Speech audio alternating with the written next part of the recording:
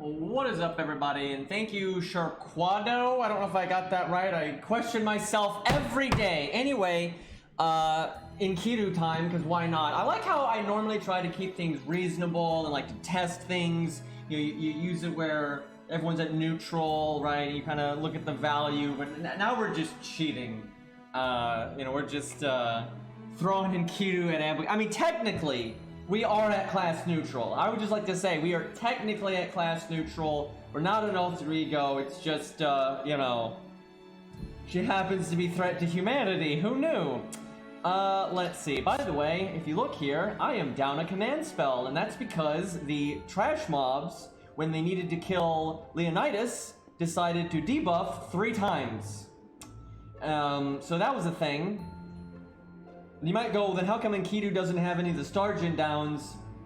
And that's because he got his command code that removes a debuff every turn, and he guarded. So, worked out. Alright, well, let's see. I guess we use this right away. No reason to do our evade, because we're going to stun her, because Enkidu is balanced like that.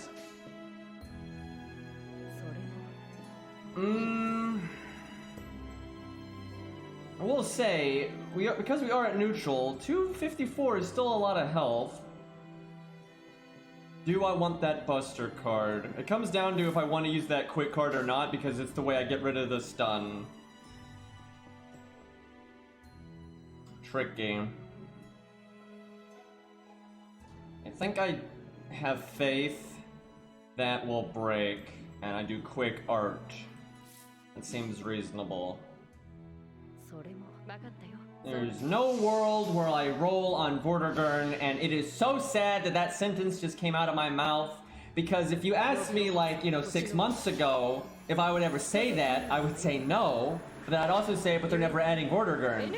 But, here we are. 240! Oh, okay, never mind.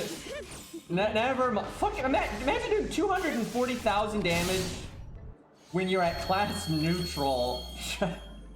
What the fuck is that? Okay, and we didn't have the damage up from a Mystic Code or anything. Well now, I guess I use this.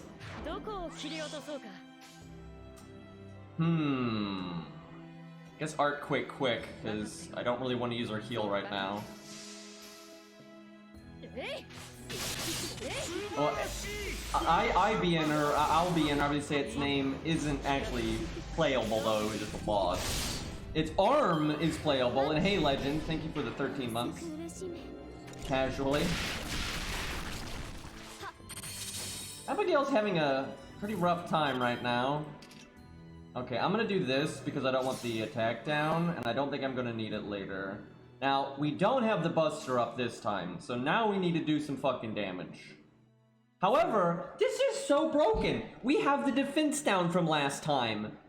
And then now we're gonna apply the defense down again. So it's still less damage than we did last time, but not by that much. I guess low high roll and all that, but with the Buster card we might break here.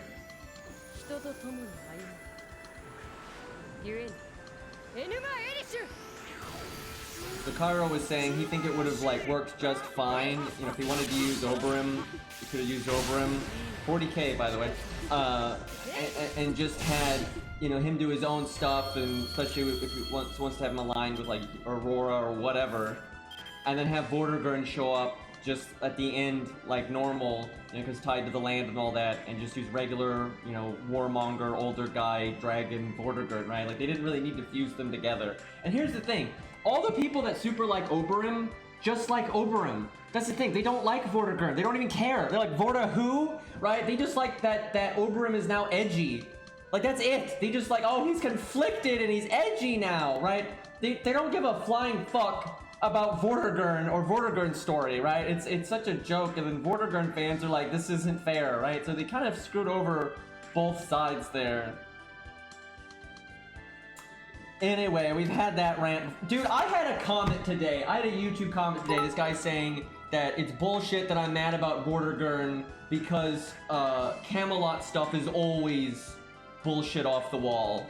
I'm like, what are you talking about? Lancelot, Gwaine, you know, Arthur, and even Arturi, although she is genderbend, she's still very normal and down to earth and grounded. You know, Percival, like Agravain, you know, everything described about Morgan up until Lost Belt 6, right? Generally, Camelot stuff is when Fate is actually being rather serious and grounded, and for most of Fate's history, that's what it was. You know, everything related to Camelot was always serious until Gareth, I would say. But at least Gareth is like half serious. So, like, it's, I mean, overwhelmingly, Camelot stuff is generally very grounded and serious. And most of the Lost Belt 6 stuff is only that way because of Lost Belt 6. Vortigern is still, you know, the older guy, warmonger, you know, dragon thing, right? It's just Lost Belt 6 nonsense, and Morgan is still Morgan, it's just Lost Belt 6 nonsense, right? So it's pretty specific to Lost Belt 6 that things got so, extra, if you will. Got that music, though. Okay, well, I want my NP. This is going way too smoothly. Like, the cooldowns on our... Everything's perfect. Like, when we stun and when our cooldowns are up on our art card, everything is, like, way, like, too smooth here. I'm literally gonna throw away my heal because, I don't think I need it, so I'd rather have the crit.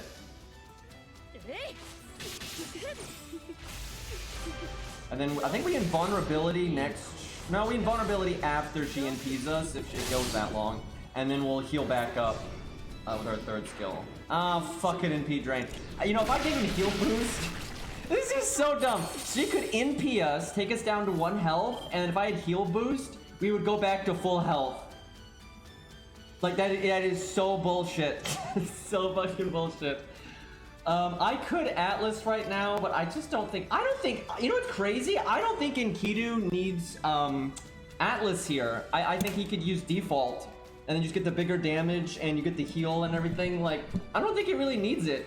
I'm trying to think, do I want to use Atlas for such a minor benefit? Because I won't even use my second skill. If I do Atlas, I'm just doing it for the Buster Up. I guess I don't. The thing is, if I don't, we're gonna win. Abigail, you're too weak. I'm sorry, you need to come back when you're stronger. Because the fight's not going to go on long enough for Enkidu to need to use Atlas and then to actually benefit from the cooldown reduction. Like, I'm serious, the fight's not gonna go on long enough for that to happen. It's so dumb, because as is, I can just come back with guts, heal back almost a full, then do evade, and then invulnerability, but then the fight's over, right? So, like, what do I need Atlas for? I might just use it right now for the Buster Up, but I guess I don't, just because, I don't know, I don't really need it. So I guess I'll do the quick card here to just yeet the attack buff for my NP. And then we do, I guess mix in some stuff. Nah, we'll do damage. Really wonky turn here. Abigail needs to level up her craft essence and try again. Indeed. Good reference.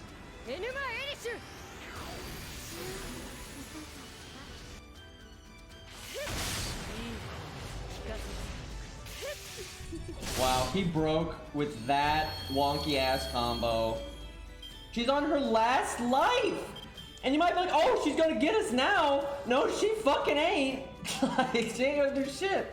What a joke, dude. We're just bullying right now. Can you imagine if I had bothered to equip the heal boost command code? We would heal for 15,000. Scam train. Thank you, I don't know how to say this.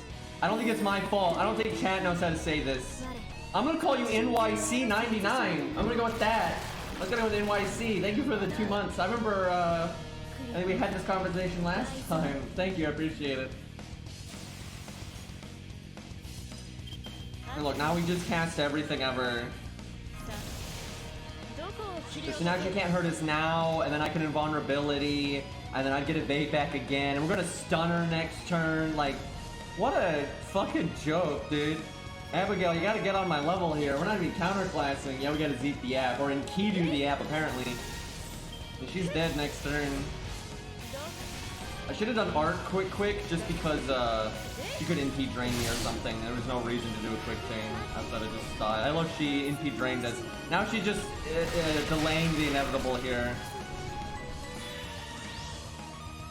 Yeah, I could have won right there if I'd done my Arc card.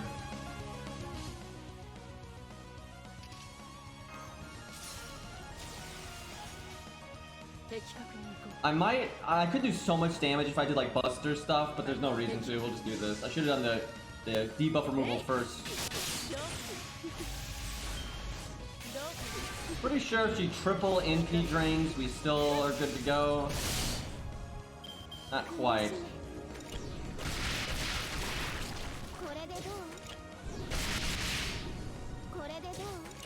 Now we get 200%. Well, she is Omega dead. Yeah, Atlas was pointless. Like, Atlas was so pointless there. Okay, we'll just, Jeez, yeah, pretty easy with Enkidu there. Who would have thought? Alright, boys. Let's open it up to chat. If chat wants to use... He's got to be on the JP server, unfortunately, but, I think I do have this fight on NA, though, so maybe in a few minutes here, we'll switch over to NA and mix it up. But if you want me to use your units against Abigail... send me an invite here, I'll bring up my code, but listen to me, whatever you want me to use needs to be in the all slot. Because I'm not going to be jumping around slots and stuff for different users, so if you want me to use your stuff, put it in the all slot. If you already got an invite sent to me like Say does, that's fine, I'll just leave it there. And then I think we'll switch to NA in a bit and do the same thing, because I figure most of my viewers are on NA, so... and preferably don't use an alter ego just because it's kind of boring, but some of them have to actually work. You can put up whatever you want, but it's more interesting, I feel, if we don't do alter ego, but yeah, whatever you want to go with, really. Well, yeah, that's probably the Dodge that's got the 106 William Tell. He's a big William Tell fan. Hey, that's a way to, make up for the Robin Hood problem, is just, get Tell stronger that way. Corner's kind of fair because you die so fast, so it's kind of like just going berserker mode. I rolled for Oberym and got Sith Lord. That is the way of it.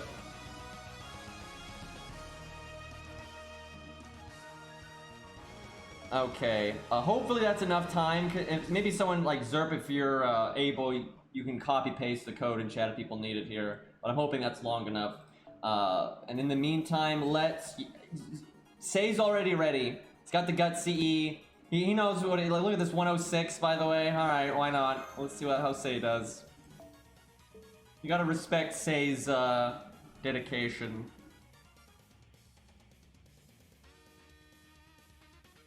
Here to report my progress on Gundam. Finished the second season and movie of 00. That's fast. By then, I missed the times where they just have the unrealistic objective finishing wars and conflicts. The end of the movie is just nuts. Yeah, it gets kind of ridiculous. I didn't like the A-laws, objectively evil, and didn't have room for more morally gray. Yeah, I thought they really ruined the show, honestly, in season 2 and on, because, like, the first season you have the different nations, and there's, like, it's really different, right? Like, the Union is obviously a lot stronger than the other ones, but they don't actually fight the Gundams very much until pretty late in the show, and, they all have their own stuff going on, and then it's all just generic A-rays, or A-laws, excuse me, A-rays is fate. Yeah, I wasn't a real fan of that, and the movie is just weird. Like, the movie is just fucking weird. This man is inhaling Gundam, indeed. I'm impressed, though. He's gotten through that pretty quick. So, I'm curious what you're going to watch next, then, because you have a lot of options at this point. A-rays and Gundam, yeah.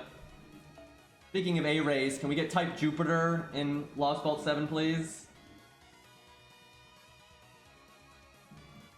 I could talk about Gundam so much. I have to hold myself back because I know most of my chat doesn't know what the fuck I'm talking about. Alright, we're looking for Say here. There we go. Dude, that going from 106 to 108 is like going from 1 to 200, right? It's fucking ridiculous. Or 1 to 100 twice is probably the better way of putting that. Okay, let me look at her skills, because I'm not 100% sure what to do Mystic Code-wise here. I'm thinking Atlas just because the debuffs are nasty, but he does have the debuff removal command code. Let's see, skills, we get health regeneration, yada yada, get the evade back.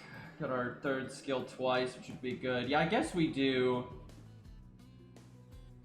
Atlas, I guess. The only way we don't do Atlas is if our survivability is so good that we make it to the second NP without it. Wait, why? Oh, that's passive. I thought for some reason say it was 888, and I was like, that's not right. That's the passives. Never mind. What is her third skill passive? It is bonus damage to alter egos. Right, Say's told me that multiple times, excuse me. But not really applicable here, but oh well.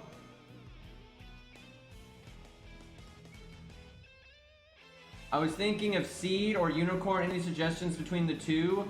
Well, I really do like Seed, although I will say, and this is a super legitimate criticism, it is very slow at the start.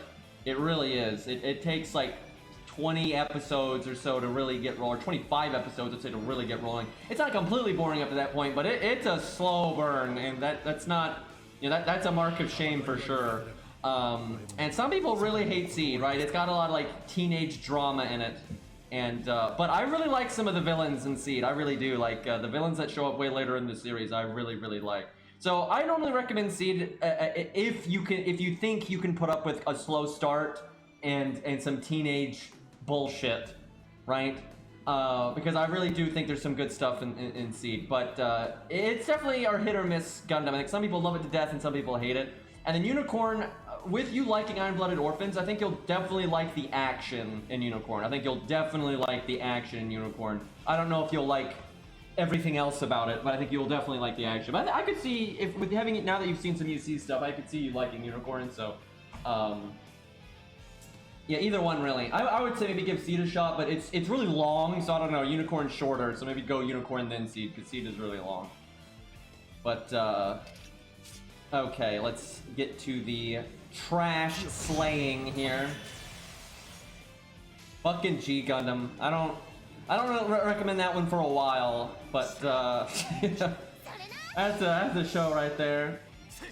Yeah, G Gundam is the only Gundam show that's like super robot, right? It's your really over the top mecha stuff.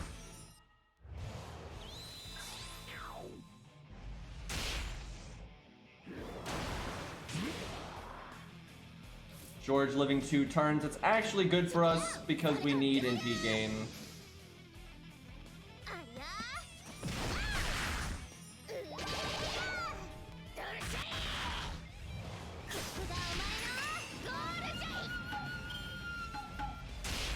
See, at least Say is just Say, and she's not like, you know, Vortigern, for example, right?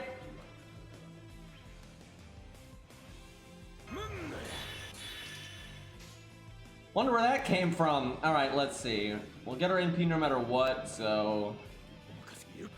kind of a nothing turn right here.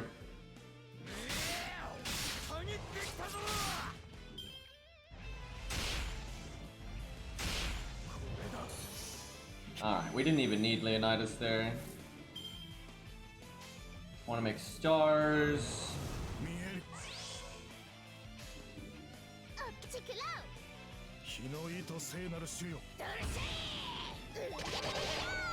It's really funny when she does that voice line with her like casual slide there. It's kind of a weird fusion.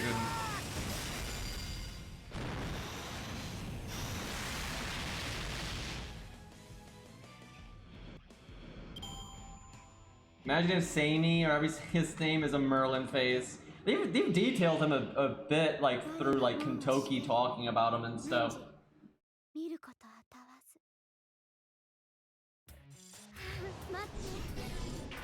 I think we want to just remove that right off the bat. Well, let me look at what my turn here... You know, we remove that. Okay. Let's see. I think we need to... Even though I don't have a crit chance, I need to use this right away, I think.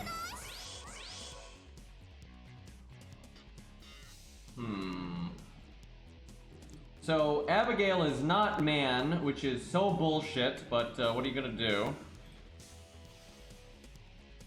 I blame the outer god influence. I think I cast everything. If I didn't cast something, it would have been not the first skill, because I'm gonna whip the heal for 2 turns, and that's actually pretty crap. I don't know, maybe I should have done that then. I'm greedy for the damage though.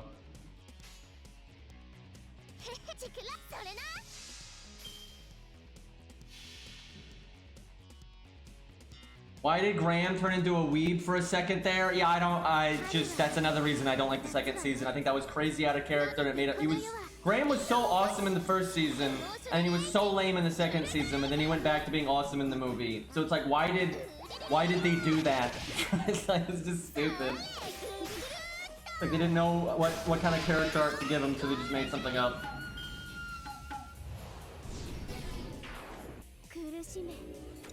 Like I said, I really don't like the second season of 00. I think it in a lot of ways takes away from the series, and the movie is just an acid trip. Okay, we got that attack down now. So we need a gas though. That's very important here.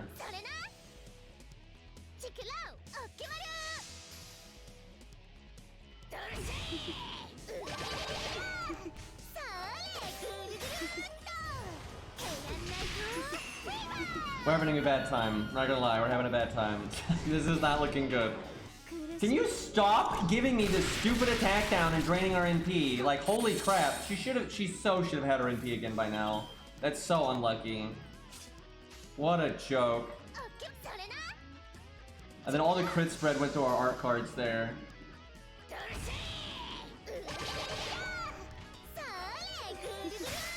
Now we just overcharge super hard. Dude, that's so unlucky. She could have done way better than this.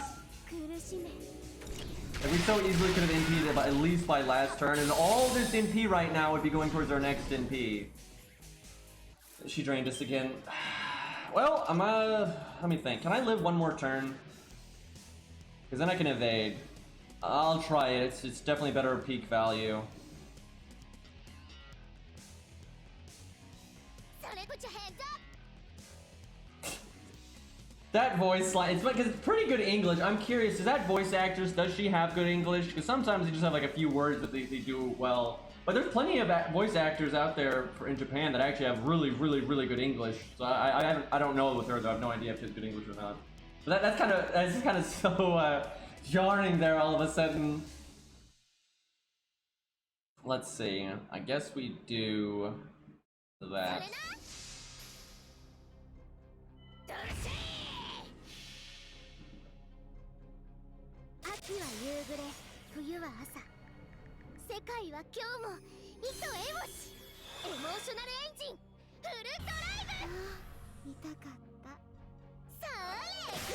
Damn it. Dude, so much is going wrong for Sei right now. This is so stupid. We could have done damage to the next health bar, but of course not.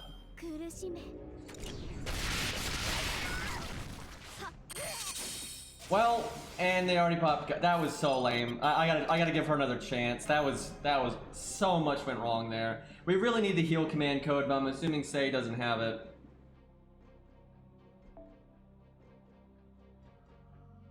That was absolute bullshit. That so much went wrong there. Like, our MP gain was so bad, and like we almost got it but didn't, and then we overcharged really hard, and then we got getting the debuff, and then we didn't break with our NP there. Yeah, imagine, say, if the company would, like, I don't know, do main interludes so players that are dedicated could get old staples like that. Except, dude, I think DW does a lot of shit that's really stupid and dumb and bad for the game. But I think what they said in that interview recently is one of the stupidest things they've ever said, where they basically said they don't want to do main interludes often. Like, what is wrong with you? Also, great hand right here. Like, that is so insulting to the player base. And like, why would you not want to do main interludes? Every other game, you know, is starting to do that kind of thing and allow, like, again, dedicated new players to actually catch up if they want to, right? Like, it's just stupid. Why would you not want to do main interludes? It's like, however did DW's other games shut down in 6 months with their amazing development work, right? Seriously, like, how do they even trust their own ideas when they've been proven to be so bad, and then they actually say stupid shit like that, and then they have the gall to like get from Matsu, every say it, to like basically do a PR piece for them. They say the player base is the one being greedy by wanting a safety net. Like, are you fucking kidding me? Well, this is going really bad because Sei didn't get any cards on turn 1, so...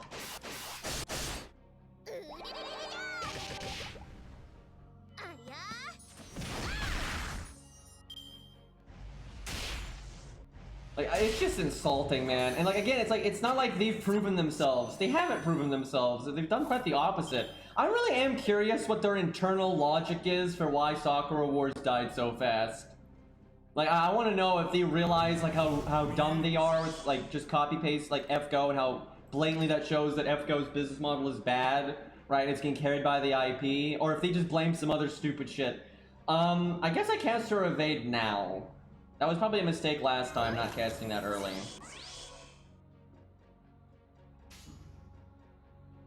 I could get my NP right now, but it's probably not worth it.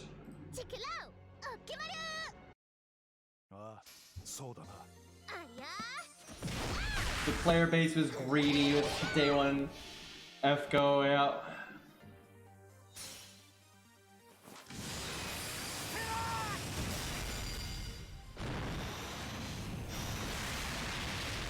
What's scary is a lot of times though, publishers cannot articulate why a game fails, and they blame it on really arbitrary stupid stuff. And it's not because they're trying to shift the blame, it's because they actually don't know. Like, a lot of times publishers are so out of the loop and don't understand the game like scene at all that there are reasons why they think things fail. Is just so stupid.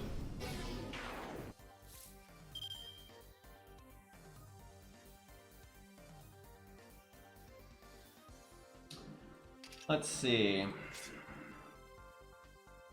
This sucks because we didn't get our NP. Well, I don't think I do my first skill right now. Guess we make stars.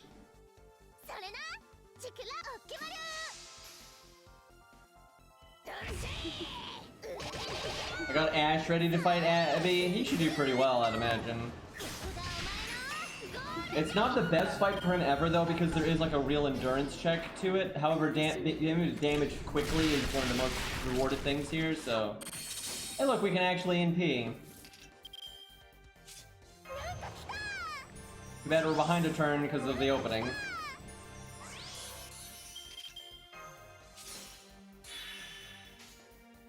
Do I do that quick card first to get rid of the attack down? I'm gonna say no. That's gonna make our NP hit really weak though. But I gotta get the refund, I think. Let's see, it's a 20% attack down versus whatever NP gain we would get from our quick. It's probably worth it to do the NP first. Now let's do it this way. Yeah, I'll check out the people's units after this. I just wanted to give Sei another chance.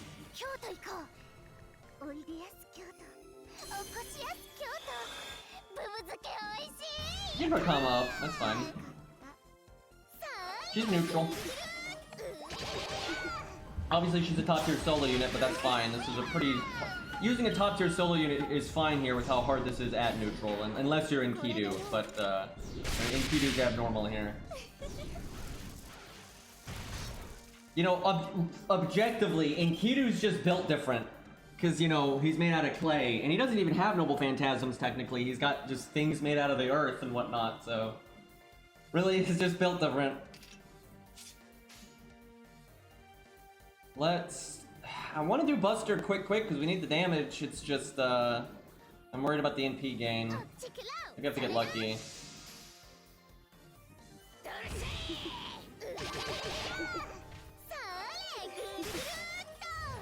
I mean, Vortigern is literally being counterclassed by Abigail, so that would be terrible, and I don't like him anyway, unfortunately. He's also more of a support, so 92% should have done art quick. At least we're not dead. She just is spamming that attack down on us. It's just, it's so shitty. It's messing up our damage, it's messing up our command code order, it's messing up our NP gain.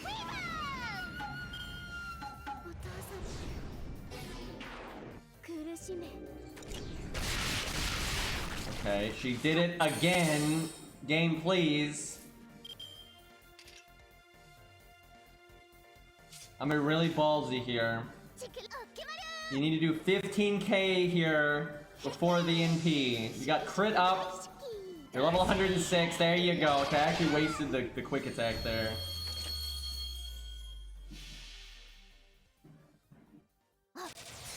Yeah, I'd use Aussie if we see one. It's worth using anyway.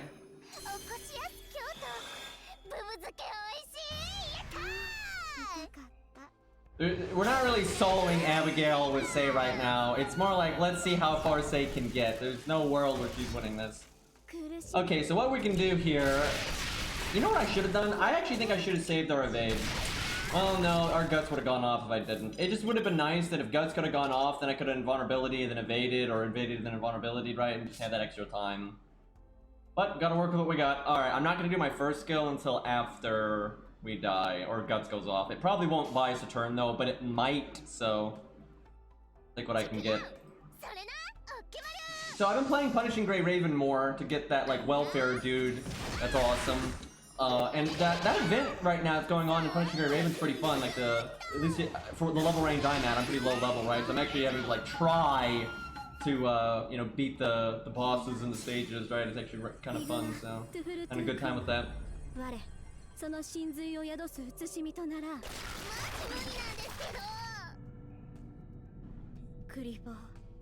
Yeah, Bunny Artoria never helps. Never helps. 98%. Okay, okay. I see where this is going. Thanks, game. So if we'd gotten lucky, if we'd gotten her NP there, there's a chance that we could have... Oh, right. She has battery on her third skill. Oh, thank God. Let's see. Do I get rid... No, I think we do... Feel like that again. I swear, we've been debuffed every single turn. Oh, not Virgil, like Alpha, right? I love how, because you know, he's Alpha and Omega, right? She goes by Alpha. I think that's really funny. But she's pretty fun. I see why she's referred to as that game's Virgil, though. She does a lot of attacks that Virgil does, like this time. And she's got a katana and all that. She even does like the Force Blade thing in a way, so...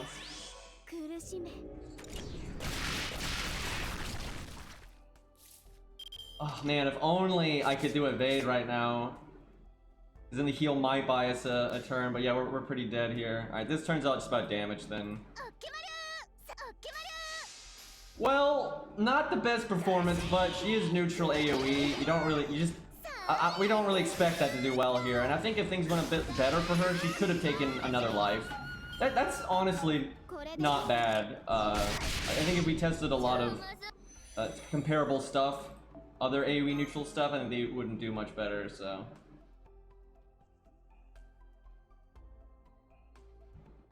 I know, right, Say? Get that skill cooldown reduction, sounds balanced. Alright, we got some invites here. I've seen this guy around, man. I've seen him on our Discord, and I've seen him in my chat a few times. This guy's dedicated.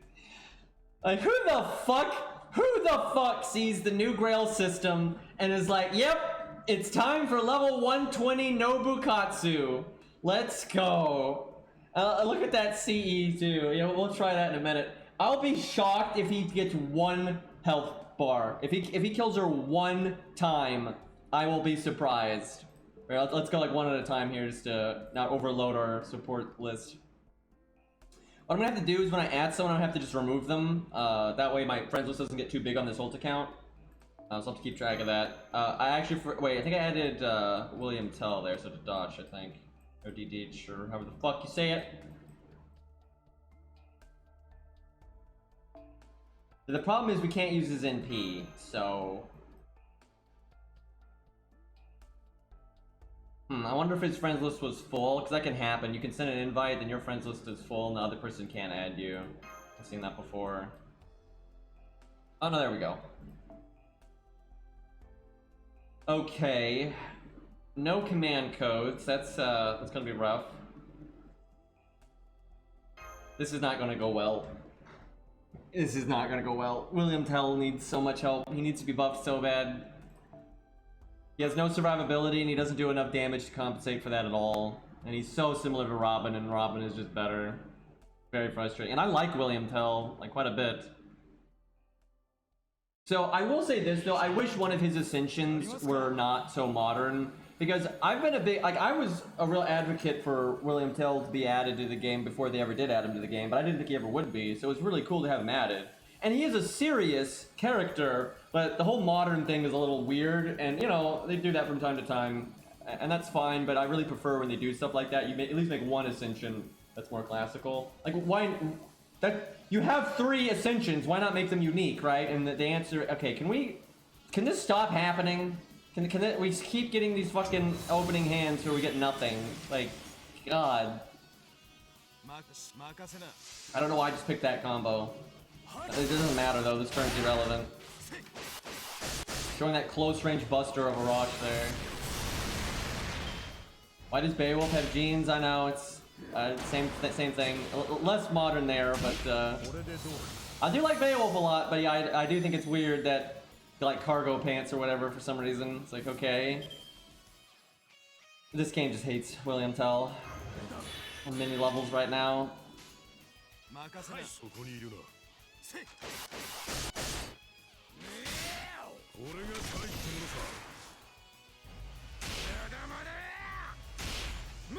Surprised it takes them 2 hits on account that he's level 1.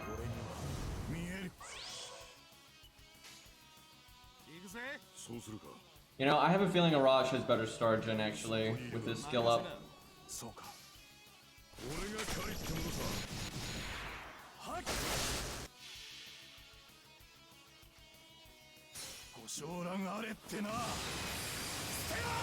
The moon cell of Gundam, oh my god. The aliens, essentially. Oh, that's funny.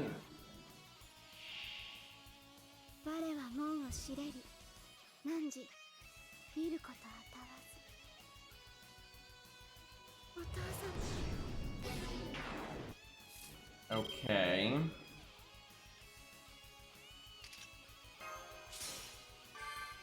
This is actually useful here.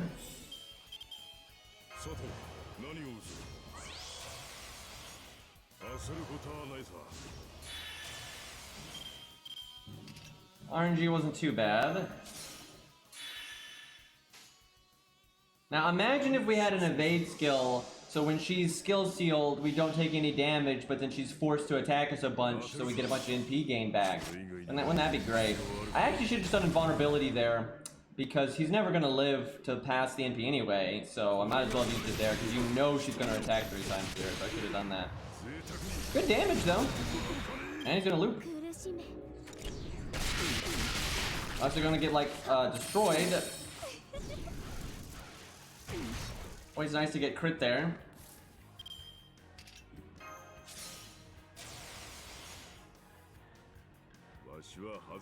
If we can break 1 health bar, I'll be happy.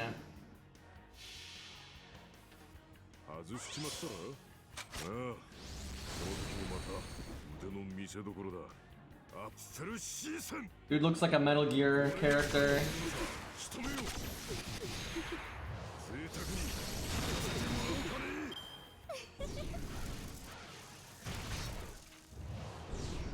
You see, the invulnerability would have been better last turn because she only attacked twice this time.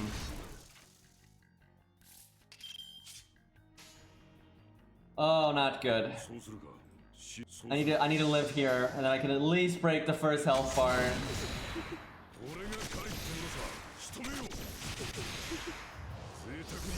The one thing he does have going for him is the anti-debuff, but can you stop critting? Well, we're dead. We got crit 3 times. Great.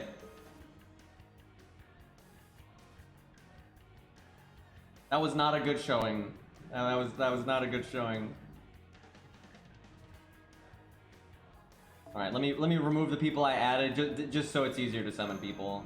Obviously, these are like our regulars in chat, but okay. So we got Ziggy, we got this fucking Nobukatsu, that Serp in there. Okay, that Gwain's that's not happening. Obviously, when it has Gwain, I'd use mine because mine's 10-10-10. So. But slow. I mean, this looks like an ult account. Like your account name and everything is probably an ult account. So you're on the way up. What is with the Nobukatsus, man? what is going on here? Now she can do it. I bet you Scath, because I've done it with my Scath on an A, and she's stronger on JP now, so I'm sure Scath could do it. She's just NP2 and stuff, but I think she could still do it. Nero's an interesting one because she's AoE, but got such good skills. Plenty of stuff here to try. Only that Jack was 10-10-10.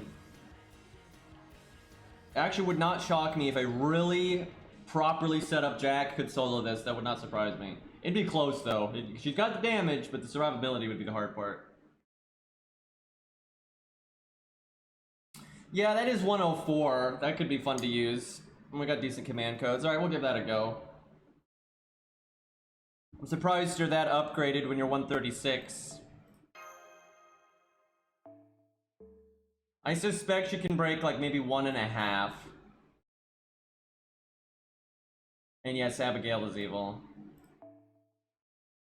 Get Sanson, yeah, that's the one.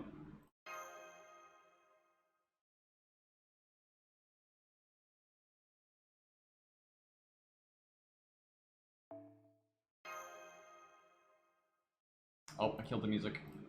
Excuse me. Yeah, we could test Lantoria here. Someone's got a good one. I guess I have a good one on my, Wait, it's on this account. It's on this account. This is the Herc account. That's funny. The only thing I'm missing is command codes. This account doesn't have particularly good command codes. If we see a good Ashe, we can try that. Ashe can probably do it. I don't know if I could do it in one try. It's something you have to min-max and puzzle out, but I bet you he could do it. He just has so much damage. The only thing that might get him is his survivability.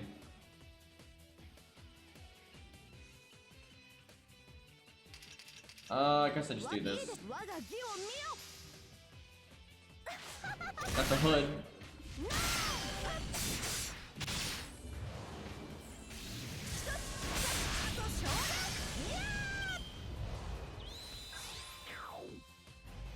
Not a fan of getting that debuff right off the bat.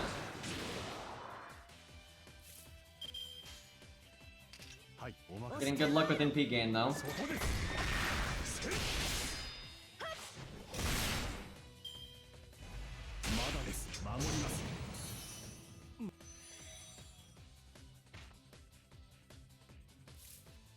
Wow, she's getting so lucky.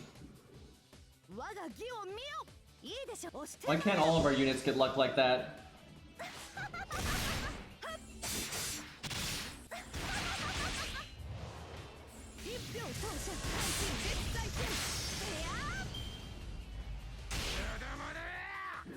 Okay, no debuff, please.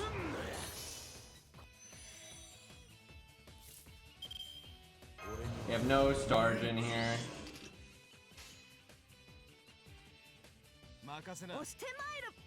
I almost clicked her NP instead of Arash's. It's time for a Arash solo, boys.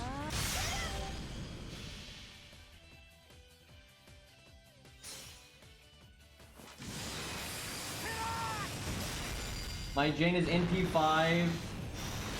Hold on, I gotta scroll up because chat's insane. My Jane's NP5 level 100, but has 454 skills. Oof! Bullets, man, that's rough, dude. Dude, that sucks. Do you think anybody out there is 102 or 104 or anything like that? You know, anything over 100, but it's not 10-10-10 for the regular skills? It's gotta be somebody. That'd be fucked up, man. I guess I cast everything?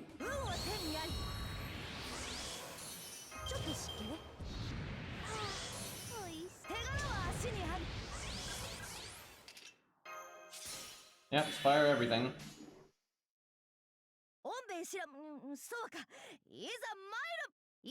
That's like the most awkward NP line in the game.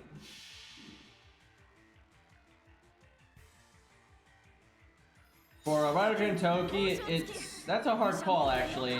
Almost everyone is a gut CE, but because Ryder Toki doesn't have much survivability, I don't know. I'm not sure about that, to be honest.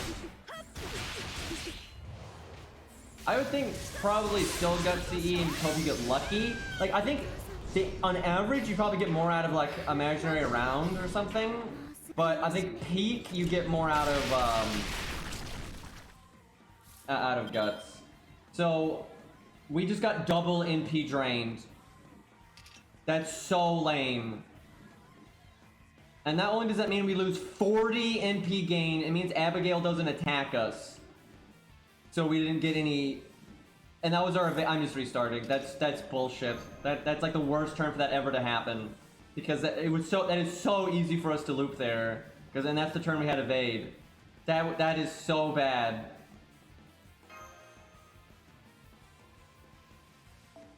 Much oof. I've seen a guy with a full support list of 100s with all skills under 6. If he just plays casually, then I've been playing casually for a long time. That's the thing. Well, so much for our good start. There's no point in doing our buster cards here. It doesn't do anything.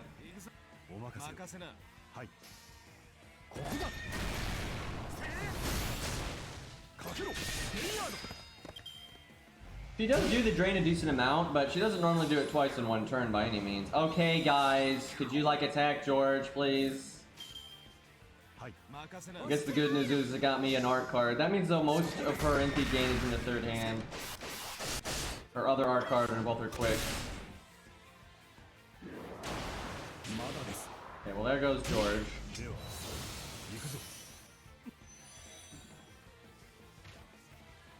Now, where's that one guy that was like, anyone that has skill ranks leveled up like me, or like green, is a whale.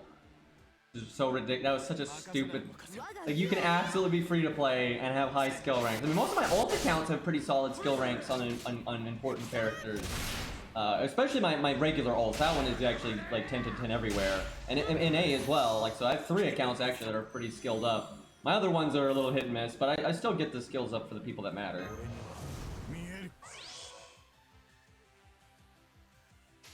No, no Stargin again. Even less this time, actually. And no way to get rid of the debuff.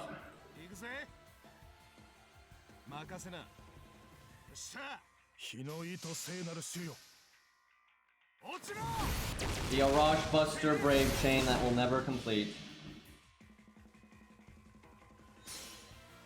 It is true, people always will move the goalposts. It's especially people that like, they want the game to be bullshit because it like they're trying to justify themselves, right? I see that a lot, and like they don't want to accept that something is reasonable or whatever, and so they're like just looking for a reason to discredit anything. Because like basically they got to a boss, they got destroyed, they didn't want to sit down and think about it, and they used command spells and blue cubes and all that. And then they go to budget videos and try to discredit them. That's a real thing, and I even know that's the reason, because I've talked to some of these people and gotten them to pretty much say that's what happened eventually. Like, and it's just obvious with some of them as well with what they say.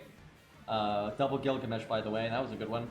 But yeah, I see that a lot, where people like try to discredit like a boss or a legitimate strategy for the boss because they had to cheese it. And it's sad, man. Okay, if I do our Buster card, I don't need to... Okay, if the stun procs, I can remove it then, so I don't need to do the debuff clear here. Because I don't have the defense down or anything, so I can just save it.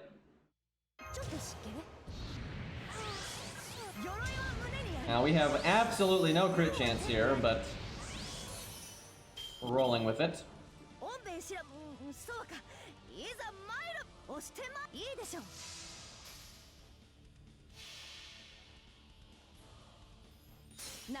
I see plenty of adults though with that same kind of. A lot of people just don't grow out of that like dumbass mindset, but it definitely is more common in teenagers and such for sure. But also, plenty of teenagers aren't stupid like that.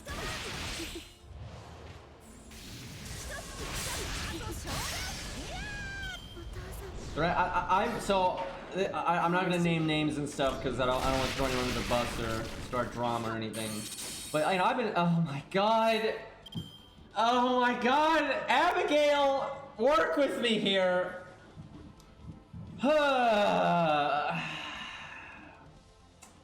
So, what was I saying? Oh yeah, I remember, because I've been part of the FGO community for way too long. I remember when I first kind of became somewhat, you know, prominent in the FGO scene. I had a few haters that will remain nameless. But they were pretty illogical in my opinion, and like they had like a hate boner for me, right? And a lot of their criticisms were just nonsense, and they were just like looking for a reason to not like me and stuff. And I remember saying back then, I suspect you give them, you know, some years, they're probably gonna grow out of this, because I could tell they were teenagers. Like it was just so obvious by the way they conducted themselves that they were like 15, 16, 17, right, somewhere in there. You know, probably 17 or something, right? It was just obvious. So I was like, you know what, I bet you in a few years, they're probably going to grow up and be way more mature. And one of those people, there's plenty of people that had that mindset, but one of those people I can confirm now, like 5 years later, has grown the fuck up and is way more mature and is not like that at all anymore. I thought that was pretty funny. I was like, yeah, you know, it's very common though. It's very common for people to be shitheads. We're in that young adult, you know, era of their life. I certainly was. I remember when I was a young adult and I was a piece of shit. God, why couldn't we just gotten our NP there? Well, we might as well do this now. Get rid of the attack down. Actually, I could have saved that. I could have done that Buster first, even though it has the higher crit. We'll do that. It's not just hormones and stuff, it's a lot. It's a lack of inexperience, it's being insecure with yourself and trying to prove something. You know, it's a lot of stuff like that. You know, a lot goes into like that age range when you're... How? Okay, Abigail. Okay, you like the NP drain, I get it. I should have been focusing more on battery. That's so unlucky, dude. And she just keeps not giving us like a good hit count when she attacks us. Normally you get your MP pretty quick.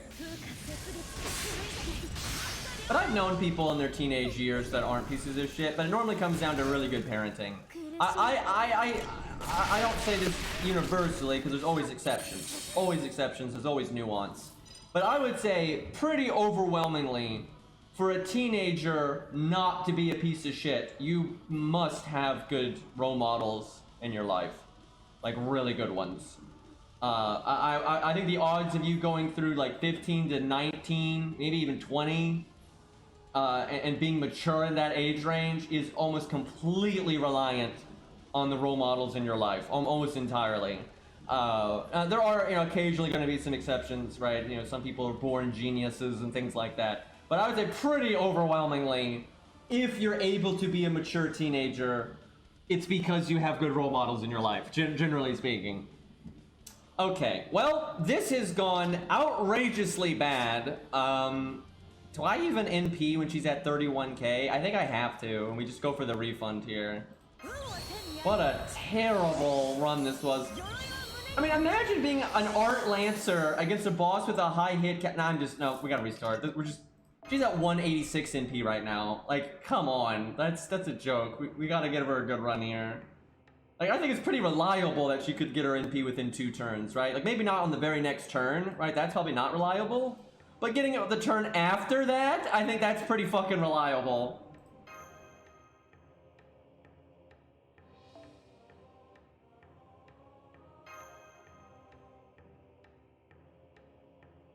But yeah, having good role models, good guardians, parents, you know, that kind of stuff in your life. Very, very helpful. Very, very important.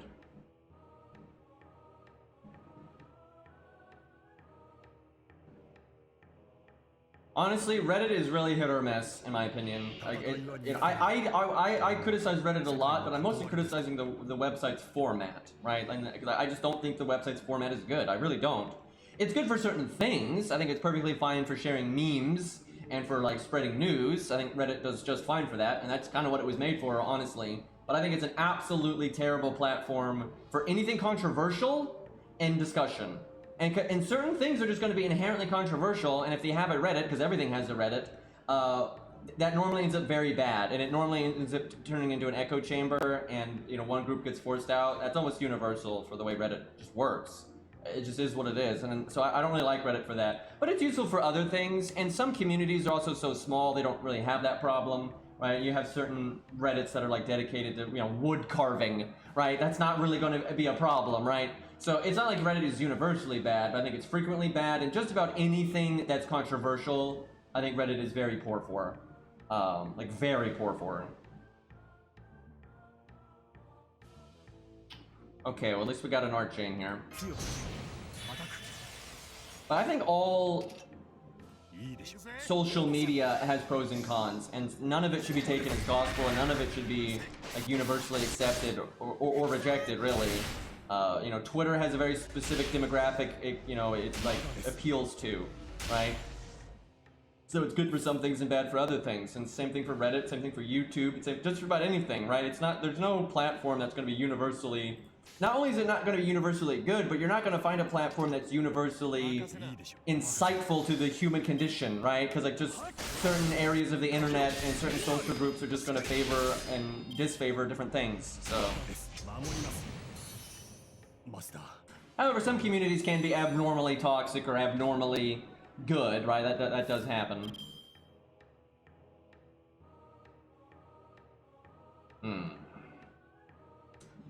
We started good on NP gain, and then now it's going down the shitter here because we got no cards last turn and basically no cards this turn.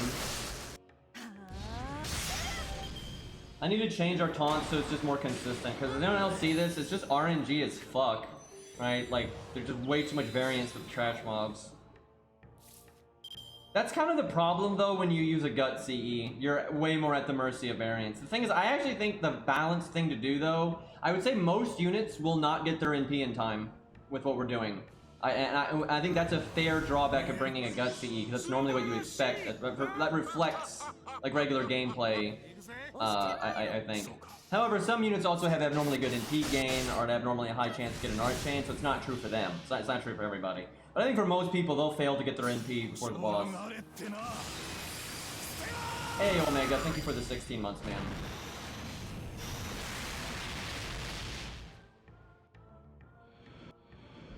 And it's just a lot of Reddits I've just seen, they're run so badly. Like they're also normally run by teenagers, and they're normally incredibly biased. Like there was a Reddit a while ago where that Reddit was just obviously really biased against a certain viewpoint. And I remember someone like put up a really long post, kind of articulating that viewpoint. And even though it wasn't insulting, it wasn't anything, you know. It wasn't personally attacking anyone. They like censored it and took it down, and then someone like criticizing it, they promoted. But then that person that criticized it later like reverted their stance. Was like, no, I was wrong, and I actually got some of my like factually was incorrect on some things. But they didn't take that down. Like I see that kind of, you see that all the time on Reddit, where they manipulate like the information to just push whatever their narrative is. Whatever, look, it can be anything, right? And that can be a real problem. Hey King, thank you for the 13 months as well, Jesus. Okay, let me shut the fuck up about Reddit and try to beat this, well, we're not beating it, let's be real, there's no way she's winning, but if we can get 2 health bars, I'll be happy here. I don't have my NP. I don't think I should cast that then. I think she's kind of just fucked here, honestly, because one, I think people really overestimate how good she is at looping. She's not actually that good at looping. She's good at looping when she's working with supports that, you know, give her, she's the vehicle to use their buffs over and over. On her own, she's not actually that good at NP gain, Because like her NP gain skill and her second skill only lasts 1 turn. Alright, see now we're just gonna overcharge like a motherfucker. It's just like last time, so we're whipping value. You really have to get her NP on turn 1 and then loop her NP right there. But I don't actually think she could do that reliably. I think if you did this boss 100 times with her, she would accomplish that maybe 20 or 30 times out of the 100, but I definitely think there's gonna be a very large number where she doesn't. Wow, we don't even have Merlin now, too. I probably shouldn't have done that earlier. I can be focused on whatever the fuck I want to be focused on, thanks.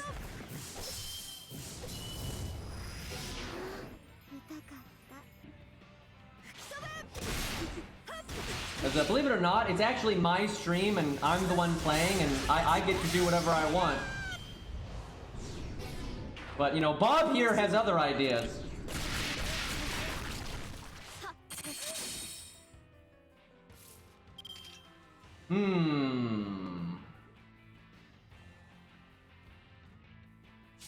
Man, there's just too much RNG for her. It's like, it's just pure RNG if she's gonna get really big value here or not.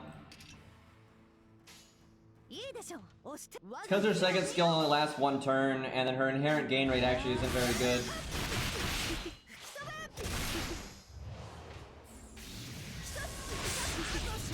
Guys, it's really important that we beat Abigail because I haven't done it like hundreds of times or anything already.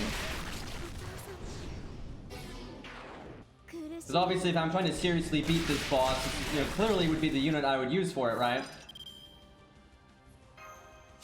Man, this is such a bad run. Honestly, I just don't think she's very good for this stage. Like, she just doesn't have a toolkit. Her toolkit is too picky. Like, if things line up, if the stars line up, she can get really good value.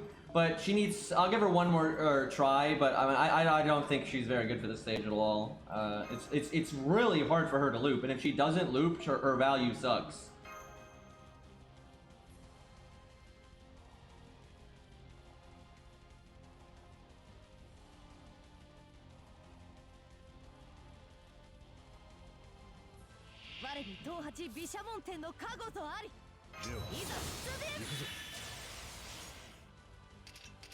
Well, if we're gonna get Merlin, the first turn is the best turn to get it. I almost misclicked. My mouse sensitivity is actually kind of messed up right now because I cleaned my mouse yesterday, and for some reason when I plugged it back in, it just like freaked the fuck out. And yeah, now my mouse sensitivity is kind of off, and I almost like way overcorrected there and clicked George. That'd have been bad. We do the art chain. That's pretty fucking rude to go into someone else's stream and tell them how to stream, though. It's the same principle of going to someone's house and telling them what to do, right? It's nonsense. Streamers are allowed to be as gameplay focused or non-gameplay focused as they like, and if you don't like it, you can fucking leave. And if the stream suffers the consequence, you know, that's the streamer's responsibility, right? If they want their stream to grow, or maybe they don't want it to grow, or whatever, that's completely on them. And it's pretty presumptuous to even assume everyone else in chat's gonna have the same opinion as you. Chat, what should we tell Green to do in his streams? Yeah, I love you,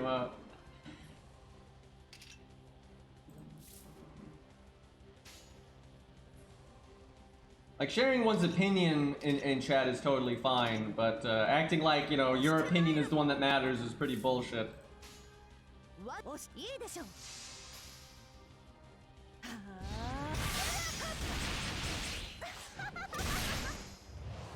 Pull for over him, yeah. That ain't gonna happen.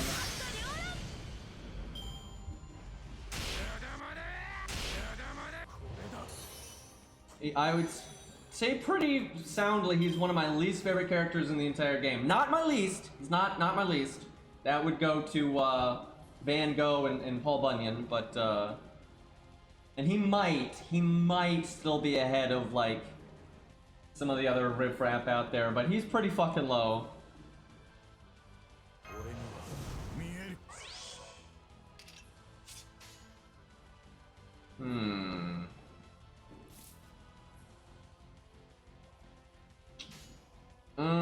I guess, see, Arash has Stargin down, so I guess we do his first. Kind of min-max my Stargin here, because if you can somehow miraculously crit on this next turn, that will remove a lot of variance on the next turn from Abigail attacking you.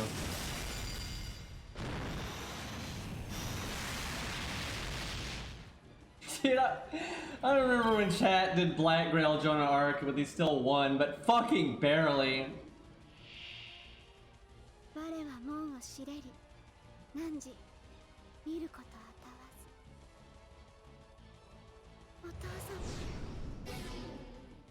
Okay, well, we're more favored than we have been ever when doing this, because we just got lucky. Hopefully we don't get NP drained a million times here.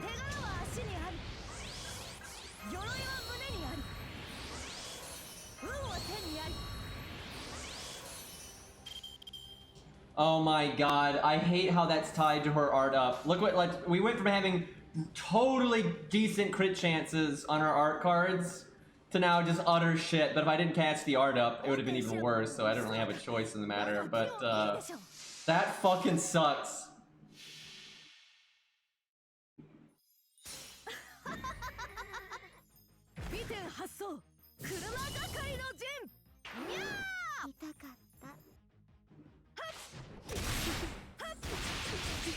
The thing is, it doesn't really matter if she NP drains normally, because generally her attacks will give you more NP than she drained. That's very normal.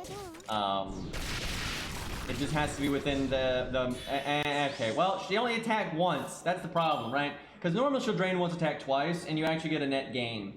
But, right there, we lost 4, but we only lost 4%. That's what I'm saying. I don't think she's actually reliably going to loop her NP here. I'm gonna do art because it's got the crit chance, and I don't want to have happen what happened last time, so.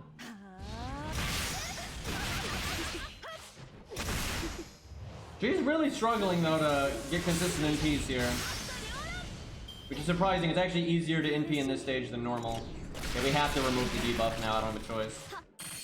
I actually would have been happy. For the first time, I would have been happy if Abigail had done the NP drain, so I'd still have my NP no matter what. And then I would remove the attack down with this.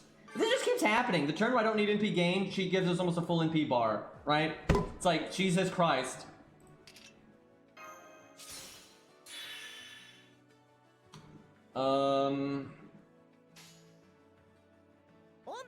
I almost want to do invulnerability here, because I don't think we're gonna live.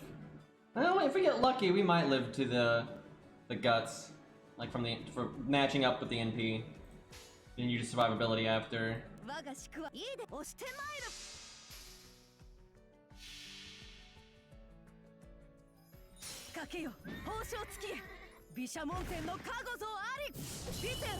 1.2k forward by Dante's on JP, help with looping, but I didn't want to dedicate the grails to him.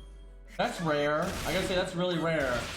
Normally it's the other way around. Someone would be like willing to slap grails on somebody, but they're not willing to 2k foe them.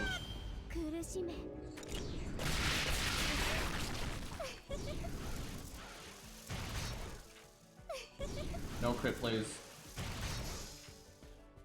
Okay, now we evade. We really were pushing our luck there, but that gives us an extra turn. I think we're doing worse than Sei right now. How far did Sei get again? I think she almost did 2 health bars. But she's AoE, right? So I'm... Jesus. And it's not like Sei got a really good run either.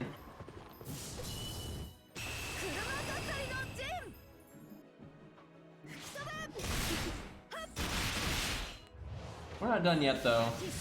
We'll probably surpass Sei. Because it's Guts next turn. And then we invulnerability. Okay, I need to debuff clear as often as possible, because if that stun gets us, we are in such bad shape. I actually have no choice but to use my Buster here. Because I've got to not have the stun not go off here, then I need to use my Buster again next turn. That's really bad, though. That right there, though, is where the stun immunity does end up being better, because you don't have as much stuff to get through. But the debuff clear is better if you don't need to deal with multiple debuffs, if you can get lucky. Because then you can just deal with the attack down, and you don't need 2 command codes.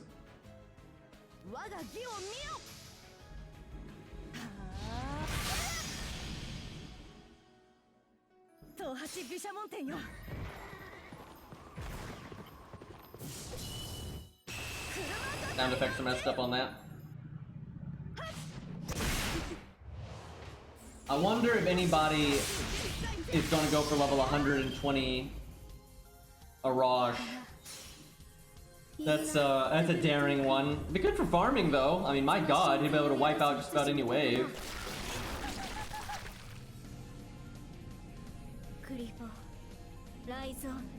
Can you imagine 120 2k foe, right? All faux paws, all that nonsense. Faux paws won't help with the farming, but oh my god, we got that's right. We get the other debuff, so we still can't get rid of the stun. Well, we're probably. I feel like we're gonna get stunned here because it's been like 3 turns, so we're kind of asking for it. Should basically eat our invulnerability if we get stunned here. Well, at least you got 2 lives. I don't know what I'm gonna do on my ult. I don't really want to do the farm. Oh my god, we got another debuff, so I still can't remove the stun. I'm just keeping a buffer up so I can't get to it.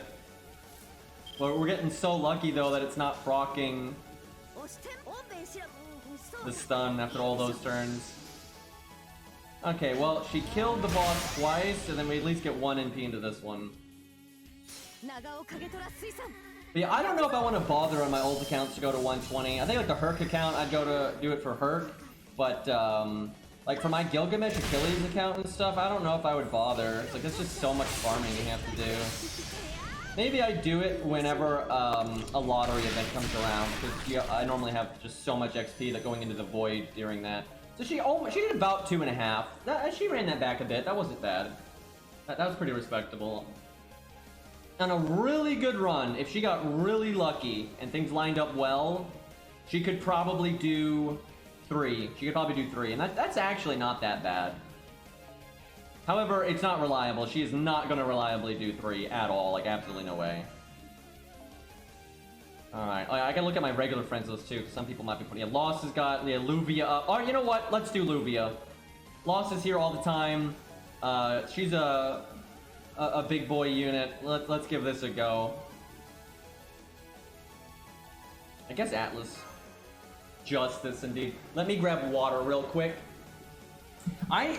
Geez, she is so crazy in a team setting. I really wish we had story replay, because it's really hard to show off team scenario stuff for the day-to-day stuff, because there's no stages that are hard enough to like justify it, which sucks, because I really would like to show off how good Luvia can be in a team setting. Okay, one moment here.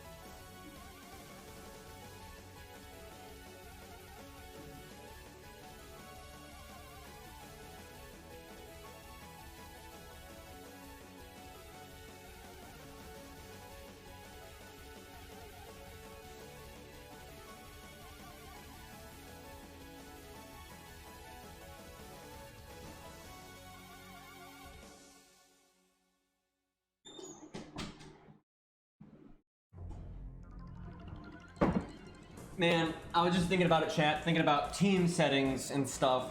I need to make a freaking Black Bart video. I never made one. Back when they added all the bronzes, I tried to make one for like every character, but I never made one for Black Bart. Even though he was one of my favorite new bronzes. It's just because he's not really that good, and the only thing he is good at is like quick support, kinda budget star bomb stuff, right? Like that's kinda all he's actually good at, and that normally it's just not needed on like a budget setup and whatnot. It's good sometimes, but yeah, he's just not quite good enough, so it's hard to justify something. I tell you what though, if they do add story replay, I will look around for a boss where I can make that kind of setup work, and I will demonstrate it, because that is fun.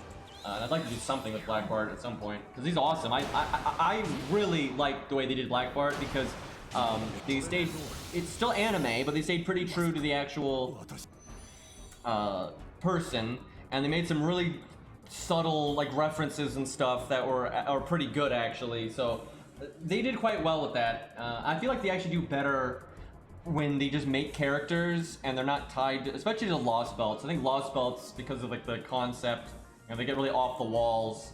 Where when they just like make a character, normally a bit more grounded, especially for low stars these days.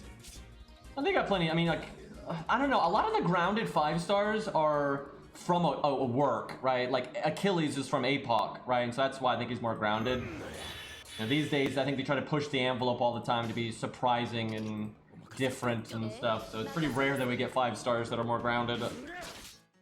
Fontaine George feels good. It's always useful to have. I have that on so many accounts. Like, I pretty much always put George in the back from the get-go. Do you think if NA free-to-play filled their second archive main inventory with 5-star class embers, stock during the event, blah blah blah, their gift box, do you think they could do 120 on day 1? Well, you're only allowed to keep things in your gift box for so long, but probably, I'm sure someone's done the math, but if your second archive is maxed out with 5-star embers, because 5-star embers are big uns, and then your regular inventory is maxed, because here's the thing, if you're going to min-max this, what you do is you do not use the lottery to fill up your inventory. You don't do that, because lotteries don't give you 5 stars. They give you 4 stars. So you fill up your bank with 5 stars, you fill up your regular inventory with 5 stars, and then you fill up your mailbox with 4 stars from a lottery. That's the most you could have. And if you've got all your expanded inventory and whatnot, I don't know if you'd make it all the way to 120, but you would definitely get far. Some people are saying they don't think you could do it. They couldn't. You need 4,200 5-star embers. Jesus. Yeah, that's ridiculous that you need that many. That's crazy. Yeah, it doesn't sound like you could do it then. You could get pretty far though. You could probably get... You do have to... Wait a minute though. You do have to factor in one other thing. And that's just great successes, right? Because when they drop it on NA, they're going to have that great success multiplier going on. So they don't actually need that many. And actually, they potentially could cut that in half, right? With you get the great and super successes so frequently during that event that will dramatically cut down on the amount that you need. I mean, just dramatically. However, it's still a fuckload, right? You're still going to need like 2,000 to 3,000, I would think. That's not a lie at all during that event. That event times its rate by 3 times, and it actually went off quite often. But yeah, the gift box has a cap. You can only keep so much stuff in it. So that's kind of what fucks it up. So yeah, I think you could make it to maybe like 106, you know, maybe something like that.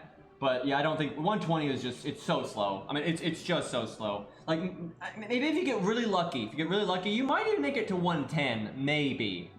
But yeah, I don't see you making it to 120. And I think even 110 would be really pushing it now that I think about it. I'm thinking you'd probably make it to like 106 or something. And then you'd have to start farming after that. But you know, it's still a leg up. So on NA, I would recommend, you know, you do stock up in advance for that unit you care about. Now you don't need to stock up now, you've got 2 years, but I think a lot of people don't care to get 120 right away, and that's fair enough. It's mostly just like the Leviathans trying to show off and stuff. It's just so unpractical for an... Because the thing is, not only do you need... Like, you have to not only get the XP, but like, you have to have the AP to farm that many dailies. So, and really only Leviathans are going to be willing to reset their AP that much just for XP farming like that. Because you just need so much. So, most people are not getting 120 for quite some time. You know, I'm at like 104, for God's sakes. I could be at 106 if I wanted to. I haven't been pushing it because I've been stocking up a QP instead with my daily AP. And I'm in no rush. And I don't have the coins. I don't have enough coins to go past 106. So I'm not rushing to get to 106, right? Because I couldn't start working on 108 anyway, because I just don't have the coins, because this fucking game.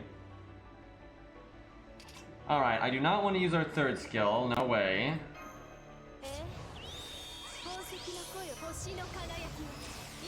I think I can wait to do the debuff removal and just see what happens on these next couple of turns.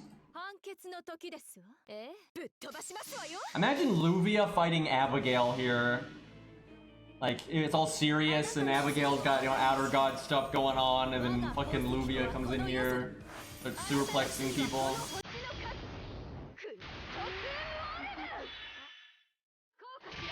I actually don't think the 10 Grails is the biggest deal. I think it is a big deal, of course, but I honestly think everything else, I think the coins and the just insane XP and QP is definitely the biggest thing. Especially the coins, dude. The coins are just fuck.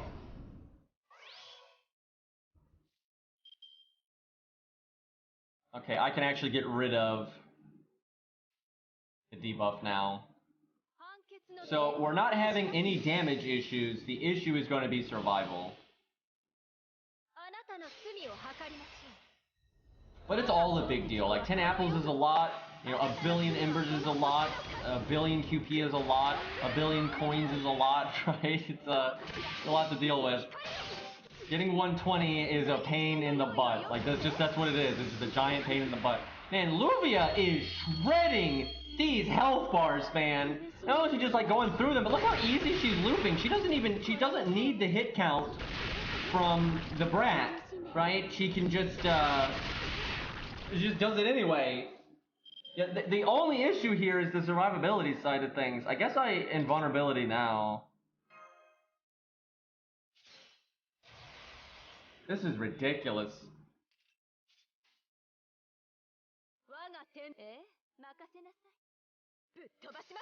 Kind of a good unit, by the way. Oh, she's 108. Oh god. No, I didn't realize that she was 108. Lost is asserting dominance here. Which passives do we have, Lost? I kind of have a feeling we got the extra attack one. Dude, are we on the last life? We're on the last life! What a joke! I kind of want to make this a video because this is absurd. It's not the fact that you can beat it. Like, there's quite a few units out there that can beat this, right? But she's not benefiting from being a ruler here at all, right? She's not benefiting. Like, normally she does. She's normally tougher than this. This is ridiculous. This is absolutely ridiculous. But yeah, I kind of want to make this a video because she's doing it so fast and smooth, right? There's no RNG with the hit count from the brat here. And I mean, she's just shredding. We have 69 stars. Let me just casually get our crit buff now. I don't even. That's insane. That's insane. The thing is, and she's overkilling, so she could have done this at not 108. Obviously the 108 helps, but this is just disgusting.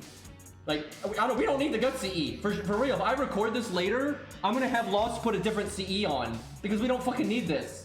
We just kill these bitches. We just walk in here and murder them and leave. Like, what is going on here? Look, now we get our crit buff and we get the NP damage up. I'm ready to zeet the app, don't worry. In this case, zeet the emulator because we're on the super ultra count here. Dude, this is absolutely insane. And again, she's not benefiting from being a ruler like she normally does. Like against almost any other enemy, you know, although she'll do slightly less damage, but she'll be way more tankier, so it ends up evening out. Look at that. We didn't even need the art, when it had art up and attack up and crit up, and then we didn't need our extra attack. I think we would have won even without, though, the anti-evil thing, just because we had so much extra gas and value there throughout it. Like, that wasn't close. Like, that was not close. That was not a nail biter.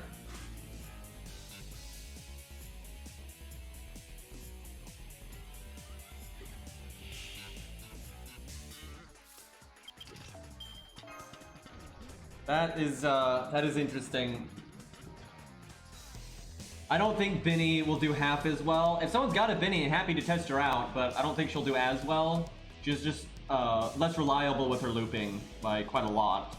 But Benny's not bad. Benny's not a bad unit or anything. I gotta try that Nobukatsu at some point, and that's just too much dedication not to. Let's see. I wouldn't mind trying Nero just because it's different. A lot of the units chat is asking for are not on here, unfortunately. Okay, we're gonna have to... I love Black Bar, but that's a little scuffed, so we've got to make some more room for other people, I think. Let's see. Okay, that's not happening.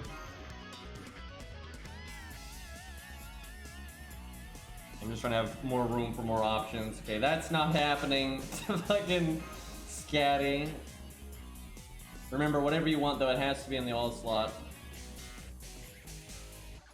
Okay, that's probably not happening because I got my own 100 face. That's way stronger, so no offense. But we're gonna test that. We'll use that instead.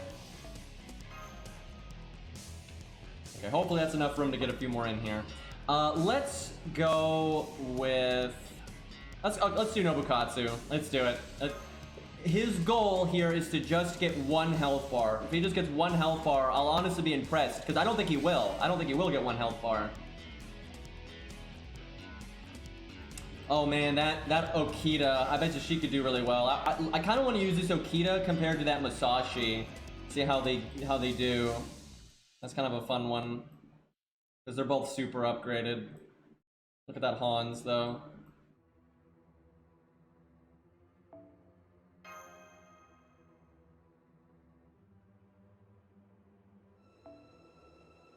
I don't think he uses Atlas, I think he uses Default. Oh boy. I can't, what is even, I gotta ask, even as a Nobukatsu, like even if you are a Nobukatsu fan, what is the point of making a 120? Like, I don't, like, his gameplay doesn't sync up with that at all. I guess it's not as bad though as a VC Braun. A VC Braun is one of the, it's the worst ever. I will say, I guess if he's 120, you're absolutely going to be able to, if you don't want to do his NP and you want to wait, because sometimes you want that taunt value, right? Sometimes you want his skill value. That really is a thing. And in that scenario, you might need to wait a second, where if he wasn't Grailed, he might die too soon. But I think you could accomplish that at like level 80. Right? Same reason as taking Hyde to 120. No, it's not. No, I won't stand for that slander. It's not. It's not the same thing. Because... although Sanson and Hyde are absolutely garbage, they are DPS units, and they directly benefit from getting more stats. Nobukatsu is a support unit that kills himself regardless of what his stats are. That is not the same thing. This is so fundamentally different. That's why I was saying, like a VC Braun. VC Braun is uniquely disadvantaged from Grails due to how his third skill works. Now, sometimes you can get him to die smoothly anyway because of an enemy NP or something. But a lot of times it can hurt you, and it's the same thing with Nobukatsu. It's like you're getting very little out of your Grails. Although Hyde and Sanson might suck, you are still getting, totally normal, boom for your buck for increasing their stats. Because like their role is still applicable in that scenario, where like grailing a VC Braun is just painful because you're not really getting anything out of it. In a way, you're losing something. I love how he's got the summer Nobukatsu. Shout out to Nobukatsu getting a summer variant when he wasn't even added during summer.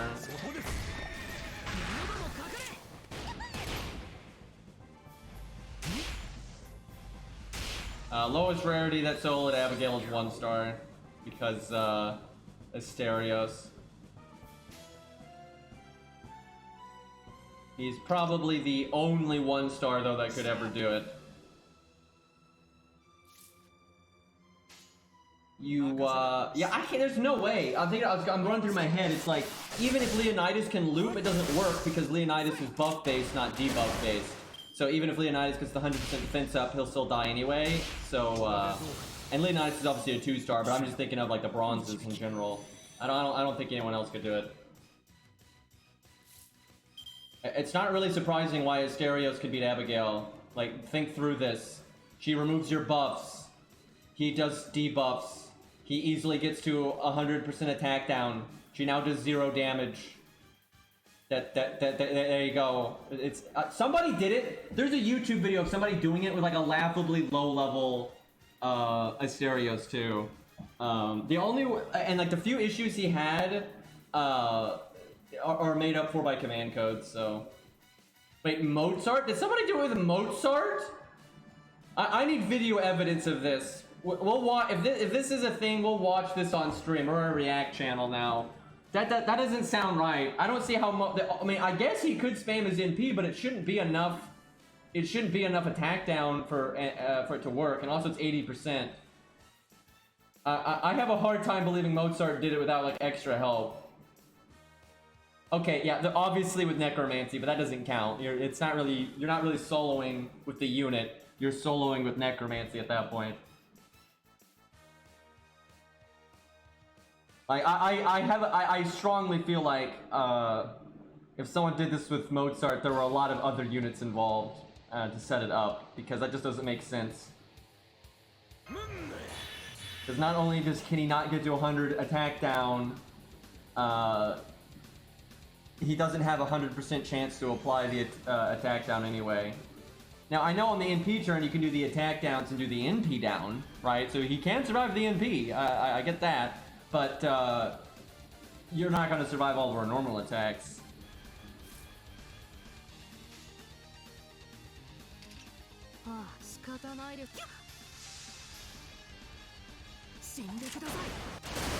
Yeah, if you want to post the Asterios, that's fine. A lot of people have done it, though, at this point.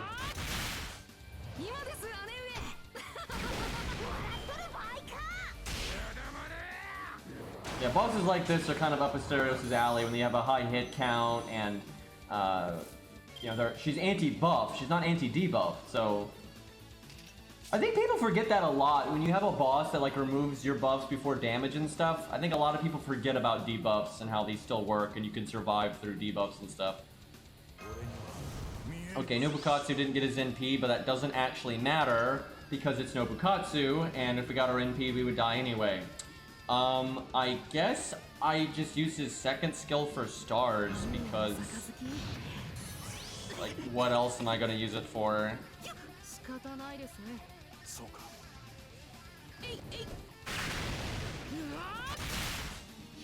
His animations are pretty good. I will say, I don't think grailing, if you like Nobukatsu, I don't think grailing him is crazy. I think grailing him to 120 is crazy. But like getting him to like level 80 or something, I can see that being practical, because you might want to face tank with him some. You might want to use his taunt, and it might not be a turn where you want to have his MP go off and stuff. Like, for sure, I think there's absolutely value in having Nobukatsu being tankier. But 120 tankier, though? I mean, maybe, you know, they can report back. Alright, what do I even do now?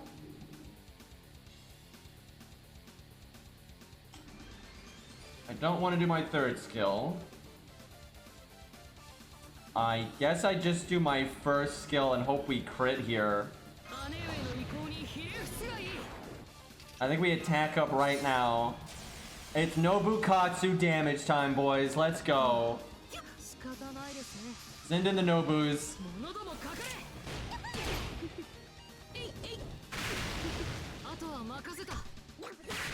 I'm so glad he exists, though, because if it wasn't for him, we would only get to see the mini Nobus during events, and some years maybe they don't do a Guda style event, right? So, but now we have access to the mini Nobus no matter what's going on.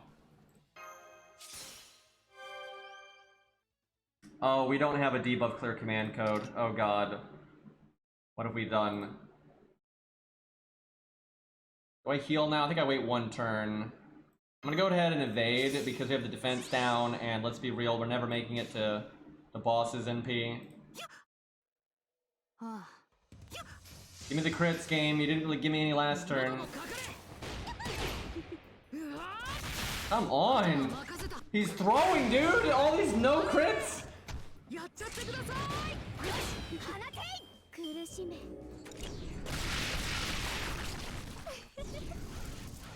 The debuffs are gonna be the end of us.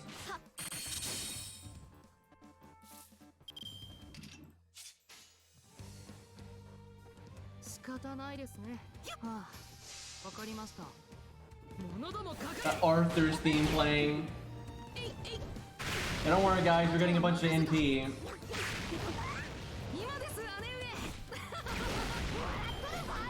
Oh my god, the turn I need to heal is the turn I get stunned.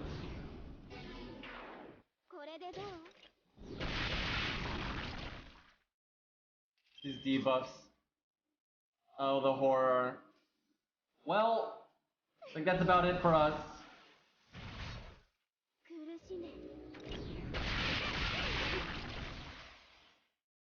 Yeah, obviously we have to NP now because we wouldn't break the health bar anyway.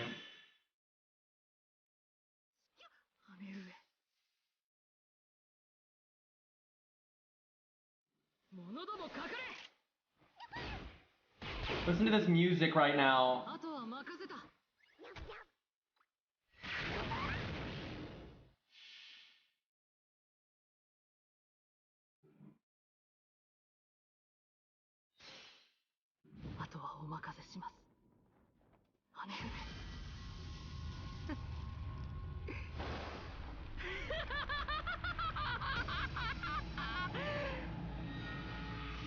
So that is the least good voice line. He's got like 3 voice lines for his NP. I think that's the least good one. It's still fine. I love the way it goes into the ending screen, dude. What the fuck? That's amazing. Like, I like his other 2 voice lines better, but that one's still fine. Thanos himself, indeed. Abigail's like, what's going on?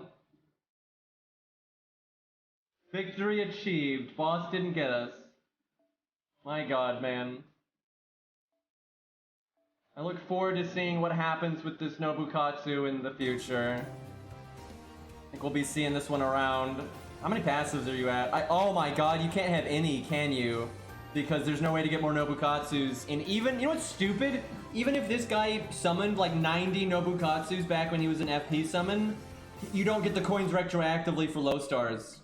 So, yeah, he's just fucked. That's a big Gareth. Got Karna. Yeah, we could do Musashi versus Okita. Someone said they wanted to try Kama, but I'm guessing they just haven't gotten the invite through, because we got, too many here. That's necromancy. Alright, let's go with the Musashi, and then test that against Okita from Truck-kun.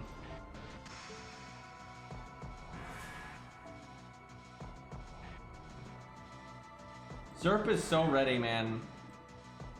What a champion. Alright, let's see. They're both 10-10-10. One's in P4, one's in P5. They're both best 100, although Truck-kun's more ahead there. What about passives? Wow, they're both really far along in passives, too. Musashi's further along, though. Let's go with... I guess we'll do Musashi first. Why not? It's just because she's higher on the list. It's the only reason. I guess Atlas?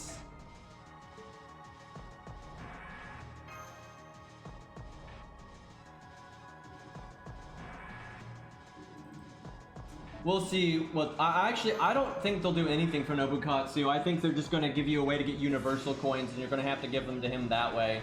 I suspect that's what they'll do. Now, although you will get coins from him when they rerun the event. I'm sure they'll give them out for that.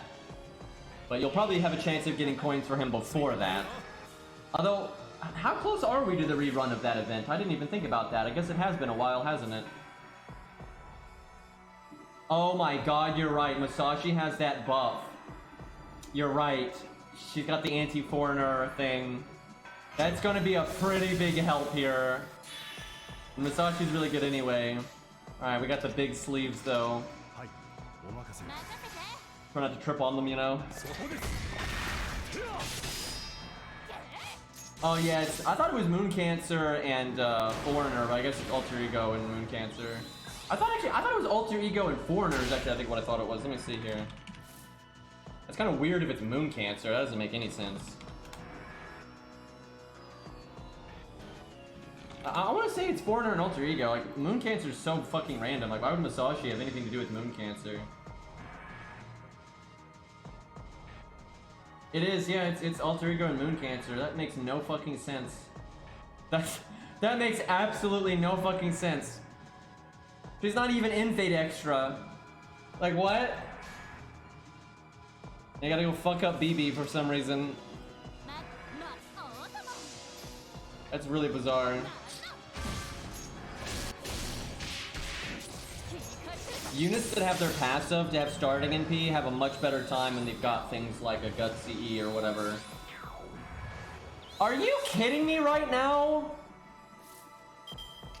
Guys, do you think they got enough crit up?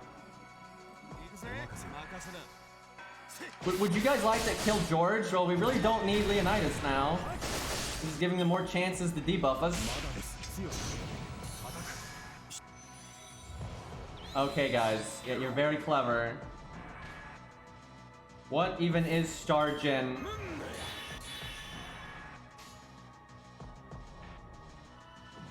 I'm just like skipping out on my cards. I'm gonna make no stars now. No way. Imagine Stella with triple, quad. No, it's just triple. Well, we could get a quad. Give it a second here. Oh, yeah, there we go. Quad Stargen down. Absolutely incredible. I almost want to remove them because she can remove the other debuff on her own. But I figure we should just do it then. We're not gonna make that many stars. I mean, we could. It's probably not worth it.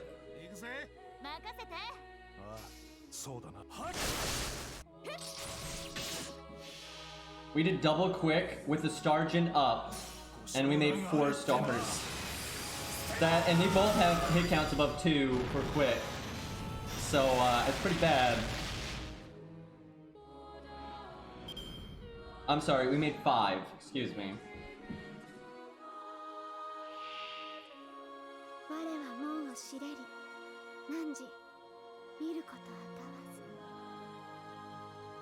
I guess I invulnerability right now.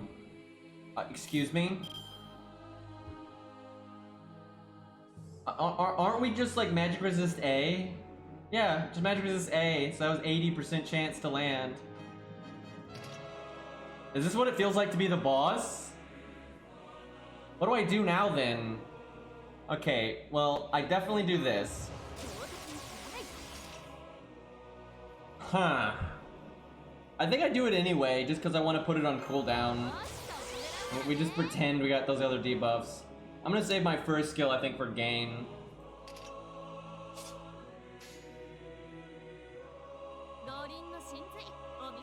I'm gonna do this. Maybe I shouldn't have done that though if I'm saving my first skill. We'll see.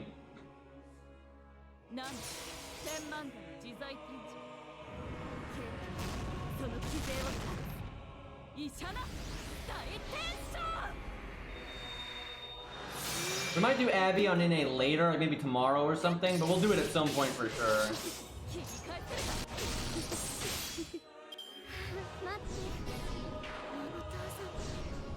Well, that was a pretty bad turn. Imagine having invulnerability and the boss only attacks you 1 time. That's kinda shit. Gonna have to use it now then. Normally I do Art Buster quick to maximize NP gain, but I want to get rid of that attack buff first.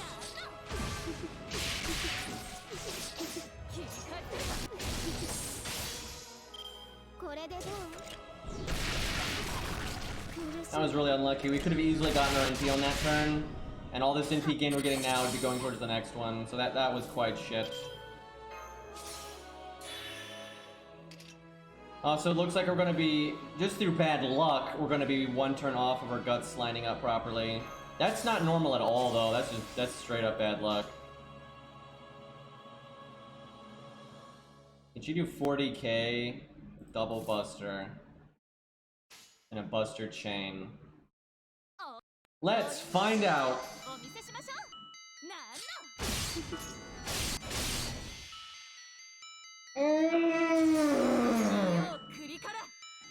Nope, she didn't do it, guys. Not getting the value.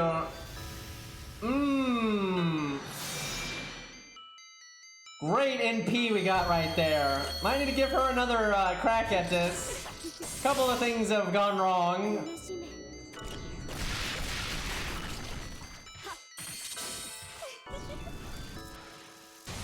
God damn it. Yeah, no, don't worry though, we got our second skill now. Okay, let's give her another bash at that real quick.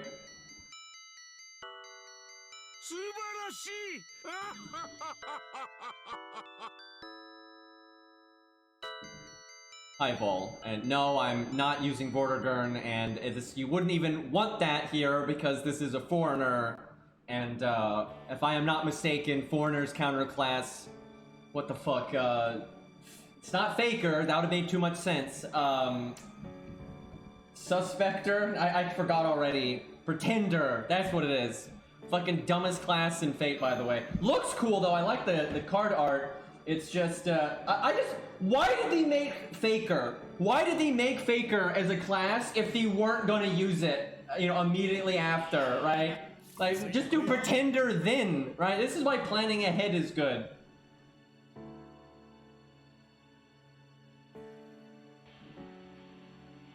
I suspect if they added Eskander's Shadow that they would make it Pretender now. They wouldn't make it Faker anymore. Like, close enough. Like, oh yeah, it could just be both classes, right? But again, they should have either just made it Pretender in the first place, or they should have used Faker now, right? They just love making new classes in FGO for the hype factor. That's what it is.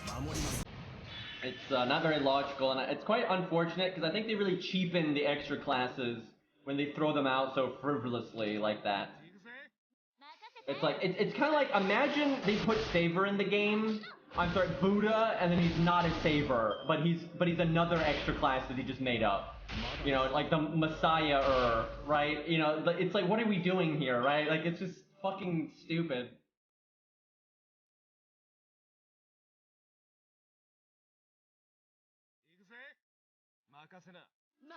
Because again, if they wanted to do Pretender, that's fine, but then they shouldn't have done Faker for Case Files. And then how come Voyager doesn't get to be a Voyager, right? Like, that is so dumb. Like, he doesn't get his extra class. You know, I honestly think that's because he wasn't popular enough, even though he actually turned out to be somewhat popular, but I think they thought he was going to be very unpopular, and so they just didn't think it was worth it.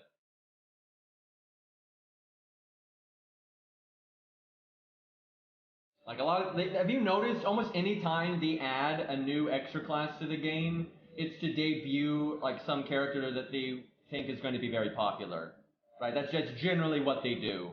And then sure, they might put other things in that class down the road that aren't popular, but generally when they debut a new class, that's like it's not from a book, it's not from an anime, it's not from a visual novel, it's brand new to FGO. It's almost always to introduce a character that's super popular. Where I don't think they saw Voyager that way. I really like Voyager's Stage 3. It's quite good, actually. I think it's a Stage 3. The astronaut one. I really like that one. So, man, Masashi just cannot get any NP gain this time. Last time she was swimming in it.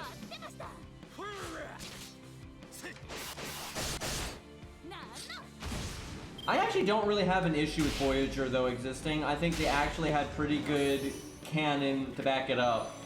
Because it's basically what Gunner is to Archer, is what Voyager is to Ryder. And that's completely fair and reasonable. And that goes back to the original stories, right? That's how the extra classes were. Avenger is a derivative of a Berserker. And when you summon in a Grail War, it takes up the Berserker slot. That's what Avenger is. And that's what Gunner is to Archer, and that's essentially what Voyager is to Ryder, and I think that's fine.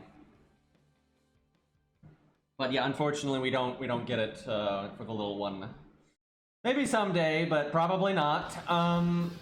If I do my whole hand there, I would get my NP. If I do my first skill, I would get my NP, I think. Is it worth it to throw out my first skill now just to get my NP? I'm gonna say yes, actually. I'm gonna hit this one because better chances of overkill kicking in, because you don't actually have to get overkill to get overkill, because this game makes sense. Random bullshit crit, so I didn't need my first skill. God damn it.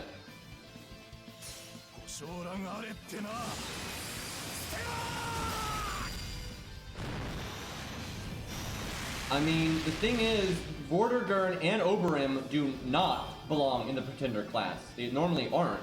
Oberym, if it was actually Oberym, would be Ruler. They've said that. Because you don't summon Oberym, you summon Vortigern, who's like warped to think he is Oberym, which is like, why? But that's where we're at right now. But anyway, yeah, you don't summon Oberym, you summon Vortigern, and if you did summon Oberym, you'd be a Ruler. And then if you summoned regular Vortigern, like, you know, without Lost Belt 6 nonsense, if it was just like a regular ass Vortigern, we have no idea what class it would be. But it could be Berserker, Avenger, you know, like, who knows? It could be whatever the fuck. Going off of, like, what he did in Garden of Avalon and everything, I probably would guess he'd be Avenger or a Berserker. That would be my guess. But we'll probably never know. I don't think they'll ever use regular Vortigern again, ever. Because the Lost Belt one is so popular, they're only ever going to do the Lost Belt Oberyn Vortigern mashup bullshit. I don't think you're ever getting regular Oberyn either. I think regular Oberyn has a chance of like being used in a book or something because he's so popular. Because Oberyn is what's popular, not Vortigern. So and you know, a book down the road, right? I could see them using Ruler Oberyn. I could see that happening. Like that might happen. But I don't think we're ever seeing regular Vortigern again. I don't think it's happening. I hope I'm wrong, but I very much don't think it's happening. But anyway, so that's the thing though. Almost nothing really fits into Pretender naturally. I think it's mostly like, you know, you have to be warped and it's like you're received as something else first. That's like the shtick. I'm sure they'll use the class again. I guess Guadia kind of, just because when you think about it, what he did is exactly what fits the bill. The thing is, they made Guadia way before they even thought of that class. So they're not gonna do it, right? Even because with him hijacking Solomon's body and pretending, he literally pretends to be the Grand Caster, even though he's not, right? So it makes sense for him to be Pretender, but obviously they didn't think of that back then, so he's just I don't know, they could say though he was just like how we thought Oberyn was a ruler, and then it's revealed that he's a Pretender. Solomon's corpse is supposed to be a caster, just how Oberyn is supposed to be a ruler, and then could be revealed to be a Pretender. Who knows, maybe they'll make Guadia playable later and they'll do it that way. They might make it like Solomon's body or something, and they'll make it a Pretender then. With the, you know, it's like, oh, back then you thought it was caster, but it was actually a Pretender the whole time, right? They could make that work pretty easily, I would say. I don't know what they're going to do with Sherlock. He might change his class in the story. The only way they'll add a class change in game is if they add a new version of him, right? And they might do that. It could happen. He's popular enough that it wouldn't shock me. So they might have a new version of him be playable to represent their big reveal. He should be Foreigner from what we understand, but they might use Pretender just because anytime you have like one thing acting like it's another thing, they might use Pretender, even if like the natural class should be Foreigner or whatever. So they might just look for a reason to do that. But I kind of hope that if they did something with Sherlock like that, I would prefer they do Foreigner, because it just makes sense, for God's sakes.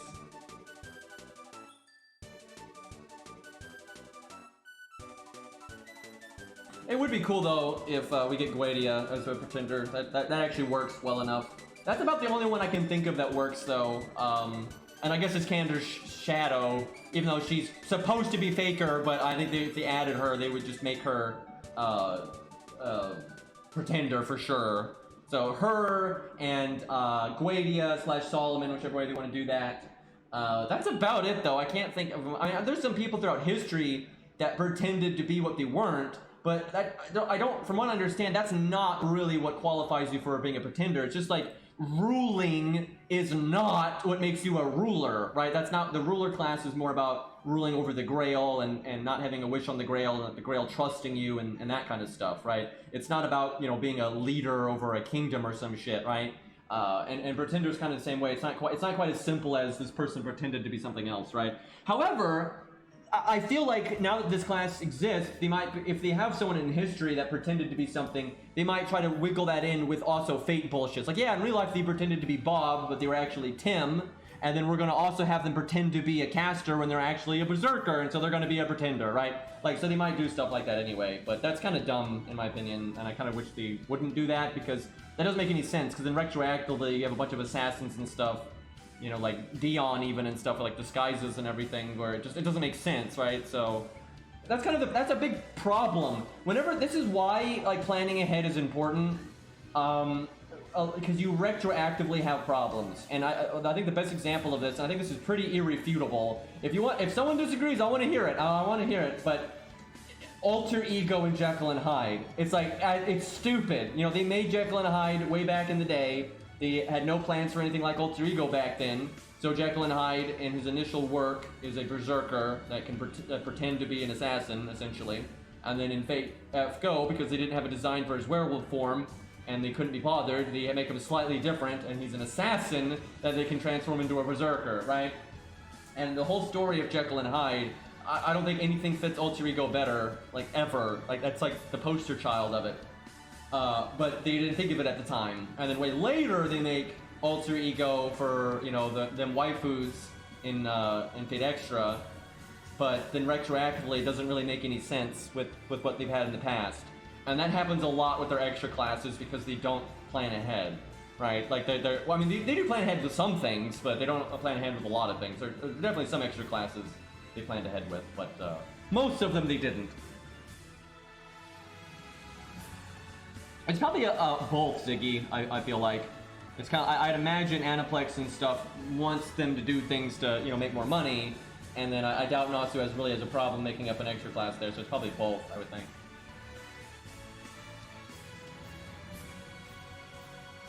The Mars drone, considering we got Voyager, that would be awesome, but I doubt it. The only way we would get that is if the writer of Fate Requiem wants to do it, really. I doubt another writer is going to touch that concept. Even if, you know, canonically it's a thing, I don't think you'll ever see it, right? Just like, you know, the Wright brothers are a canonical servant, but I'm not sure we're ever going to see them. So probably the same thing there. I don't see it happening. But it'd be cool if it did happen.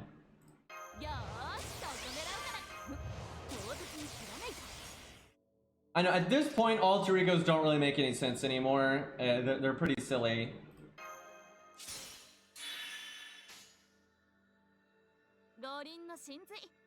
So, I remember reading Garden of Avalon, or however you want to describe a drama CD, and being like, man, you know, they actually did a good job with Vortigern, and I would love to see more of that. It was on my top of my wish list of things I would want to see more of, and we never got more of that Vortigern, though. Feels bad.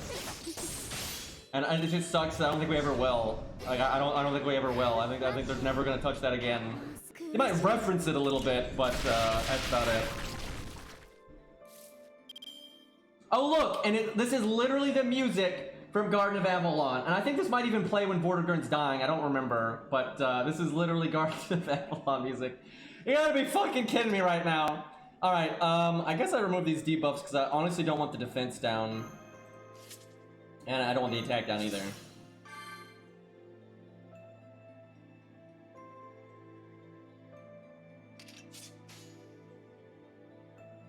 The Garden of Avalon has a pretty small soundtrack because it was kind of a small budget thing. But what's there is pretty good in my opinion.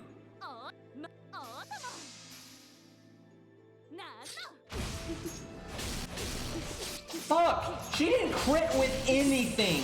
She needed one crit. She needed one crit and fucking... Okay, game. Yep, going great.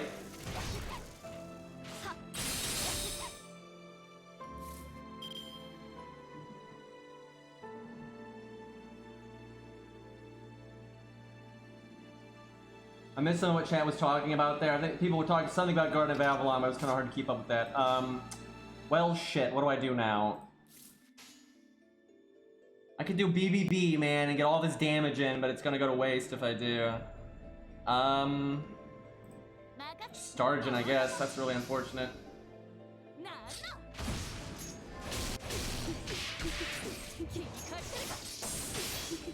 I would just like to point out, though, that Gwaine in Garden of Avalon and his story looks like the biggest dumbass, right?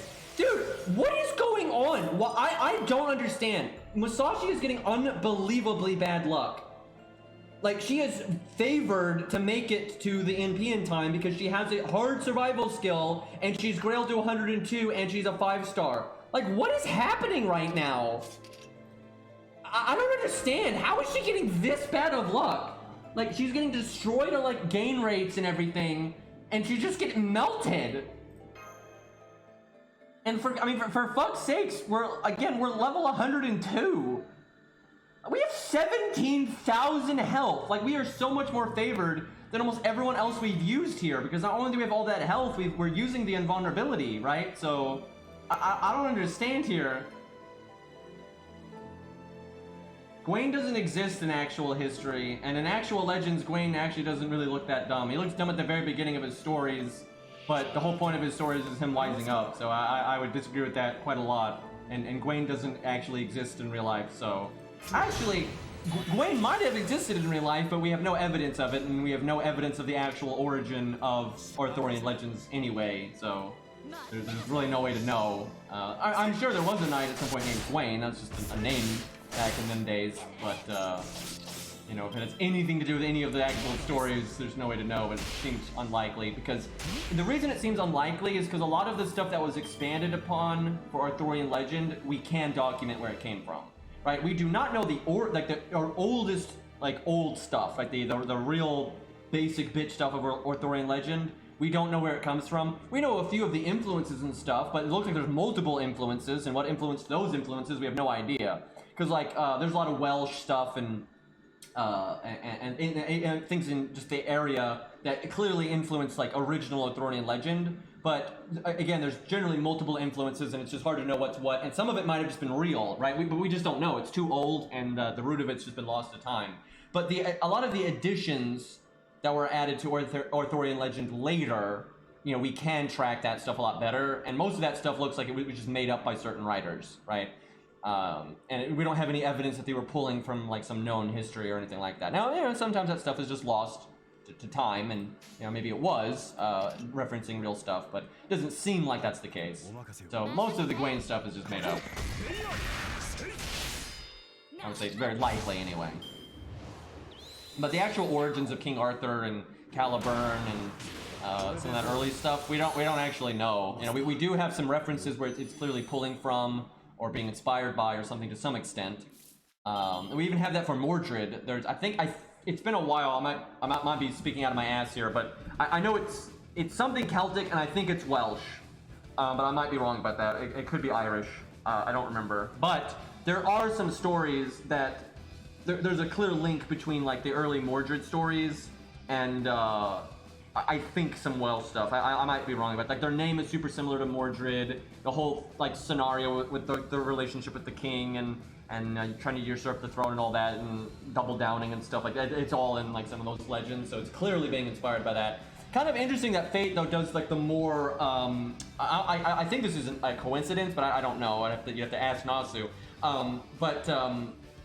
You know, Fate takes a more favorable. I don't know if favorable is the right way of putting it, but a more reasonable motivations for Mordred, right? Not so classically evil, but so do a lot of those older stories that kind of predate the Arthurian legend ones. They normally show the Mordred character, which I forget the name of. It's similar to Mordred, but it's actually a different name. Shown in a more favorable light as well. So that's kind of just interesting. I doubt Nasu was referencing that. It's probably just a coincidence, but you never know. A lot of the Arthurian legends, though, because there's many different takes on the same stories. A lot of times Mordred's not really characterized in really any way, and there's really no way to it's just they don't Arthur and Mordred don't even meet. A lot of times they don't even know they're related. Sometimes they're not even related. Now in some of the later stories and the ones that have kind of caught on in the public's attention these days, they're always the ones where Mordred is related to Arthur and blah blah blah blah, more spicy drama. But a lot of them there really wasn't anything connection wise. It was just some usurper, because fuck it. I mean, we'll have to see, honestly, GP. We don't know enough about Proto-Mordred to say. Now, I guess we do know, though, that he is still related to... Oh my god. Why is Musashi just getting so fucked over? They, double debuffed there. So, Leonidas is still alive. Well, I'm just gonna use a CS, because I'm getting tired of, how much bad luck Musashi is getting here. It's getting really old. But yeah, we do know that Mordred is related to Arthur still in Proto. But like, if you know how ultimately how his character turns out and like how it's all gonna be, we'll just have to see. Although maybe we won't. Maybe they'll never touch it again, which would be a massive fucking waste. They got a voice actor for him and everything, although that didn't seem to matter with Vortigern. So normally though, well, here's the thing. I suspect if for whatever reason Fate decided to use regular Vortigern, they probably, I very much think they would try to get that original voice actor. They're actually very good about that. Like, Type Moon blatantly goes out of their way to have continuity with the voice acting as often as possible. Very rarely will they switch voice actors. So if they ever did visit classic Vortigern again, I think they still would use that original voice actor for him, unless there was a scheduling issue or, you know, bad blood or whatever the fuck. You know, obviously things can happen, but I think they would try to use that Vortigern voice actor again. I think the only reason they didn't is because they're not using regular Vortigern and way younger and so on and so forth.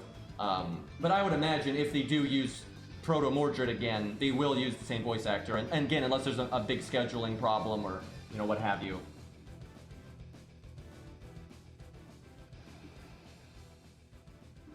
We have Quad Stargen down again. Really, really liking that.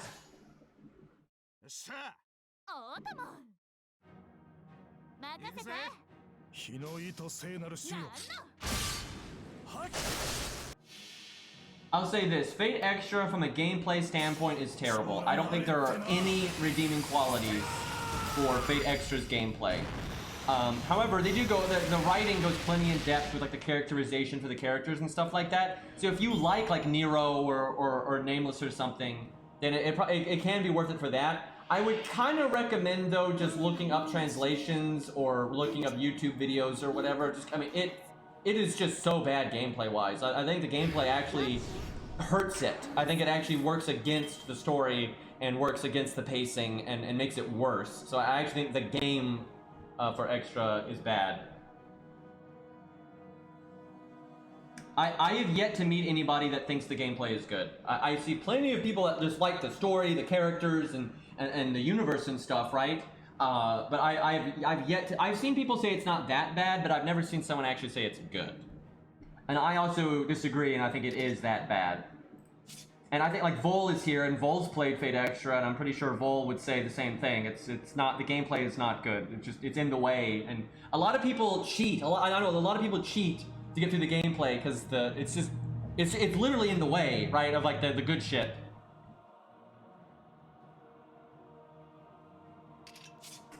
Huh. Well, I got invulnerability because I need that long-term survivability anyways.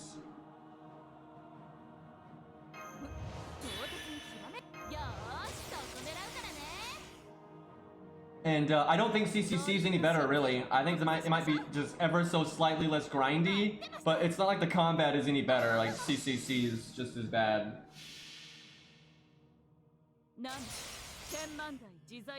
That sounds awful, Vol. That sounds absolutely awful.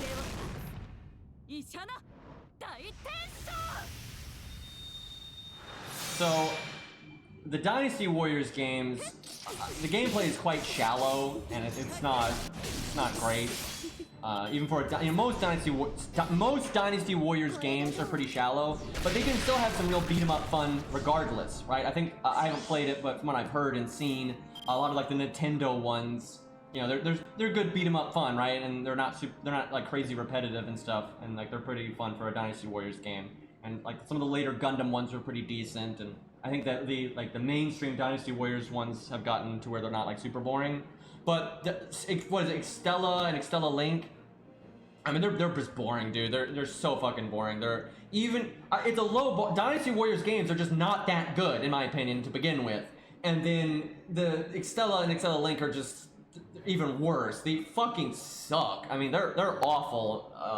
It's kind of fun. The best part about it is just seeing the characters in a 3D environment doing cool attacks, right? Like Darius, is what GP is saying. Darius looks really cool in Extella Link. You get to see his attacks and, you know, green flame everywhere and skeletons everywhere. You know, that's very cool. But the gameplay is so shallow. I mean, it's repetitive. It's very repetitive.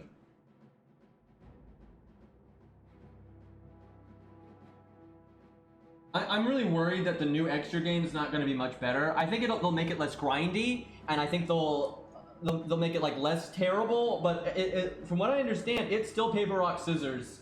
It's just you have a deck, and you get to like determine how many papers and rocks and scissors you have, and then you'll know the enemy. You'll have to learn the enemy deck and see how many paper rocks and scissors they went with and counter it. And I'm sure there'll be like a few skills and stuff to mix it up a bit. But that looks like what the gameplay is. And the thing is, they want it. Here's the mistake they're making. They want their games to be casual because they want morons to be able to play it and enjoy the story. And by all means, you don't need to make Ninja Gaiden Black over there, you know, some crazy hardcore game or like a bullet hell game. That's fine. But have some goddamn respect for your audience, right? There are plenty of, like, look at like a lot of popular video games out there that sell insanely well. Sure, they're not like the most hardcore of hardcore games gameplay-wise, but they don't treat you like you're a fucking moron, right? They at least have basic ass gameplay, right? I just think it's absurd, like how dumbed down most Fate games are with their gameplay. It's just honestly, like FGO is one of the hardest Fate games, which that makes a lot of fucking sense. It's just silly, you know. Their Dynasty Warriors games are a joke. Fate Extra and CCC are a joke, and it looks like their upcoming Fate Extra remake is going to be a complete joke gameplay-wise with no depth to it whatsoever. That's completely what it looks like, and it's dumb. And I don't think they need to do it that way. I think they could reach a huge audience, and what you can always do, and some devs do this because they know a lot of people got into Fate through the visual novel and stuff, and they're just not interested in like normal video games. You know, some people I'm related to a lot of people that could not play a normal video game, right? But a lot of games, what they do, if they have a real story draw, is they basically have a game mode that's like a monkey could beat it gameplay-wise, and you're just there to read the text or see the voice acting or whatever in like a story mode, right? And that's fine. If they wanted to do that, that's totally fine. But don't make a video game if you're not planning on having actual, you know, interactive elements, right? There's no point, right? Go make a visual novel instead or something. You know, if you're making a video game, the point of that is the interactive element in the gameplay and whatnot. And the fact that like every Fate game ever is just so shallow, I think it's such a waste. It's a bad use of their IP, because their IP is so strong. If you put out a real game that's like really good and it also has this IP, you can make so much money that way. And that's where I got more respect for the Grand Blue Fantasy devs, right? They tried to make an actual fighting game with their IP, and they're making some kind of like Godslayer Monster Hunter style game with their IP, and they're trying to make it a game that stands on its own. What Fate always does, they always do this. Every time, I can't think of a single exception to this. Fate always tries to ride on the coattails of how popular their IP is, and they just make a cash grab, easy, dumbass game. You know, they don't ever make a game that's just a good game, and then also use the Fate IP with it. Which is a waste, because you could just make such incredible games if you tried to make a really good fighting game and it's also Fate. Or you're trying to make a really third-person action game, but it's also Fate. Like, if Fate Extella could have been so much better than it was, right? It could have been really, really good. That's a real shame I didn't get my fucking NP right there. I don't know why Masashi's having such a hard time here. Her toolkit is really good, she's grailed and everything. It's just nothing is lining up for her at all here. I don't think it's worth it for me to do the debuff clear. Well, we got the big boy music.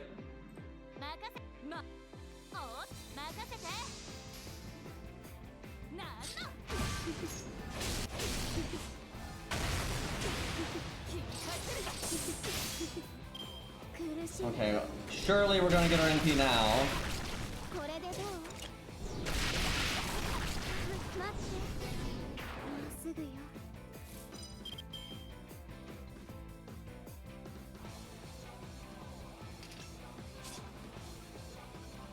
I don't think Extella Link's story was very good, to be honest. I think it was also incredibly shallow, and just I didn't find it very good at all. The only thing that was good about it was that some of the characters are just enjoyable because the characters' personalities are enjoyable, but I think the story in Extella Link was pretty bad. I've played quite a number of Dynasty Warriors games too, and I would definitely say Extella Link is one of the worst. And it's not one of the worst if you compare it to like Dynasty Warriors games from like, you know, 15 years ago, but when you compare it to like the Nintendo ones and then like the Gundam ones even, and the more recent regular Dynasty Warriors ones, I think it's just way more shallow.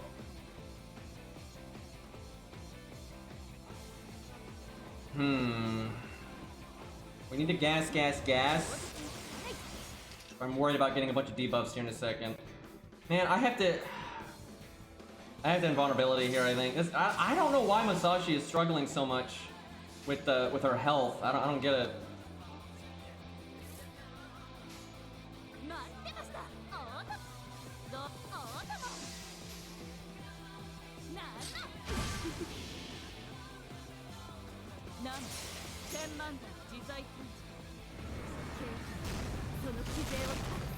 Yeah, it has like no replayability for sure.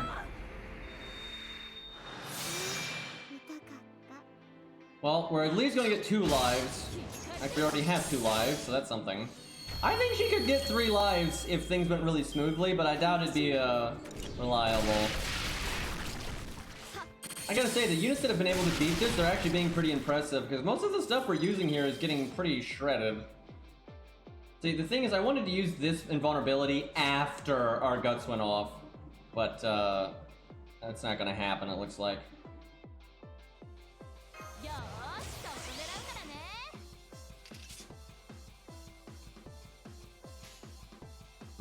Maybe I should have...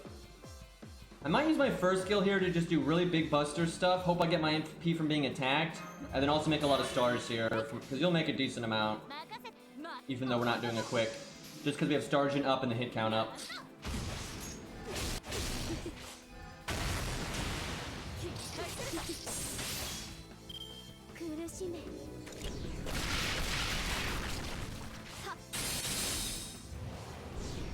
Damn! Well, we'll still NP before dying. We're not out of this yet. She might be able to get... We're not winning, but we might be able to get this 3rd health bar.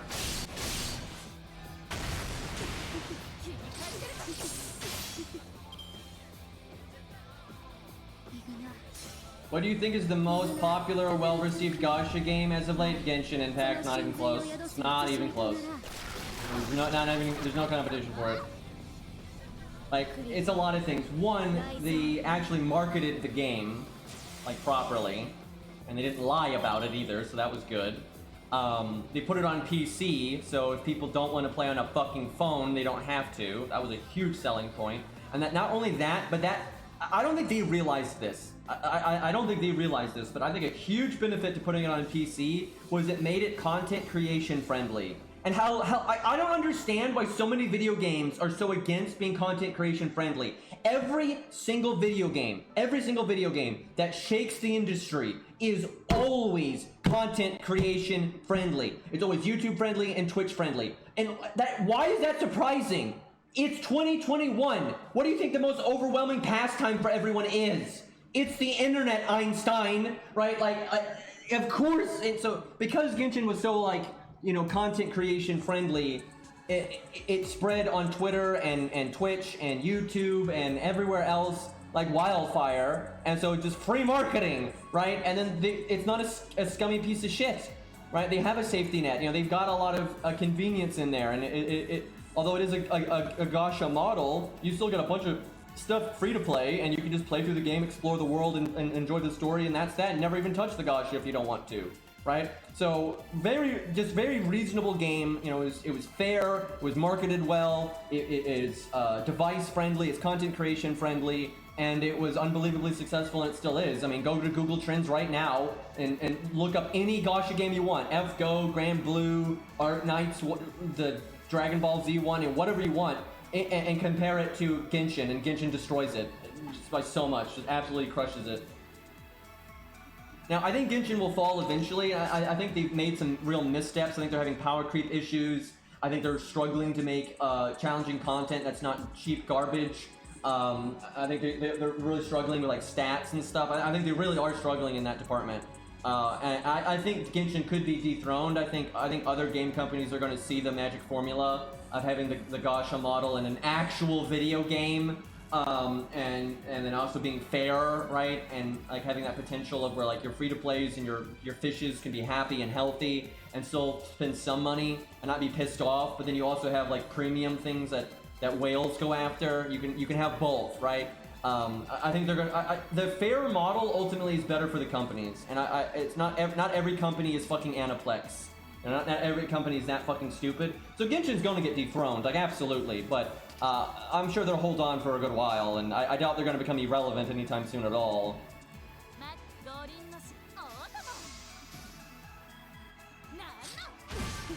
I think it's true for a lot of people, Gambler, where Genshin got them to try it where they wouldn't have otherwise, because again, it's so friendly to free to play, and it's just a normal fucking video game. And again, it's on PC. I think being on PC was a huge thing, just massive. And the thing is, like, if you don't want to play on PC, you don't have to. Okay, I will say, Masashi doing pretty good. She made it through the final health bar here. Maybe in a miracle world, she could solo it. I think she'll do it at 120. I think she'll do it at 120. Because she's not that far off. I mean, a neutral 216 is quite a lot, but still, not bad.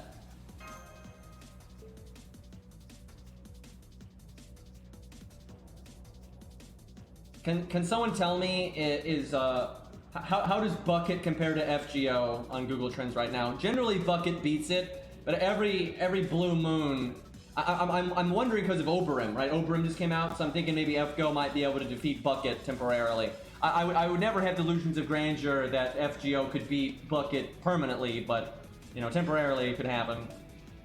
Yeah, Okita time for sure. Bucket is still winning, damn, dude. Bucket's a fearsome opponent. Very hard to topple that one. I'm actually surprised that Bucket is winning that one. It's not the Ice Bucket Challenge, because no one does that anymore. And you can go back in time many years, and when the Ice Bucket Challenge was happening, and then Bucket actually beats Genshin. And by a lot. Actually, during the era of Ice Bucket Challenge, Bucket was just like an unstoppable killing machine.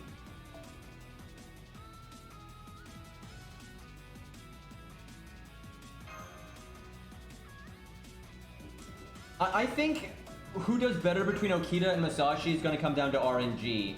And who does better with Pinnacle Luck? I need to see it. I gotta get a feel for it before I think I'd make a prediction on that. It wouldn't shock me if it's Okita. That would not shock me. Because Okita is really good.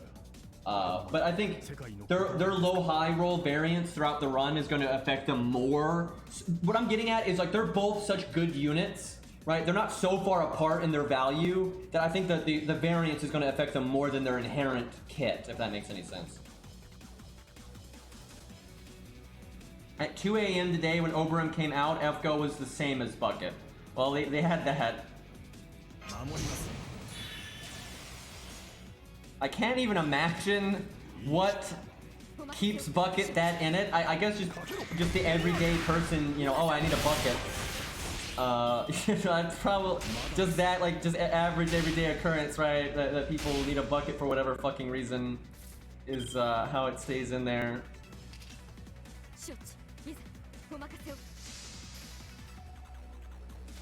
Ultimately, what hurts FGO is the fact that it's only really big in Asia. That's really what holds it back. It's really just not that big anywhere else. It's tiny in Europe, and it's like medium small in NA. Where, like, Genshin is decently sized around the globe, pretty much.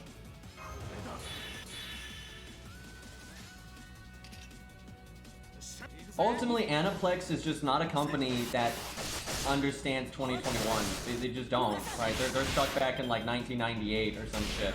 Like they're so archaic with how they view things. And, like, you know, for God's sakes, they copyright strike people for advertising their game, right? It's like, how is that supposed to make your game go viral, right? Like, it's just nonsense.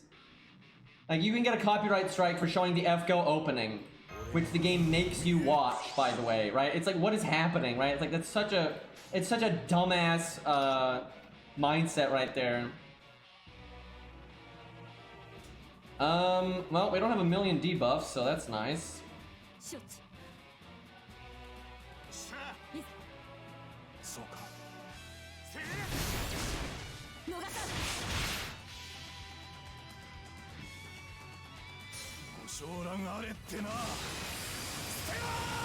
If we look at world side, because of Japan, FGO has been beating Bucket since... What do you mean by that? Do you mean, like, globally it's beating Bucket, or only in Japan it's beating Bucket? Because if it's beating Bucket in Japan, That makes sense to me right now, because smaller country and all that.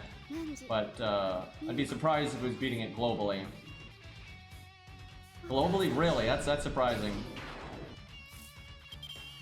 Let's see how long they can hold on.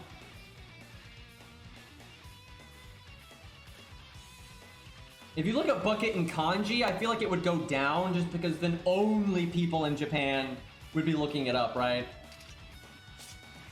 I will say, I can't believe I'm saying this right now, we're getting really meta, but FGO is advantage. FGO has an unfair advantage against Bucket. Because even in Japan, people search the English letters FGO for FGO. Right? Like, universally. For Bucket, no one does that, right? Yeah, a lot of, if you speak different, like you speak German, you're gonna look it up in German, right? If you speak Japanese, you're gonna look it up in Japanese. So, the Bucket is kind of disadvantaged that way. We're getting really meta here, but it's true. FGO is just, it's searched as FGO in any language.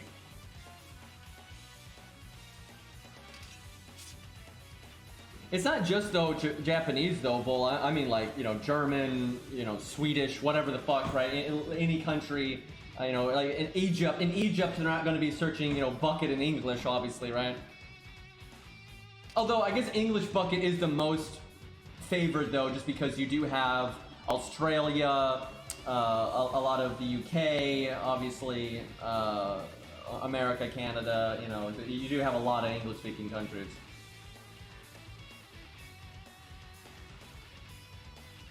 Yeah, I like FGO more than Genshin too, but I same thing. Ultimately Genshin's the better game, and it deserves to be making more money. You know, FGO. I'm sorry, I love FGO, but look at what FGO's doing. You know, they just did an interview where they say they don't want to do more main interludes. Like, excuse me, right? And they get fucking Famatsu, or the fuck you call them, to basically insult their player base and call them greedy.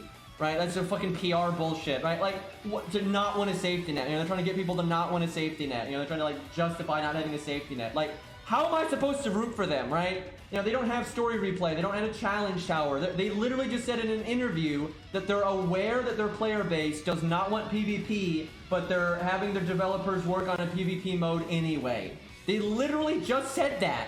Like, that's where their development time is going. And nope, let's not make a challenge tower. Because this game needs more game modes. It does. But it needs to be standard gameplay, because that's where FGO is the best. It doesn't need fucking Grail front PvP. That's a joke, dude. Like, that's an absolute joke.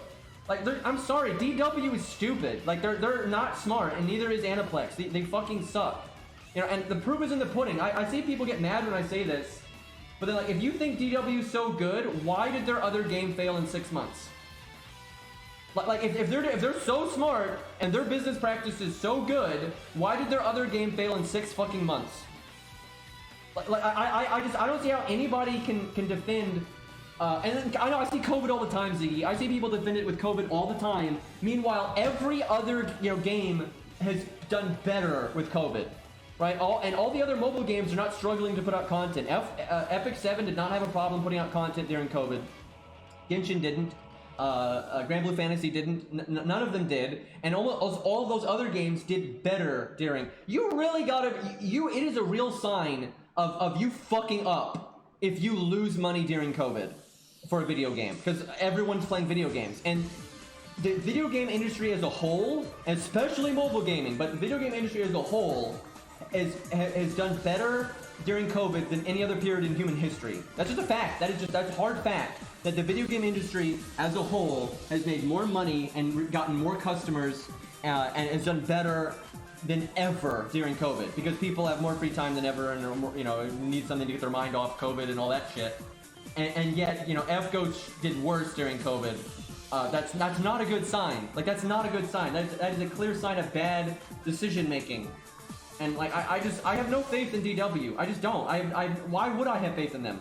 Every time they open their fucking mouth, they say something stupid and insulting and also, like, not business savvy. And they just keep, and again, their other projects crash and burn like crazy.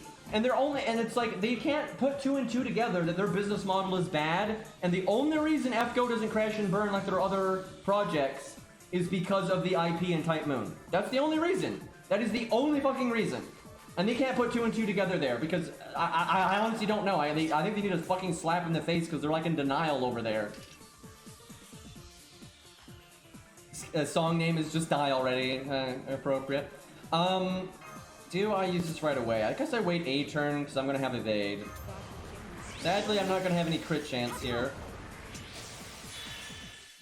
Maybe RNG will favor me. Okay. Using the redistribution actually helps me. It boosted my overall crit chance there a bit. 10% crit chance versus the higher faux pas. There are such low crit chances, I'm gonna go with the faux pas.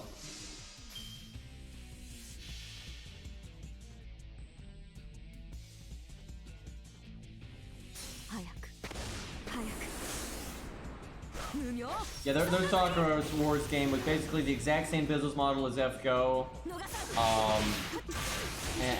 But it wasn't FGO, and it crashed and burned so fast. Like, I just cannot believe 6 years in, this game is so basic bitch. Like, it's ridiculous. And I think this game has very good core gameplay. I think there's plenty of depth with how the units can play and interact, and how the bosses can be. I think there's plenty of depth in this game. But they've never added a game mode, and they've never done, you know, like proper dailies. Yeah, they just updated the dailies, but they're the same shit.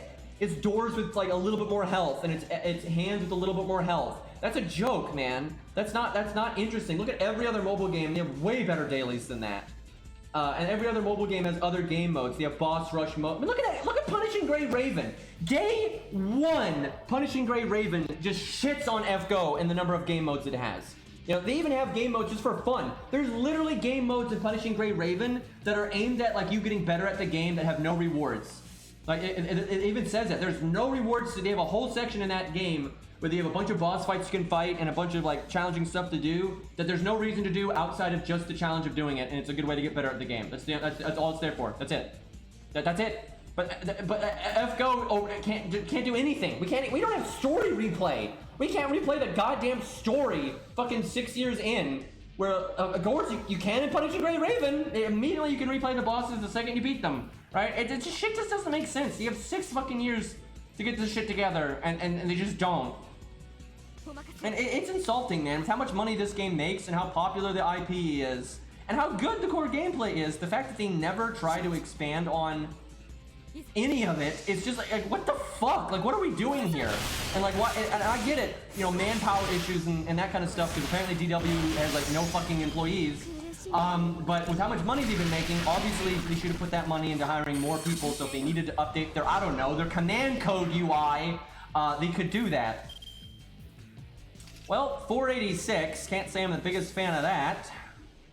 I need to get rid of our debuff, but I don't really want to do the quick attack first. But, like, I need to do this. Ah, that sucks. Well, fuck. And then the crit spread goes to the one that doesn't have the debuff flare. Well, I gotta do it, though. I almost want to do Buster Quick NP just to lose the attack down. But, I'll do it this way. I gotta do that Buster because I need the help.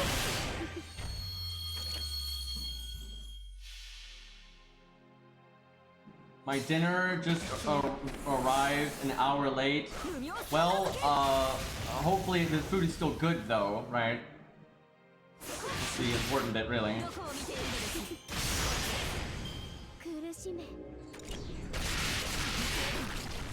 The thing is, a lot of gacha games aren't glorified tax collections at all. I completely disagree with that, because a lot of them are very free-to-play friendly, and a lot of them these days are very fish friendly. Right? Where it's not like you don't have to spend all the time. You can just spend occasionally on that one thing you really like, and they have safety nets, right? I mean, I think gacha games have become so much more fair and reasonable as years have gone on, right? Some of them are still scummy, of course, like absolutely. But I think gacha games have been getting better and better and better about being reasonable, fair, and not forcing you to spend an absurd amount of money. But then still having premium stuff for the whales that do want to spend the stupid amount of money. I think they've overwhelmingly been getting better about that. Like, I don't think Genshin Impact is scummy at all. I think it's a completely reasonable business model that they have there, because they do have a safety net. They give out plenty of free currency. They give you lots of characters for free. You can completely play that game for free, never spend a penny, and you won't really even notice. And even if you just use the free currency because of the safety nets, you are no matter what happens in Genshin Impact, you never spend a penny. You are guaranteed to get 5 stars at a pretty fair interval because of the safety net carrying over, right? And the same for Punishing Great Raven. Punishing Great Raven is a completely reasonable game, free to play. You get lots of stuff free. They don't really overly incentivize making you roll every 5 seconds. And they have a safety net if you decide to roll, right? I think most of the gacha games these days are getting pretty fair when it comes to their business models. I think it's just like I can't think, I don't keep up with like every gacha game, but for the big gacha games out there, like the big names out there these days, the only one that I think has a really shitty business model is FGO. I don't think really any of the other, there's a few other big ones that I've literally never played or looked into, like the Dragon Ball Z one I don't really know anything about and stuff like that. But I can't really think of another one as big as FGO that's as bad as FGO. Because FGO is really scummy in my opinion, because like the only thing in their favor, the only thing in like there's two things. There's two things I can think of in their favor. Their 1 to 3 stars are quite good, right? And they're you know, you can absolutely play through the game with them, and it's actually quite fun that way. So that's a thing. And as whenever they do make new low stars, they do give them good animations. They haven't made a new 3-star though in like 2 years now though, so that's great. And then they do give out a decent amount of free currency, like FGO does, but there's no safety net. And that like ruins everything. And you know, the way they handle, you know, story lock and everything, you know, it's not great. Like it's really not great. And the lack of a safety net at this point is just ridiculous. And yeah, they haven't added a low star in so long. And you know, when they do, they're gonna make them limited, right? Because that's what they've started doing, is when they make the units that used to be the free-to-play units, they now make limited and crap. So you have to, you know, spend a lot of SQ even for those. Like, it's stupid. I mean, FGO is uniquely shit with their business model. I really cannot think of another gacha game that's successful these days that is that crap. Well, we're not making it to the NP either, which is kind of surprising. Not sure why our hard survival people are struggling so much with that. Let's go with, do I want the stars or the crit now? I guess we take the crit now. There is just no, you should never spend or save up to like thousands of SQ and fail to at least get 1 5-star that's rated up. That should just never happen. And in basically every other game, it doesn't happen. Even if you save it free to play, and like, because that's the thing, if you save it as a free to play for months and months and months and months and months and months and months, you should be able to get that one thing you iron-willed and saved up for, right? And that's good. The thing is, as a developer, I don't understand how they don't see this, right? Even casinos understand this, right? People need to get a W to stay invested in your product, right? So if you're a free to play and you save up for months and months and months and months, as a developer, you want that free to play to get whatever that one thing they're gunning for. Otherwise, they're gonna fucking quit. Like, you do not want someone saving up for months and months and then finally deciding, okay, that's the thing I'm rolling on, and then not getting it. You do not want that happening, because then they're gonna fucking quit. That is not good for your game. That is so not good for your game, right? And most developers understand this stuff, right? Like, you want your player base to get enough W's to not be fucking pissed off. You know, Vol, in a way, it's kind of a blessing in disguise then, right? Because now, if it's still fresh and good, right, it's as good as it would ever be, but now you're hungrier than you would have been, right? And as we say, you know, hunger is the best spice and all that, so it kind of works out then. Okay, well, still got this fucking attack down. I almost don't, I'm gonna be so greedy right here. This might be a real mistake. I'm really wanting that NP to break. That's why I'm doing the quick burst here.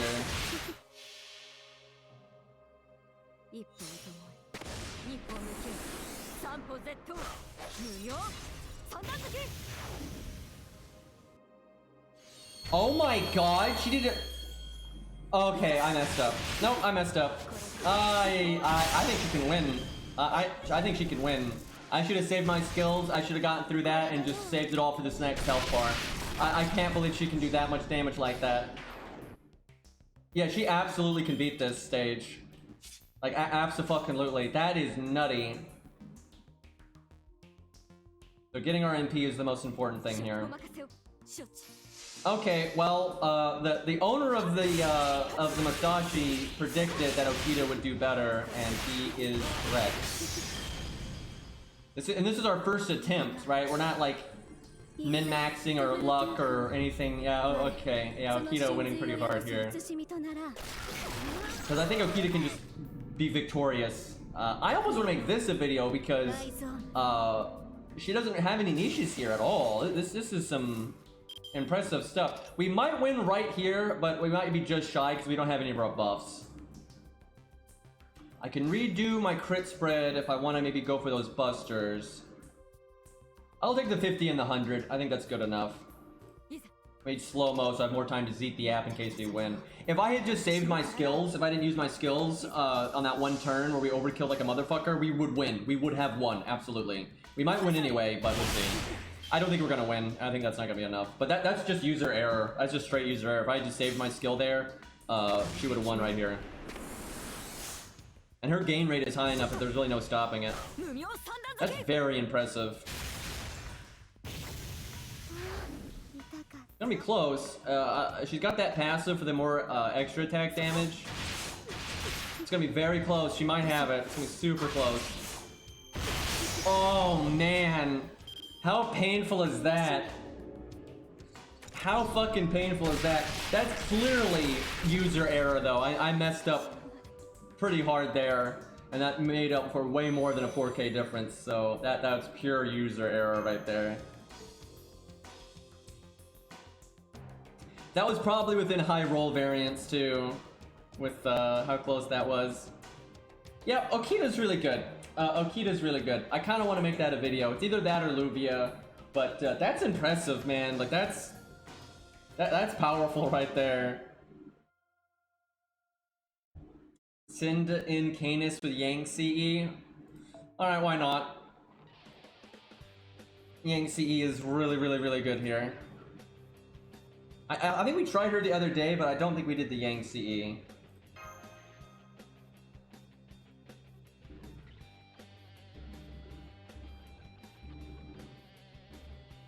Yeah, we've done Okita versus Masashi in a variety of circumstances. Masashi is normally favored if it's really bursty, but it does kind of seem like Okita's winning out overall. I remember we used them in a team setting against Lobo. I don't remember how that went though.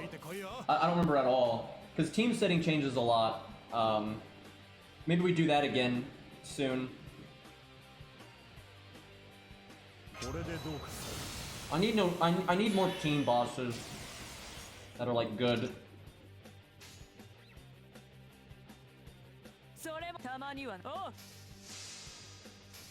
I feel like Masashi is very favored against Lobo because Lobo buff removal is really good because he's got evade and defense up and crit up and attack and all that nonsense. And then she also has Pierce and vulnerability to deal with the evade gimmick. So I feel like she is favored there.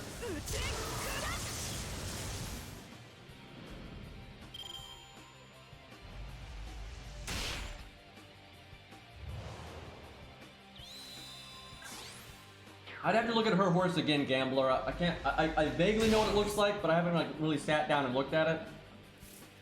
It's off memory. It's definitely not one of my favorites. No offense. You know, I don't mean to insult the horse here, but I think most of the other horses are cooler. There's some steep competition, man. There's some cool horses in FGO. Well, Canis is not getting particularly good luck right now. Virtua will get destroyed, but we can compare her to like Sei. Sei is like what, a bar and a half or something. That's like the benchmark for an AoE neutral.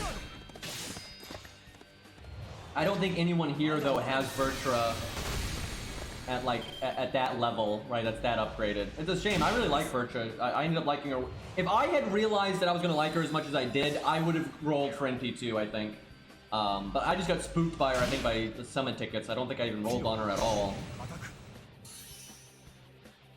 But she ended up being a more interesting character and also really troll, so she's kind of great. Lost is a decent one. I don't think it's that big though. Like it's like that's not half as big as the say that we used. Yeah, I noticed we were in slow-mo there.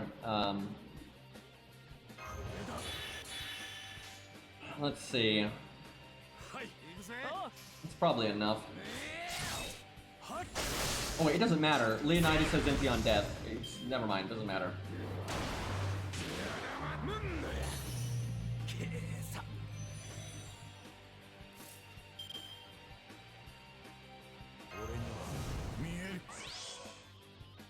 Does Fish have a big one? Or Fishy?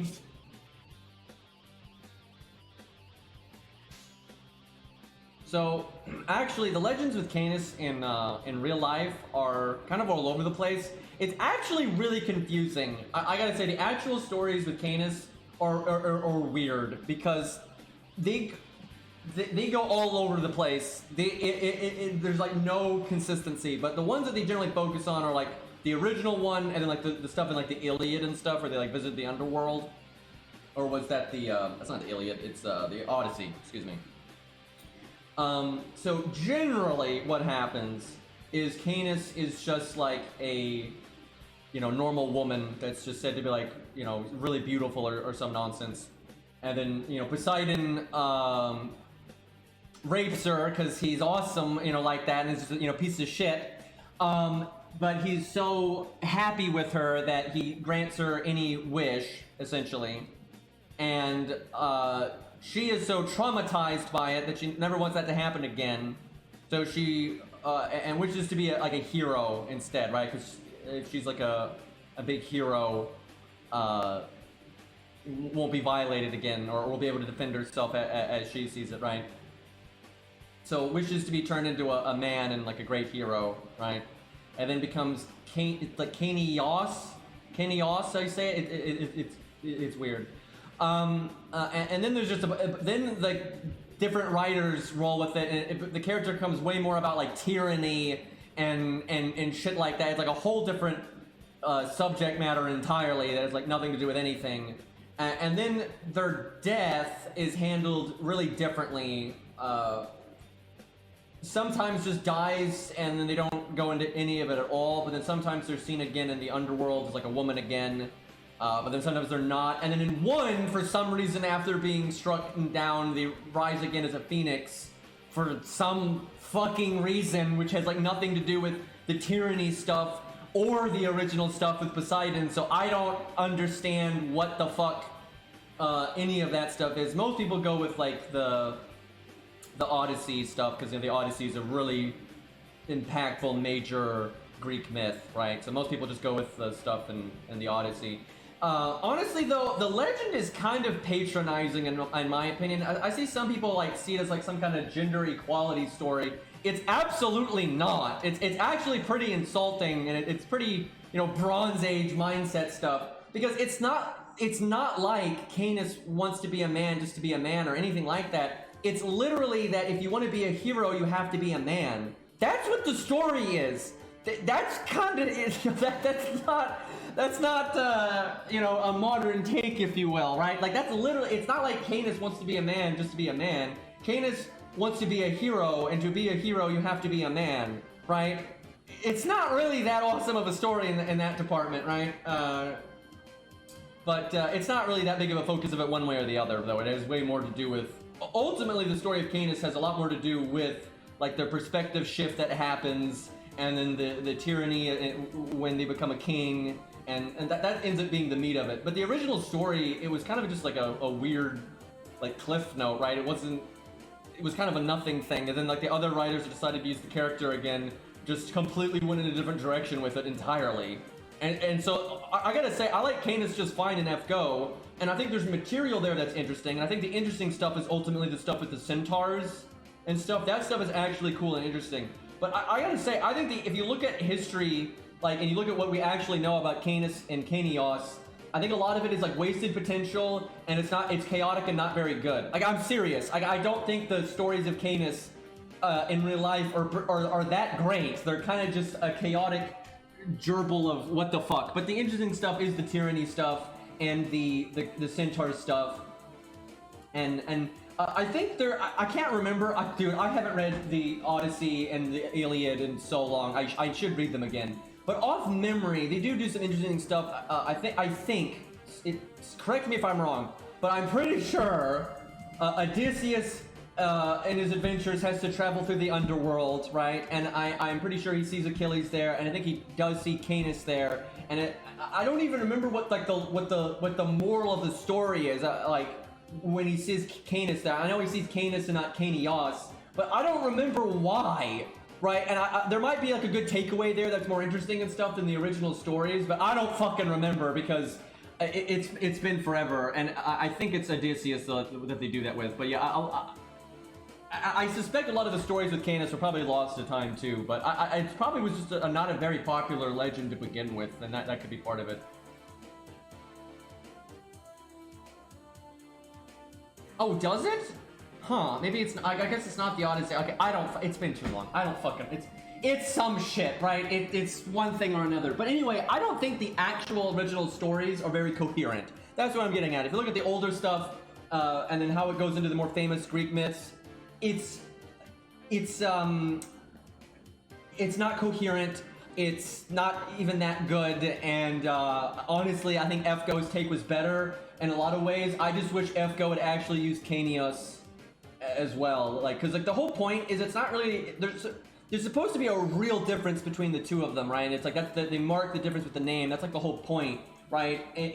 And they could have done more with that kind of stuff, and hell, they could have even done an alter ego thing or something, right? There's way more you could have like done with that, and I'm like, okay, they could just make Canius later as a separate character, and they've kind of described that as that's how it is, but they're never gonna do it. They're just never gonna do it. If it's just like with Vortigern and like Morgan, if they ever revisit Canis, they're gonna revisit this Canis and just do an alternate version of this Canis. They're not going to do a Canios, or however the fuck you say it, later in life alternate take thing. They're not gonna do that, right?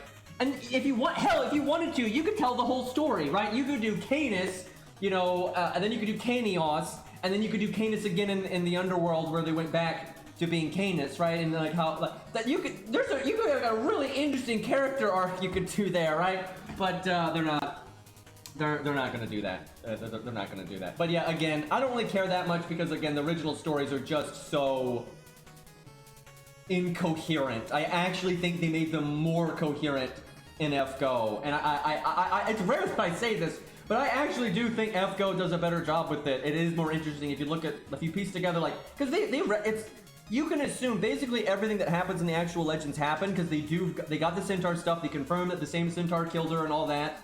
And so most of the important pieces are there, but they made it more coherent. She has a lot of like identity crisis issues, and like she's really messed up, right? Canis is really messed up in the head, but there are ways that are pretty reasonable for you to be messed up in the head for what Canis goes through, right? She basically is empowered by what wrecked her, right? And she's like proud of being a god because gods are powerful, but she hates the gods, right? It's a mess, right? It's an absolute mess, but it's more interesting and I think done better than the actual stories. So Poseidon, though, not the best. So far they've yet to do anything redeeming for Poseidon either. So like, in actual mythos, right, just different writers would handle Poseidon differently. Sometimes he's an asshole and sometimes he's fine, right? It's kind of all over the place. And what they did for Zeus for that, and I think this was actually a really good way of handling it, is Zeus in the regular timeline is more in line with the more benevolent take on Zeus, Grandpa Zeus. And then the Lost Belt one is the like full-on asshole tyrant Zeus, right?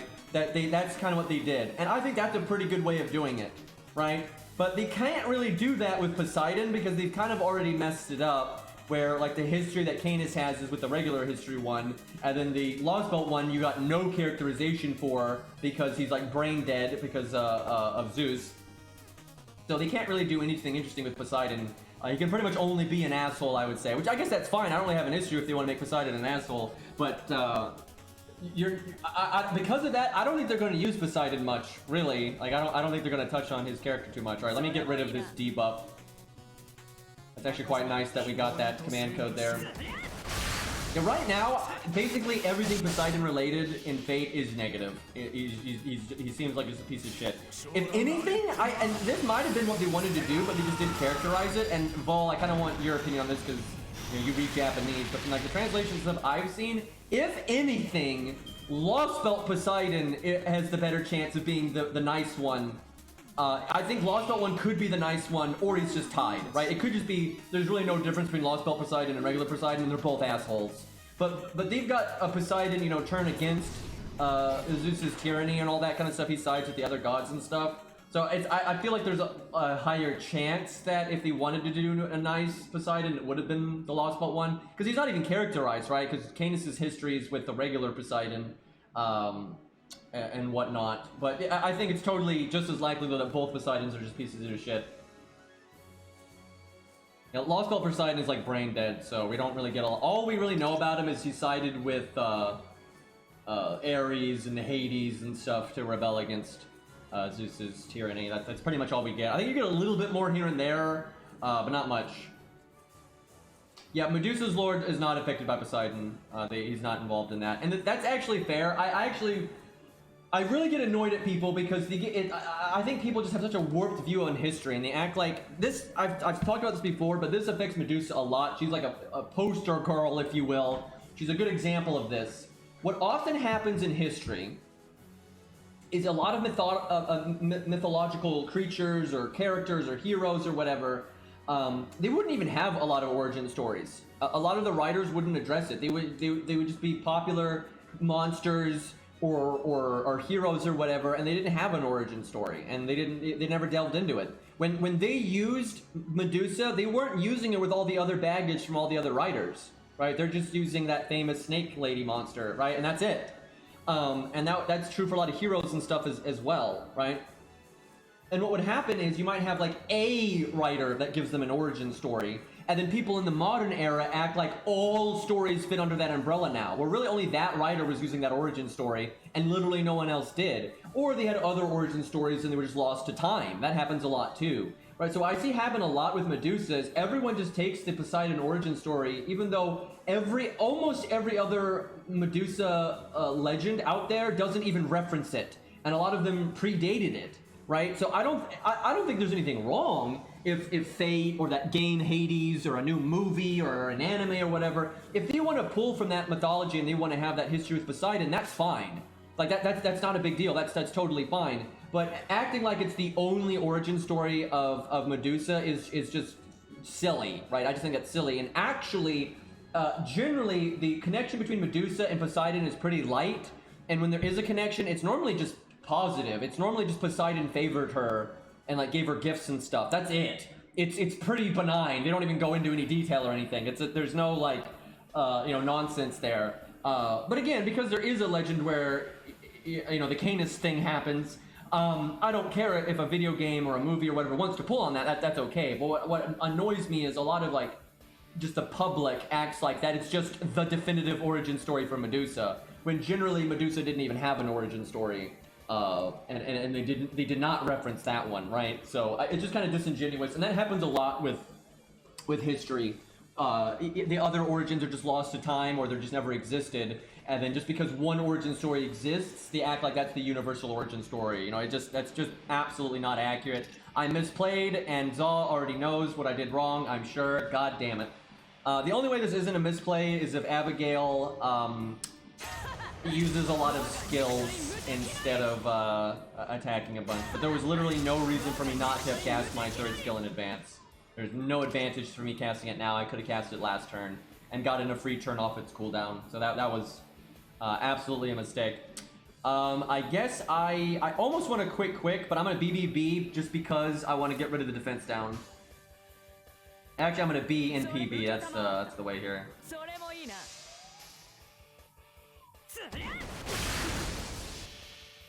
Oh no! What's the source of that? I don't think there's enough information about 6.5 to know if it's a two-parter. But oh no, that means if that's true, we're not gonna see Lost Belt 7 for like a year and a half. I hope that's not true. That I don't like the 0.5 stories as is, and I really don't want them if they're fucking if they're gonna be two-parters, that's just terrible, dude.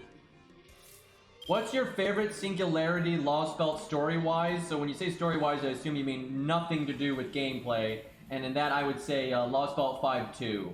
But very closely followed by Lost Belt 1. I think Lost Belt 1 was actually really good. I really like it.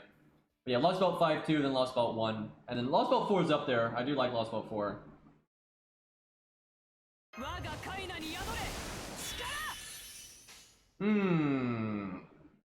I can get rid of the stun. That's good. I'm gonna do that then.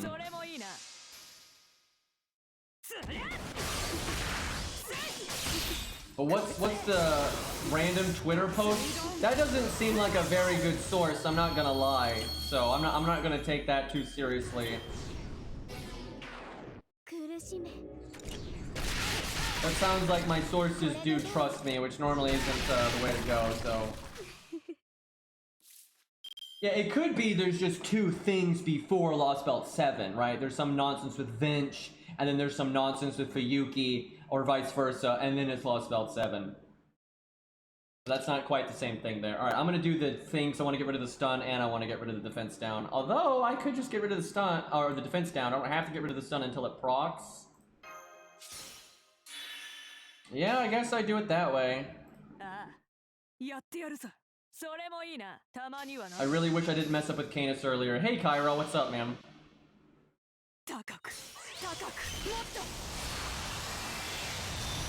Cairo, Okita can solo Abigail. Also, Luvia can do it, and it's so easy, it's kind of laughable. Yeah, Okita kind of good.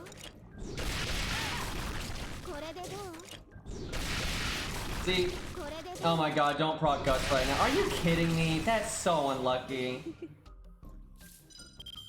If I had not messed up earlier, I could cast my third skill right now. Let's see, what do I do then? I guess I have to do invulnerability. We're kind of fucked now because of that. That's so unlucky. I kind of want to give Canis another shot at this, because that doesn't seem like the average that we're going to see. I need a break, but I want to make stars. 49k. If she crits with a buster, I could do quick. Let's go RNG. I wonder if Zol's probably got her passive to do more extra attack damage. There we go, that's plenty. Oh yeah, that's more than enough. And then we get the stars and we get the NP. So I think she might be able to beat this, but you're gonna have to have things go pretty well on the survivability front. And I need to not fuck up like I did. Alright, now we remove the debuff, because I don't want the attack down.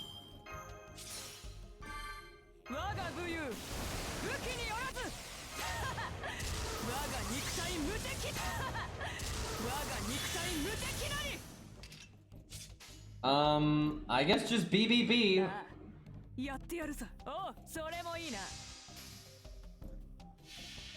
I mean, the Yang CE is super good and everything, but we're kind of on our last leg because we didn't have our guts before the MP.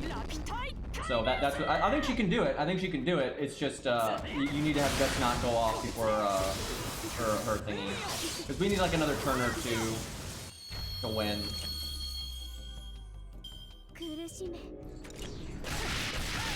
Nice damage, nerd. Yeah, if we had our NP right now, we would actually win, I think. But unfortunately, we are dead. Even if we triple crit, I don't think we win here.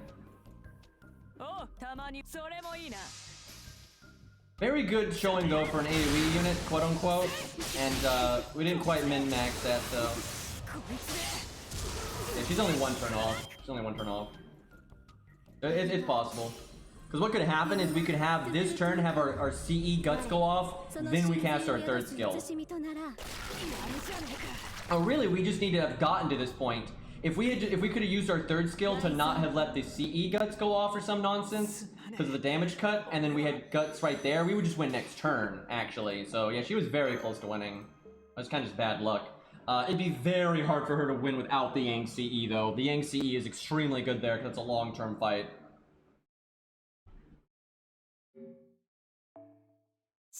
ダヴィンチちゃんの素敵な工房にようこ Wow, that's an impressive Gareth. That's a 110. Damn. So she's now like a 3-star or something at level 100. That's all right. We'll give it a go. I feel like we gotta. Does Fishy got one sent in here? Because I'm trying to. Oh, hey, the Dodge is back. We can give him another shot because we used his William Tell earlier, and that was kind of rough. Hey, there's Fishy. Oh, Kita Alter. Oh my god. It's super upgraded though. I might give that a shot in a second. That is not gonna do as well as Okita, even though she's an alter ego. Well, I don't know. Counterclassing is such a big deal. Maybe she will do as well. She was one turn off from winning Zaw, and she got bad luck. And her guts went off before the NP turn. If it had gone off on the NP turn, she would have won next turn. So she can do it for sure.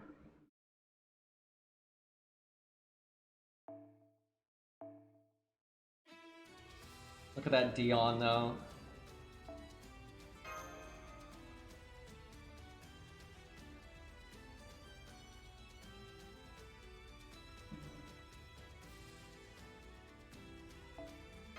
So far, this has been the easiest on Enkidu and Luvia. Like those two have had it the easiest by far.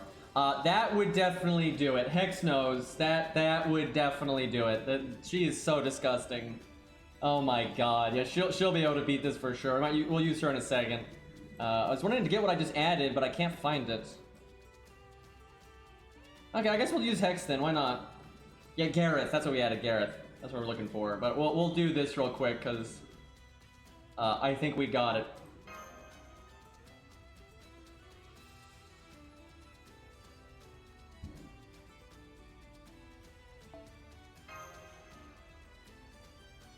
Can you imagine if she had gotten the 5-star Avenger buff? Like, what a joke that would have been.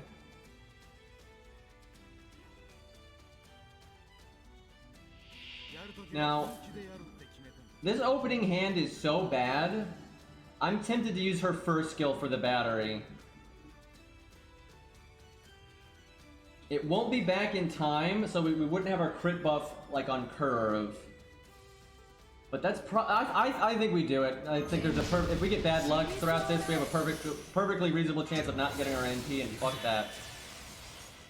Watch me get an art chain now, where George lives 2 turns.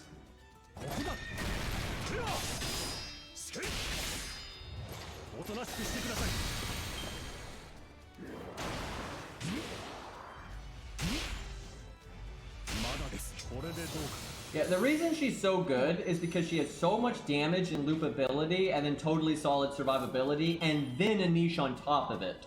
She doesn't need the niche to be good. Okay, well, we are ultra struggling with our NP right now. This is not great.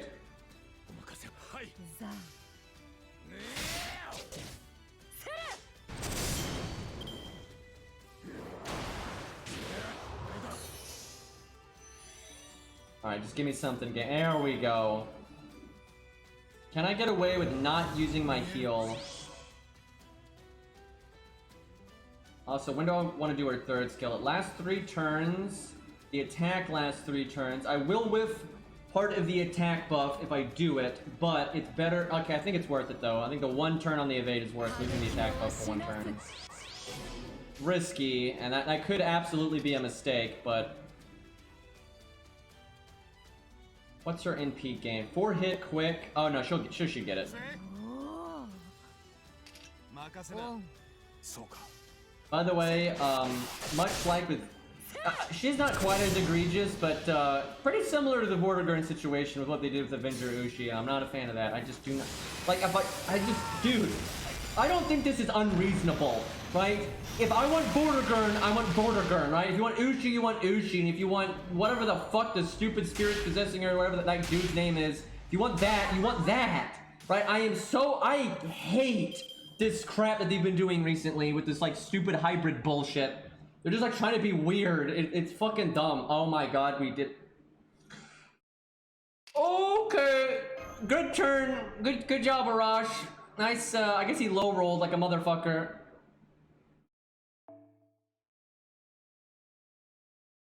I don't think it's as bad with Ushi because at least she starts regaining her normal self a little bit, and like she's got the moment where she died and everything, right? And at least she looks like she's supposed to look like. It is similar though. What it would the equivalent though would be Vortigern gets added, and it's normal Vortigern. He's older guy, turned into a dragon, all that good stuff. But then he's being possessed by Uther.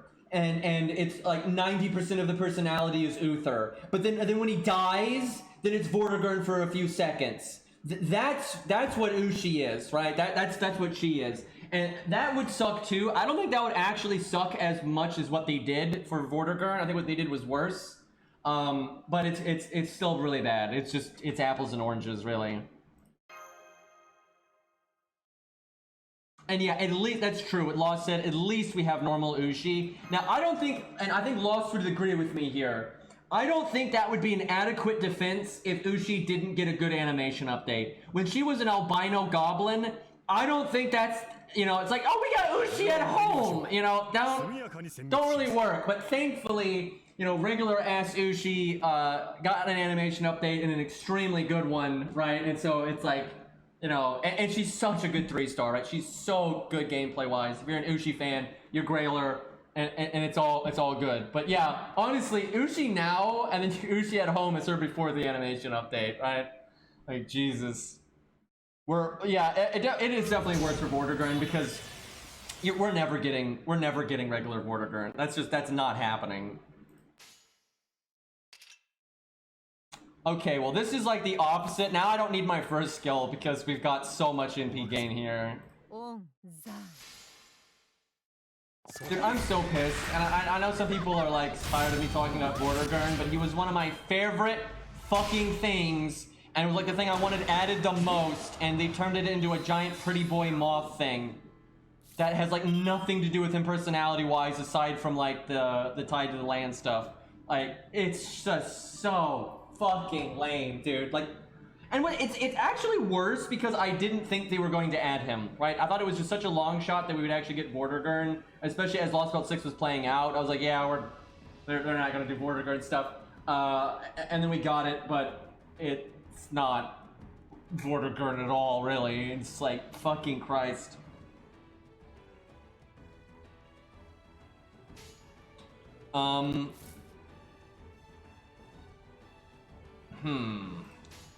I wish George had died there, but yeah, that was a corrupted wish. You know, chat makes fun of me all the time. They're like, oh, they're gonna add the Green Knight, but it's a lolly, right? They're always saying stuff like that, and they're always corrupting my wishes. But that one actually happened, right? I don't think I could have come up with a corruption that corrupt if I had tried, right? Like that was really dumb. Like, I mean, it could have been worse. I'll say this: the Oberon situation could have been worse, but it actually is dumber, I think, than the typical stuff most people would come up with when they're trying to like corrupt a wish. God, Green Knight using a flail, dude, and fucking laser flail, like Calamity Jane style. That'd be pretty bad. Is it, dude? I hate to say this, but I don't even know. I kind of don't want them to add Green Knight now because I just feel like it's so likely that they'll fuck it up, and that would be, Vortigern is really soul crushing, but Green Knight would just be so fucking soul crushing. If they pulled a Vortigern or a Van Gogh on Green Knight, I just, like, you gotta be fucking kidding me. That would be the worst one, right? That's my number one, right?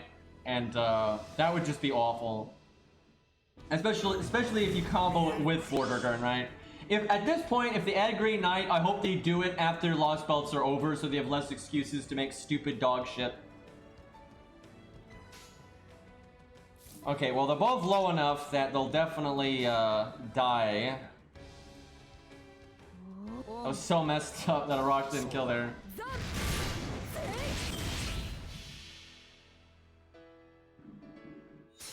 I feel like the Green Knight movie is actually going to make Tycoon not want to use the Green Knight. I absolutely, like, they don't want to feel like, they don't want to like look like copycats or any of that. Even though they'd already established the Green Knight existed in Fate and they'd already talked about him several times and everything. But yeah, I feel like the Green Knight movie, if anything, is going to push them away from using it. Like, I absolutely. It's kind of like if Disney put out, you know, some big thing on like a medium legendary figure or whatever, they're just going to avoid it then, right? Like, you know, they wouldn't care if there's overlap if it's something as generic as King Arthur or something, but with something like the Green Knight, I don't think they would do it.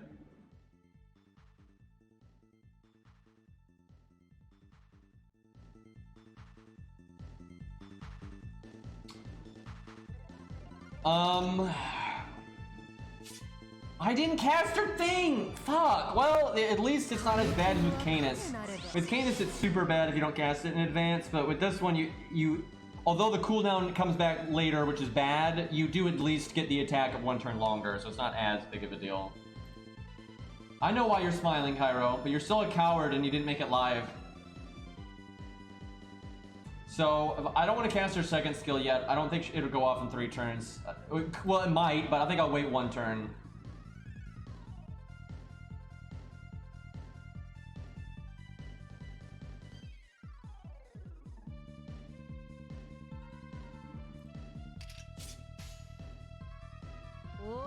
This is tricky. That voice line. I've heard from people that the Green Knight movie's decent. And I actually have a friend that's seen it. And from what I understand, they actually reference a lot of his legends in a pretty reasonable way, and they're not really on the nose about it. Like, they don't...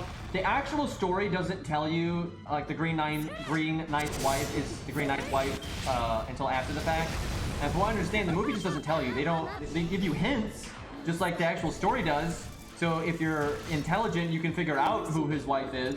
But they don't actually tell you. And I think that's actually the right way to do it. They do a lot of stuff like that, from what I understand, like where they actually reference the real legends pretty well. So we'll see. I'm looking forward to seeing it. Yeah, I've heard it's good, but it's not like the best movie ever. But I've heard really good things from it. Most critics generally seem to be, you know, like YouTube critics and stuff seem to be saying it's pretty good and whatnot. So but yeah, I haven't really heard anything bad about it. And my friend says they actually respect the legend pretty well. So I'm looking forward to checking it out. Alright, her battery is 20%. That's... Oh no, it's 30%. I was about to say, that'd have been really good if I could get my MP right now.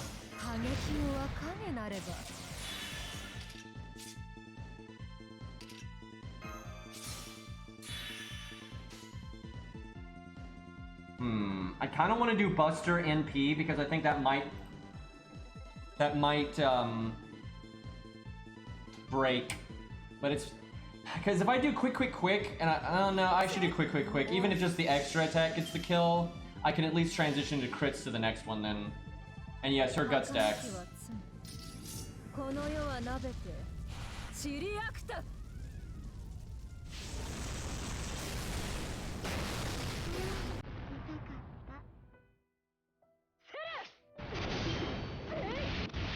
$199. This is gonna be tough though. The angle that's gonna mess her up is not the damage. She's obviously throwing out enough damage. What's gonna get her is her survivability. And although her survivability is solid, it's not, you know, the best in the game by any means. I think we're gonna be okay here. And God, how much NP did she get from being attacked? 5%. Okay, no wonder. That is so broken in this fight. Look, we got Arthur's other song here. I like how Arthur has 2 theme songs, and he's not actually in like a mainstream work yet. One day.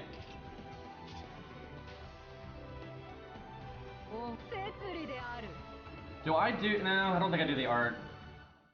I'm gonna make way less stars here, but I want to get rid of that attack down.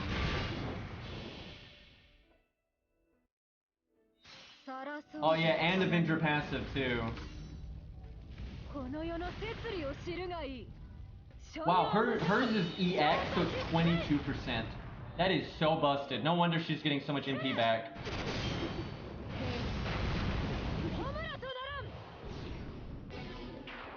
We're getting NP drained quite often now. That is nuts. That is nuts, dude.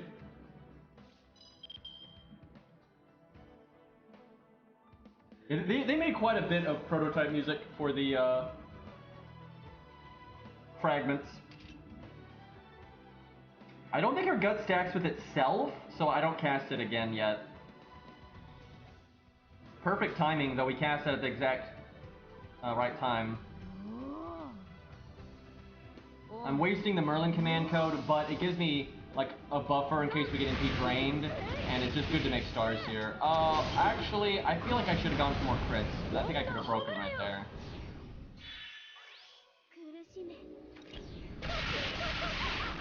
Now, it's NP time, so I still can't cast my thing.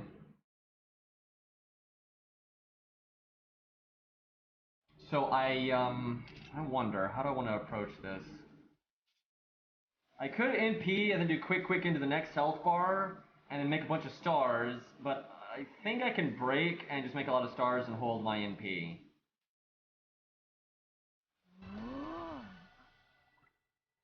That should be good enough. Like, obviously we're not going to be swimming in stars here, but...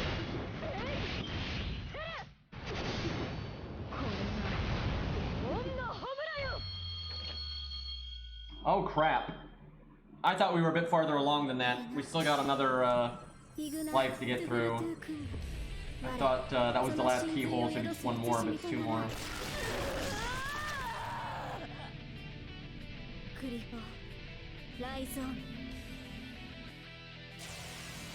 Maybe we'll get prototype border gun, eh?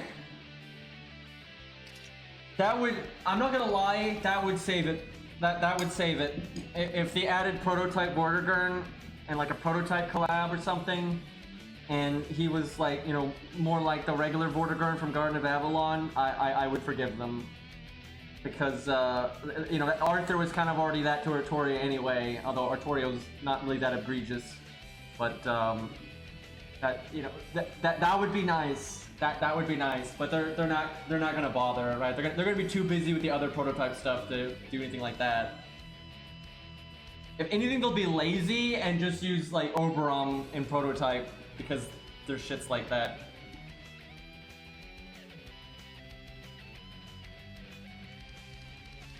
I think a prototype collab will probably happen before a Face Strange Fake one, but we'll see.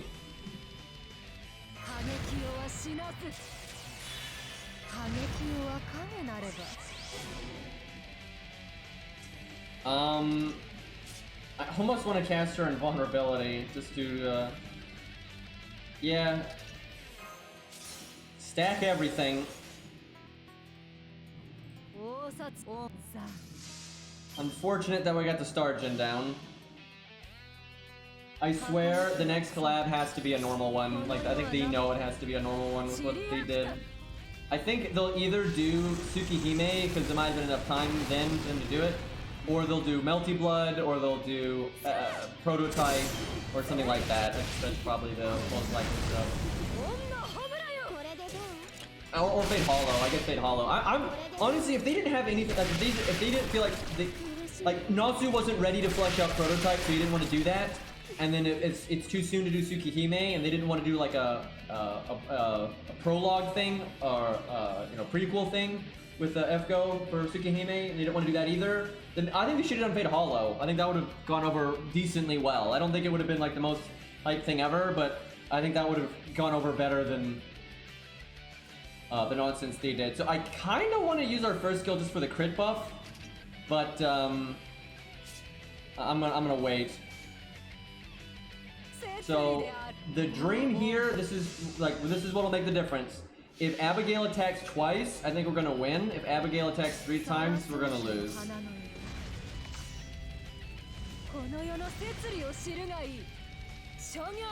mean, I'd be happy if FGO would collab with something that's not Fate related.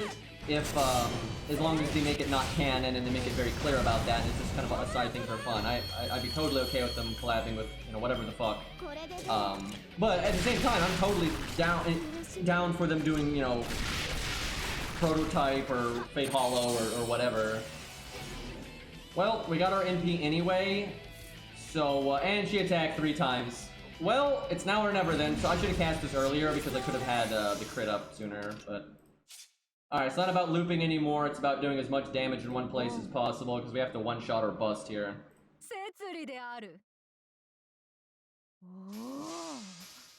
So if Abigail had... Yeah, I'm ready to Zeke the app, but if Abigail had attacked twice there, we would have won, because we'd still have guts for this turn, and we'd win next turn.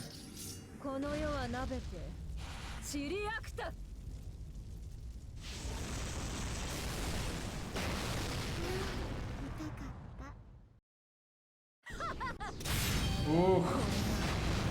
So close. So close.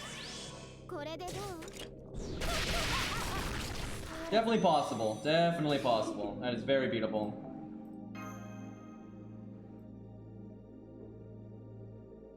Oh, Saber Wars 2.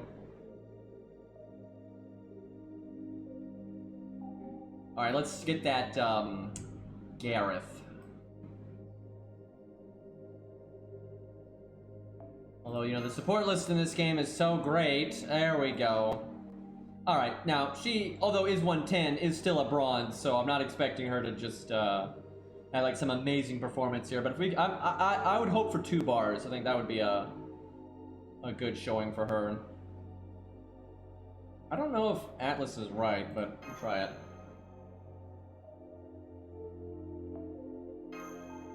Fury, my advice is, bring an archer. That's my secret technique.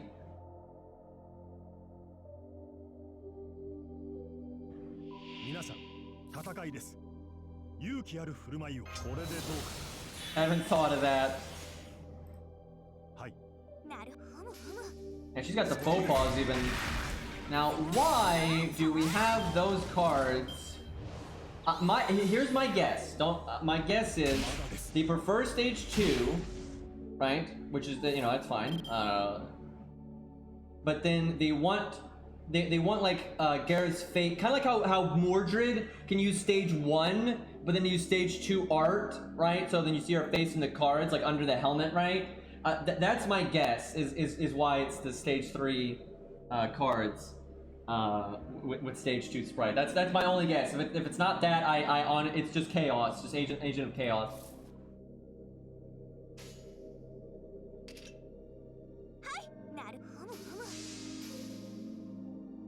Or forgot to change them. That's always possible. That's always possible.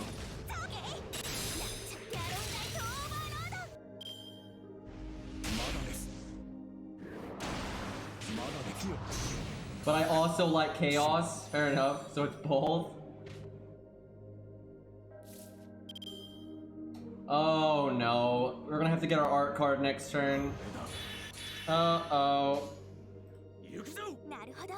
Guys, watch this amazing NP gain with our 2 Buster cards. I mean, I'll take it. It's better than nothing. Come on! Well, there's our other command spell. Just try to test units. Fucking game, dude. Well, I guess we're kind of cheating there. Gonna get a wiggle room with sitting on NP. I forgot to actually use Leonidas's NP. Excuse me.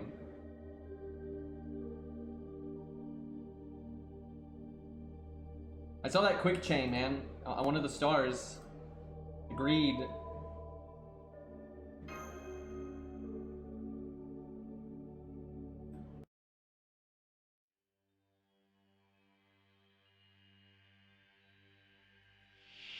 Okay.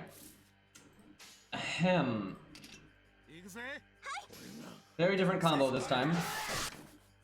Don't worry, guys. Arash got his NP, and he didn't even use his battery.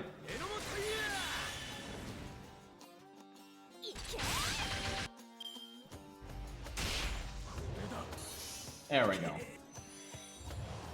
You try to fight a boss. Ooh, good opening hand, though.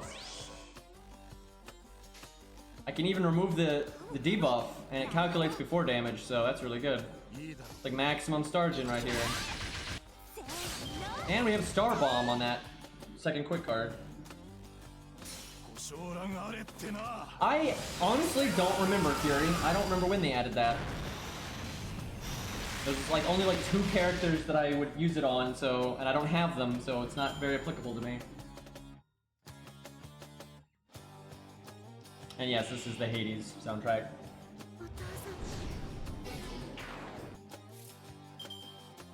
Alright, what's the play here? We can make the stars and the crit stuff and do a buster chain, but we wouldn't have the attack up.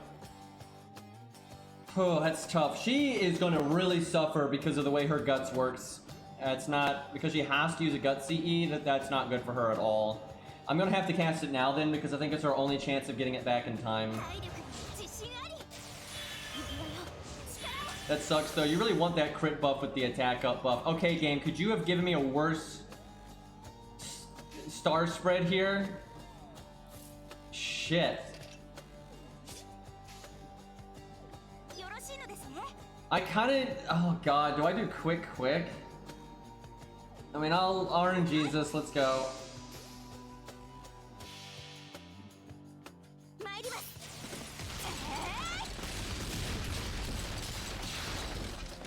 Real shame we didn't get our attack up. Didn't crit. Okay, well, this is not a good timeline.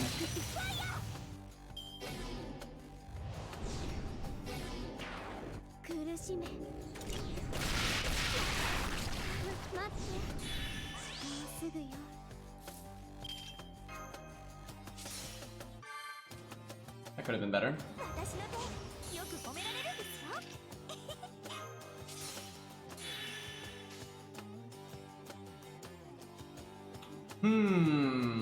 Let's go full NP gain and hope we get our NP for the attack up we're gonna have here. Come on, Abigail, work with me.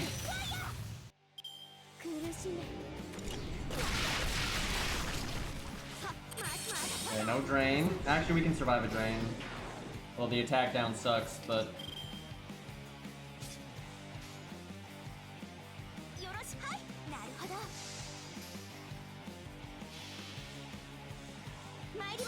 Lux stat matters. What is her Lux stat anyway? Probably pretty bad considering how she died and Lancer.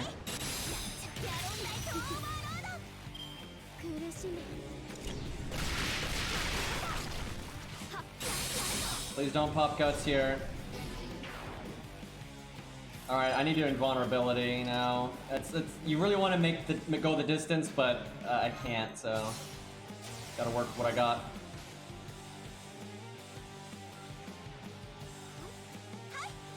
I wanted to have guts go off, then cast invulnerability, right? That's how you get really good value, but... Okay, is this the second life, or is this the first one? Kinda wasn't paying attention. Probably just the first one, which is kind of a little depressing.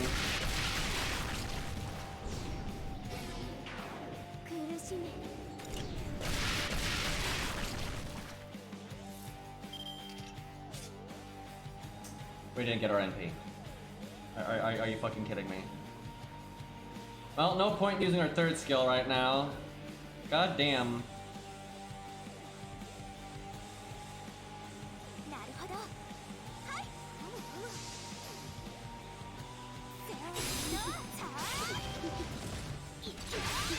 I should have swapped those cards around. Getting the attack down, removed sooner would have been better.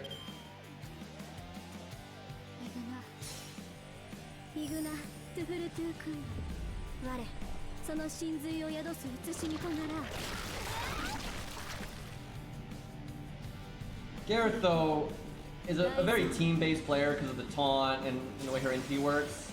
So it's not like you really expect her to do super amazing here anyway. Like, if you're going to use a low star and try to do straight value like this, you're going to look at 100 phase, Ku, Ushi, you know, those kinds of units.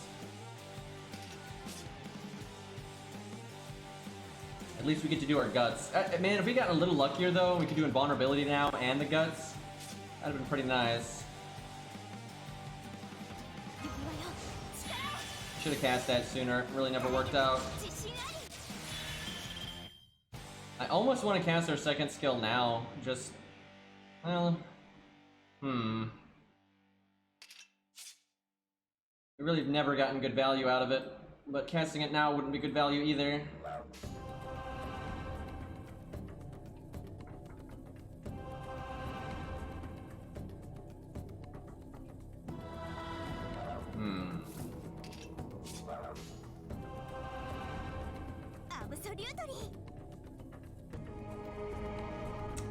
I guess I do enough damage with the Buster Chain that I just do that.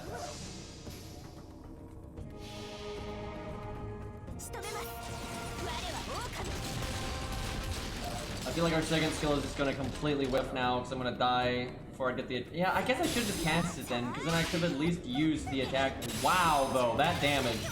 If I could have gotten better use out of my second skill, I think she could have broken another bar. Honestly, she didn't do that bad, really. And I think if I had played a bit better, I think she might even be able to have broken this bar. It'd be really close, but I guess I'll heal just in case Abigail double buffs, which she does, and she'll double skill sometimes, so then do a quick attack, we might actually live.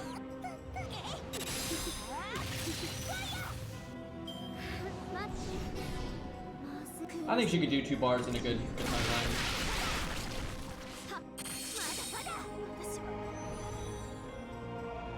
Let's not be, like, flipping out on people in chat here. They're not doing nothing.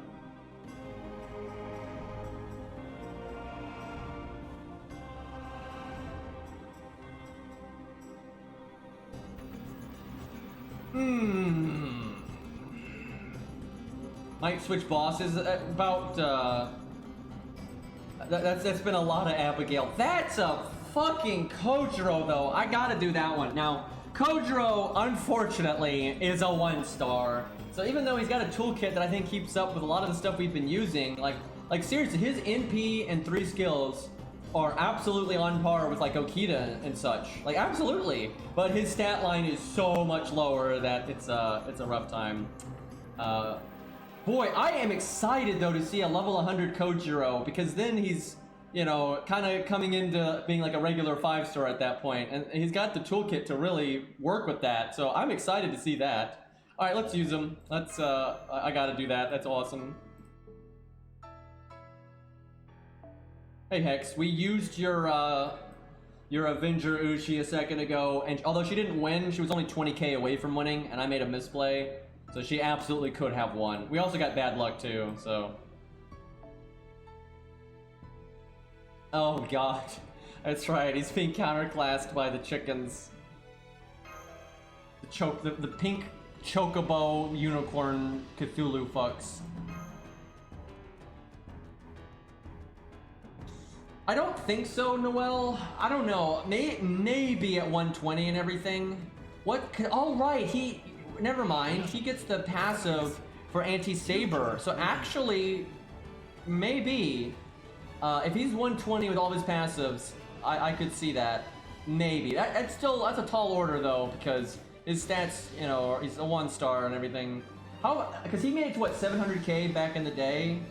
So getting to 120 makes me think he could get to maybe 500k.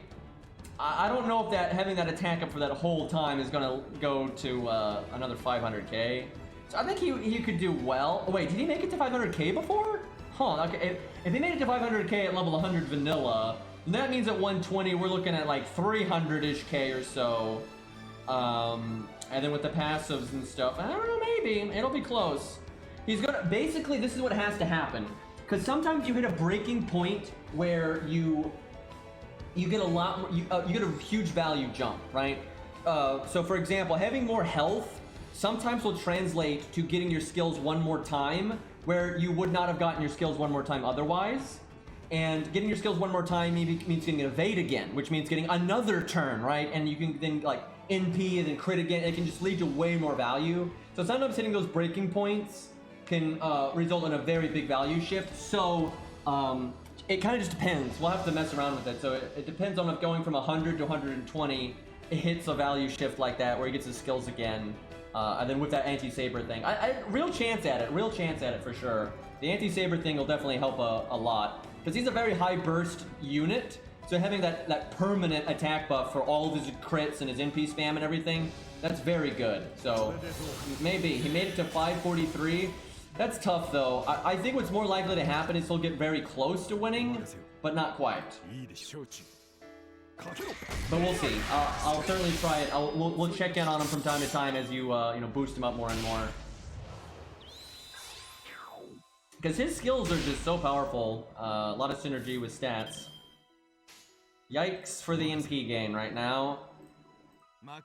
I always like our third hand is where all of Kojo's NP gain is, but we're never gonna make it to the third hand. Hold on 1 second, I need to get water again.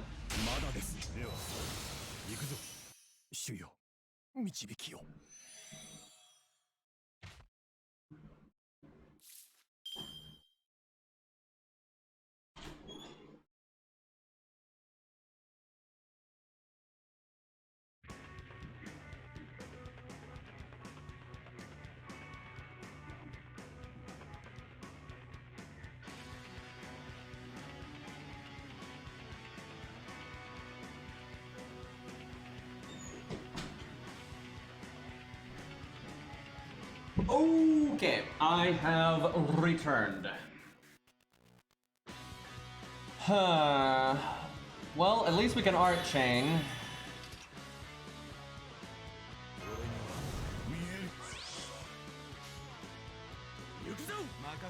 I'm also a little worried Arash isn't going to kill this front one.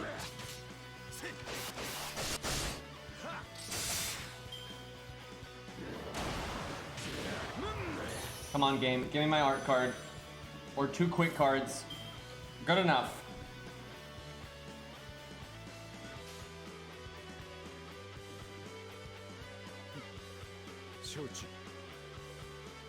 The worrying part is Arash's damage here.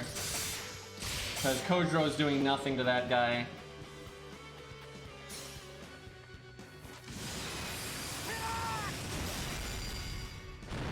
Yeah, I remember Sitting Master winning. Whew, didn't low roll, because I know it was low high roll, we could have failed that, I think.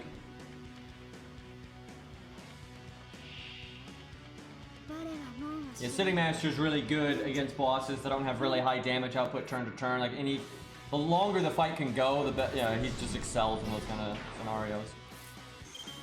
Do I want a Star Bomb right now? I think I do.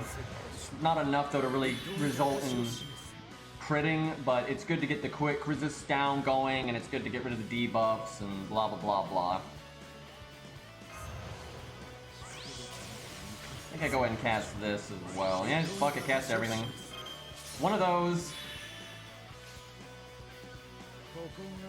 40% crit, but with the heal, I feel like we're gonna need the heal. I'm actually gonna go with the 10% just because I don't want to do that. But see, the issue is we have 12,000 health. That is just, that's so little, right? That's so little. I mean, like, fucking Musashi had 17,000, right? That's easily a turn difference. That's the problem. His skill set's great. Okay, I don't like her opening up immediately with NP drain. That's not what I wanted to see there. Got 58 stars, though. I can remove our debuffs next turn, so I might as well remove this attack down. What's the play here? I guess Buster, quick. I'll put less quick resist down on him, though. And then I shouldn't have done the debuff clear. I think we want the quick resist down, so I'm gonna whiff the heal. I kind of feel like the heal needs to be on a different card because of that. Like, maybe we put heal on Buster or something.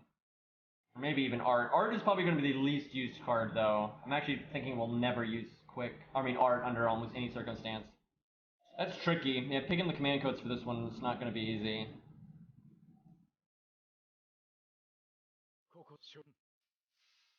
I guess I shouldn't have removed the attack up because I didn't realize I think we should change these command codes. Kojiro's cooldown on debuff clear is so short, I don't think he needs this much anti-debuff in his command codes. Okay, really game? Double drain? Fucking 40% drain, now I can't NP. That fucking sucks. Abigail, what are we doing here? I kind of want to I just need to get my fucking NP already. God damn, man. Yeah, I'm thinking we can, like, do a crit up or something on that quick. And the dream is you get to NP when you've got the quick up from the previous NP.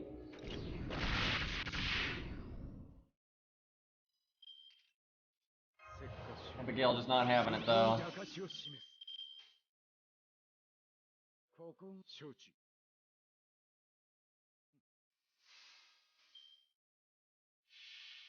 Quick resist down capped at 100%, I'm pretty sure.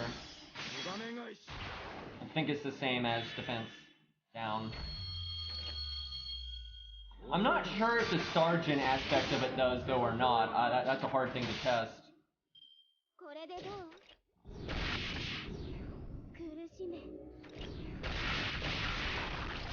97%, man. Look, we still have our quick up and all the quick resist downs and stuff. Kojo's beginning to get a bit scuffed with the RNG, I gotta say. Damn it.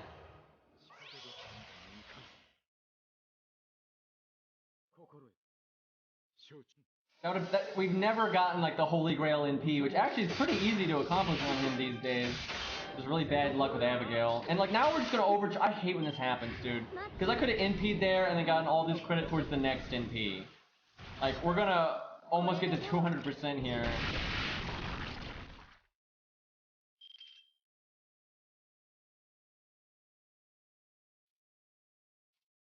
Well, fuck.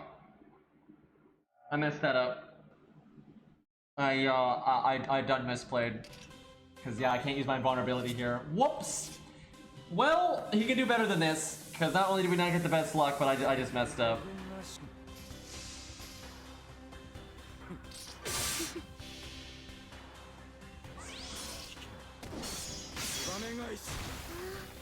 I should have used that invulnerability pretty early on, actually. So, how many was that? I almost got that one. The issue is just his health. If we had more health, we would actually be doing quite well. Like the health makes us... We can't really sync up our... Like, it's pretty easy to do with him too if he had more health. What you could do is have Guts go off, then use his evade and invulnerability, right? That's the way to go. Not bad for a 1-star though, but we can do better. I think we can do 2.5, maybe even 3 if things go well. But we can definitely do like 2.5, like absolutely.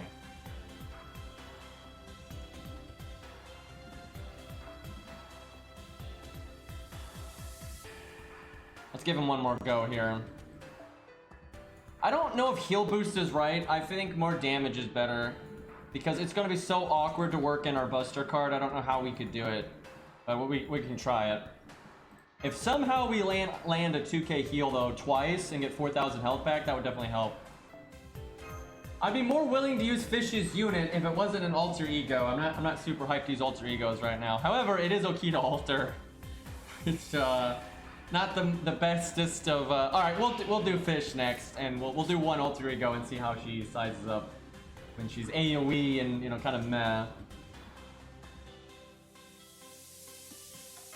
Oh my god, the RNG though. Literally no NP gain.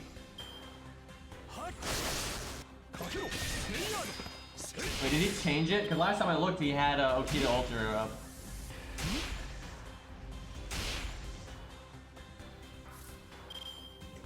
Well, I'm actually glad George didn't die, so we got access to that hand.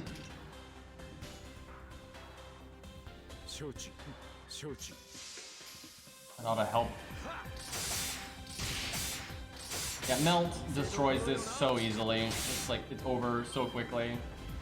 Because ultimately, 200k health bars are not that big of a deal if you're counterclassing, right? And she NPs very rapidly, so it's not a big deal.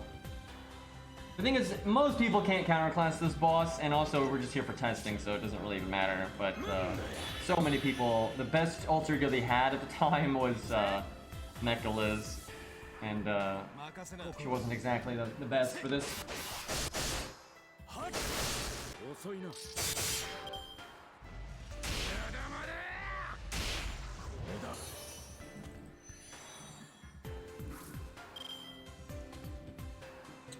Crap, we didn't get our NP.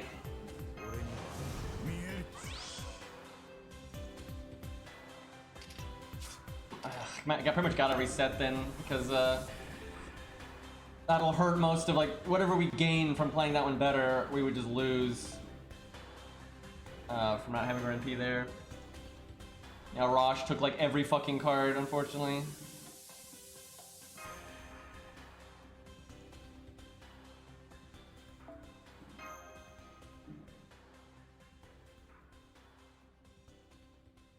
At least Kojiro, in the long run, will get his passives, right? You will get them sooner or later, but it'll take a very long time because he only gets 2 coins each time you get him.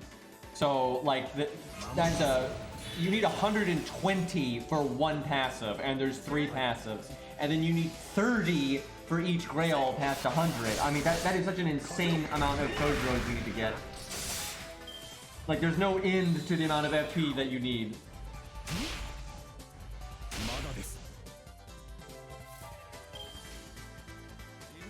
Well, this is kind of a nothing hand. Break the targets. That's some good music.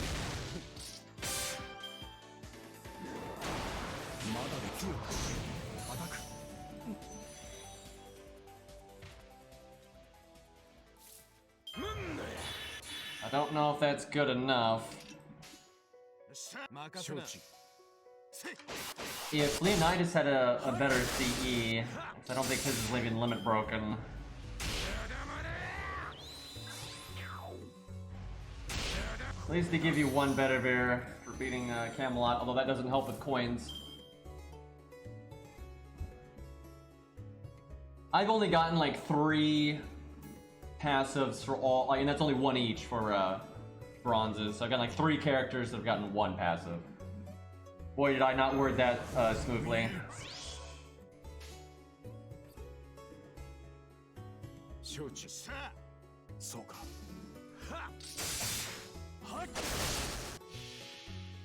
The only reason I got anything done on Q was because he was Bond 14, and even that really didn't get much done. Very frustrating. We'll see how they do it in events, though. I suspect what they're going to do is you get generic coins in every event, but not that many. Like, I don't think it's going to be very many at all. Like, I'm thinking it's going to be like 30 or something shitty like that. And the worst nightmare is they don't do that, and you only get coins for a specific character, like the characters that are in that event, and that's the only ones you get coins for. But I think I can pretty much guarantee you they're not going to be generous with coins because they want whales to keep rolling. When that new waifu comes out, right? They want them to be like, oh, I don't want to wait all that time to unlock their passives. They're going to be so much stronger if they got that battery at the start. So I gotta, get that extra copy or 2 now. Like, that's 100% what they want to incentivize. So the only way I see them being really merciful with the coins is if, like, Type Moon is just, like, really adamant about it. Because, like, they've gotten them to go back on, like, really scummy stuff before.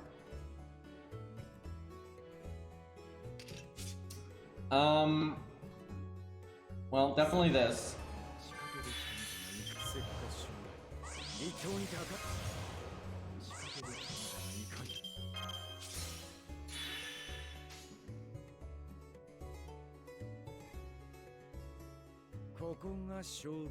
I guess I go with the crit chance over the crit command code.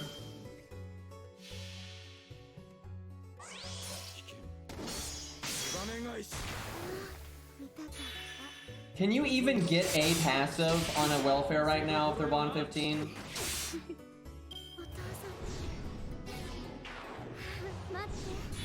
Welfares are so fucked. NP gain not going well right now. If I was ever gonna art card, now is the time. But I'm gonna have faith in... No, we're gonna do art card. I really want to try to get my NP next turn.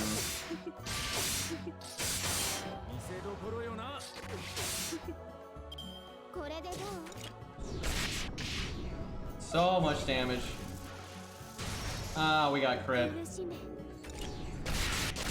Really? We would have still lived there if that wasn't a crit.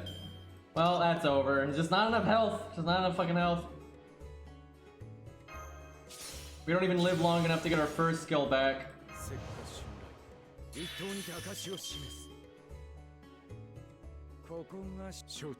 That sucks. That's where I'll be glad though with 120, because then he finally has enough health to be like a normal big boy unit like that isn't at 120, but that's certainly enough health to stabilize. That's like the whole problem with Kojiro. Great toolkit, but just his health sucks. Because literally, if he just had like 1,000 extra health there, he wouldn't died, and then we could use his evade and that kind of thing. Yeah, we got super body. That was really unlucky though. She triple attacked and double crit. That would have fucked over most of the units we've used today, to be honest. I mean, I would say over 100 actually is really practical. It's just not practical to do right away. I don't think it's unpractical, because you get to the point where it's like, what else are you going to do with this stuff? My main account hasn't had any use of XP Embers in forever. And here's the thing. You want to... Chat, let me articulate why... I think I'm going to win chat over here. Here's why having a really good 120 unit is useful. Fluffy. That's why. Every time something like Fluffy happens, if you got some like beast of a unit at fucking 120, that's going to help a lot, and you're going to be really happy to have it, right? And it gets to the point where, you know, early in an account's life, yes, I would say it's unpractical to go to 120. Absolutely. But once you've been playing the game for a while, you're not leveling up as many units anymore. They don't add budget units very often. You know, you gotta use your stuff on something, so you might as well take some of your big boys to 120 at that point. But yeah, early on it's not practical. But I think in the long term, I think it is practical to have a pocket 120 to help you out. I think abso-fucking-lutely. Because if your favorite unit happens to be something like Kojiro that does have stat issues, that's not really an issue anymore. And now Kojiro at 120 can be your main assassin 100%. And so that's going to help you out now. And then if you happen to also just have a monster unit like Ku or something, if they're at 120, they're just going to be so powerful that it's going to make a lot of the really obnoxious shit out there a lot easier and stuff. So no, yeah, I think it is practical. I just don't think it's something to do right away. It's like you want to do it, but give it a minute, right? No, I wouldn't rush it. Yeah, I think Canis will be pretty wild at that point. Soon-ish. Yeah, so for me, it's just the coins, right? Like I'm stuck on the coins right now. That's why I haven't leveled my Ku to his max level that he can be right now, because I don't have the coins to keep going anyway. So, okay, good luck with the welfares. All right, I think we'll wrap up there because it's getting kind of late. I need to start streaming a bit earlier so I have more time to do like other things. I've been really messing that up. But yeah, Jesus, it's 11 o'clock for me, man. Like, where does the time go? Fuck. Over here dicking around against Abigail. Anyway, and then Kadroth raids me. Terrible timing, Kadroth. I appreciate the sentiment, but yeah, I'm getting ready to wrap up myself here. So we'll just pass the raid along. Let's see, what do we got? Who can we bomb? Who's playing FGO right now?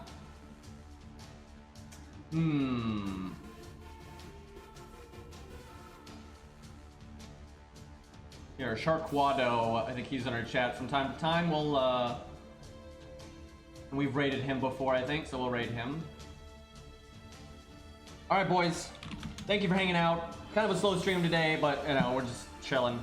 Might do some Steno account tomorrow, maybe. We'll see. But, peace out, everybody.